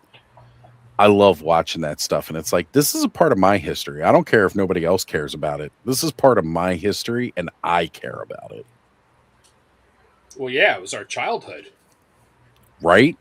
It's what it set the pace that helped define us through our more formative years and then into our adult years. It really did. We were programmed well as kids. We were programmed very well, and they know. But they help we had imaginations, right? We definitely did. We could lock ourselves in a room or go over to a friend's house and just play with toys for hours in an imaginary world. Kids today, they play on a game console, or they play on their phone, I or argue they play this. on their iPad. I argue this every time, and I will always argue this. Who's the one that put that console and put that gamepad in their hand? Because the kids don't work the money to go out and buy that. The parent. And who are these kids' parents today? They ain't my kids. Well, yours a little older, but they're all Elon Musk's. Oh, right? Sorry. For the most part, that's because us. A lot of us were kind of raised in front of TVs and such like that. That's how we were successfully programmed by the toy companies. So that was our experience in learning how to parent, and that translated. We've got stuff we've got to do. We've got busy lives. Our work lives were far different from our parents' work lives. Most of us, both of our parents were in the workforce. And so we learned how to deal with two parents in the workforce. And a lot of times it's not a lot of one-on-one time with your kids. It's important to get that one-on-one time and make time for it. But we're busy. We did, not all of us had that luxury. But Connor, when he's here with me, there's very little screen time. It's toys, it's games, it's adventures, and he loves it and has fun with it. But a lot of kids don't like playing by themselves. So when was the last time as a parent you sat down and you played with the kids? I take Merrick outside. We were shooting baskets the last 2 days. We've been out shooting ball, like shooting baskets, playing catch. Like, what's the way to do it? I sit here and I teach my son how to pose mythics. That's right. And you know what? Connor loves playing with his toys to the point where he calls himself a poser because he likes to pose his toys. Yep. Now I'm having to teach him that maybe calling himself a poser might not be the best name for it, but I get what you're saying, kid. But on that note, I think I'm gonna go do the dad stuff because he's got a friend over, but I'm gonna go mess with him. Yeah, and I'm getting ready to fade out anyway. So me too. I don't know, brother. It's getting late. I'm tired too. Go embarrass him. Be a dad. Oh, dude. Yeah. Oh, God. Yeah. Live for those moments. When you guys see me leave, that's what I was doing. Yeah. Well, you know what, guys? You guys are planning on hopping off. It's been a long day for me as well. I probably will too. We'll wrap it up. We've been going for 4 hours and almost 30 minutes. That's a decent clubhouse. I think the fans, between this and like the 2 hours we had last night, y'all have had enough. Yeah. Time flies when you're having fun, man. It does. It does. Always does. But next weekend, we're going to see how things go because 1 week out from the public premiere, Masters of the Universe, the new movie's happening. Next Thursday night, Ziggy and I going to pick up Connor. We're going to go grab some Denny's. We're going to do the midnight premiere. Connor's first midnight premiere for the Masters is going to be for Masters of the Universe, the movie. And he hasn't had a sleepover with Dad in a long time, mostly just because of the way our visitation and everything has worked. It's just not been feasible, but we're making it work for this one. Nice. You got to make the time for it. You've got to make the time. Come with me. So. Yeah. Well, Ziggy and I were talking about it today, man. Like all three of us are walking out of there with Power Sword cups, and Connor's probably walking out of there with a Gray Skull popcorn bucket. Mm-hmm. More than nice. I haven't even been to the movie yet for anything, and I'm already like planning on dropping like $120 on that stuff just for these too, right? If we can find it in the store, you know it. I picked this up at the Mandalorian movie. Yeah, the Mandalorian bucket. Look at how it's almost as beautiful as the vac metal we saw earlier on the. I was gonna say that thing's super Cylon. That's cool, right? It's up there, man. I couldn't justify spending $80 on that little AT-AT walker. It seems so cool, though. I know I was kind of looking. It did. My friends got it. I was checking it out today. My buddy, definitely not worth $80. Okay. 40 at the most. But yeah. You know, woefully overrated. All right, Ziggy and I. See you guys. I'm out of See here. ya. I gotta jump off too. Hope everybody has a great time at the movies. Mark, those things, dope, man. Oh, Congrats to thank you you. too. Thank Love you. your stuff. Night, guys. See you, Britt. Yeah, Ziggy and I were actually looking at the Legacy, Star Wars Legacy, that era of Star Wars toys. We were looking at the Legacy AT-AT today. And I was like, how pissed would Cobra be if G.I. Joe rolled up in one of these? Yeah. And you could totally fit. Like, yeah. Because he's also a very big Star Wars collector and a very big Star Wars fan, too. And you know me, I'm just pushing every fucking button to see if we're going to go ahead and buy those. We didn't even look at the price How much was tag. it? Oh, okay. Didn't even look at the price tag. We were just trying to say. And you know what? Yeah. Like, we were this close to walking out with that. You know what? That would have been a better deal than that popcorn bucket, because that popcorn bucket didn't even have lights and sounds. That's some bullshit right there. The top of its back opened up, and I mean, you couldn't even fit like the tub of popcorn that they give you with it. You couldn't fit that popcorn in there. It was very shallow on the inside. It was just not worth it. Not worth it. Shit. Like, I could fit more popcorn in this helmet than I could that Walker. And it didn't even have a cup holder in it or anything, like the Castle Grayskull does. That's what I love about that Castle Grayskull one, right? Man. It's not just a popcorn bucket. That is something you're going to want to take back to the movies with you every time, because it's got the cup holder. It's got the candy holder. And it's half the price. It's a movie-going experience in and of itself. Yep. I plan on picking that up. Hopefully I can go Sunday. Like, to go see it. Even if you're just sitting at home, watching a movie at home, you got your popcorn, you got your drink, you got this. Man, I'm going to try to find out where I can put a fucking sub in it. You know, like I'm doing the whole thing. You guys lose me when you start talking about Motu, because I didn't play with Motu when I was a kid all that much, but you guys are. I guess I'm listening, and it's starting to sound intriguing. Oh, we gonna learn you here, son. There's one thing you gonna do. You gonna learn some Motu here. I'll be hitting you up with some history videos on Toy Connections channel, and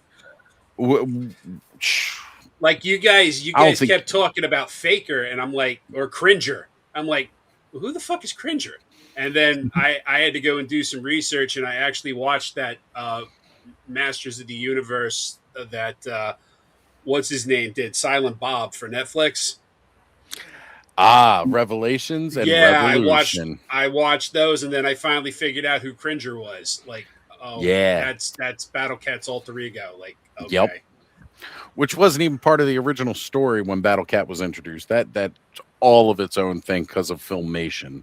Okay. But I got that from listening to you guys that the Filmation ruined the original Motu. In some ways, some people do feel about it that way, because there are some people that don't like the cartoon. They just like the original mini comics. I lean a little bit more towards that. I do enjoy Filmation. It's hard to watch now because of how campy it is. But that was part of the fun of watching it as a kid, was that campiness too. I can relate, because I feel the same way about the G.I. Joe cartoon versus the Marvel comics.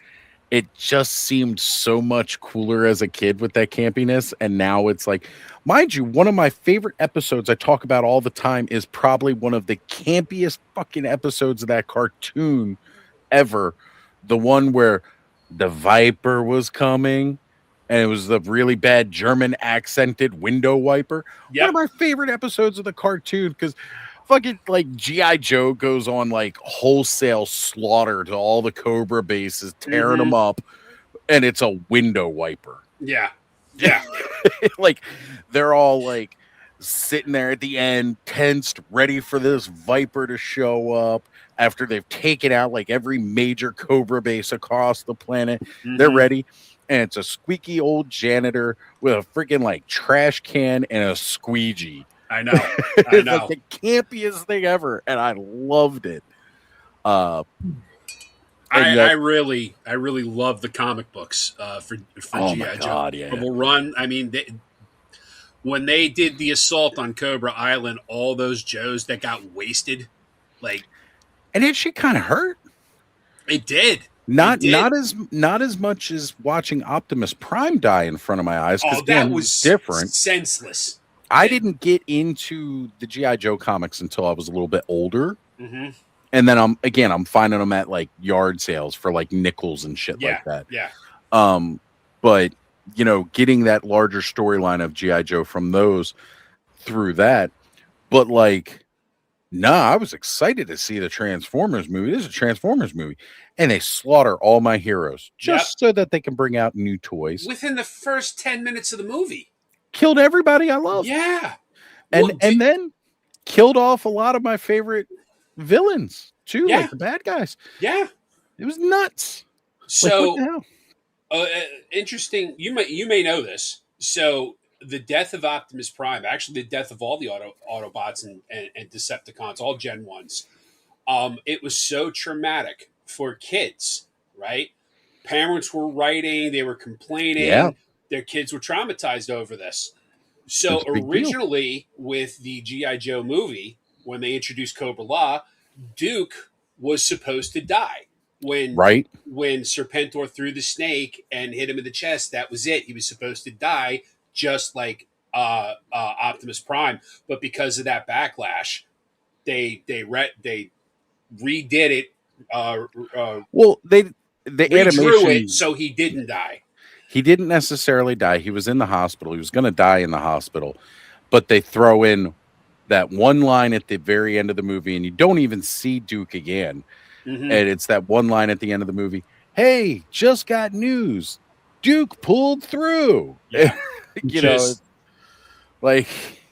got to throw this in here real quick because we've already done all the rest of the work. But that was the whole purpose of introducing Falcon, introducing the new crew of G.I. Joes. Yep. We're going to get rid of some of the older members. We got these newer guys to replace them. And again, of course, sell more toys. And then they're like, well, we really can't kill off anybody because, like what you said, kids were heartbroken with that G1. And hell, it still took them like another season and a half to bring back Optimus in the cartoon. Yeah, right. And they brought him back evil at first. That was a whole cool storyline. It was. And again, something you didn't see in toy cartoons at that time.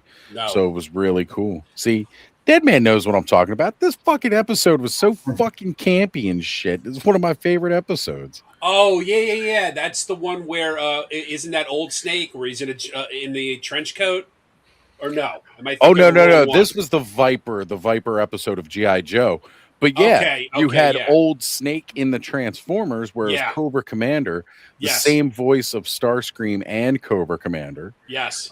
In an episode, they totally had a crossover without crossing over. Because he's got the trench coat and the hat, but it's definitely Cobra Commander's face, and he's called Old Snake as, Cobra Commander.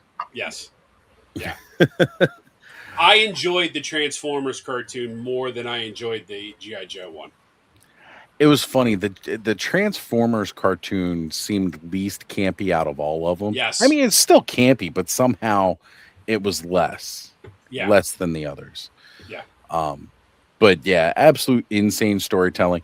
But it was those cartoons that programmed us, and they know it because they had psychologists research that kind of shit to know exactly how to target us. And that's how they also designed their packages, because then they started putting that collect them all on the back. It was all psychological programming. It was a 3-pronged attack. It was commercials, it was cartoons, and it was comic books.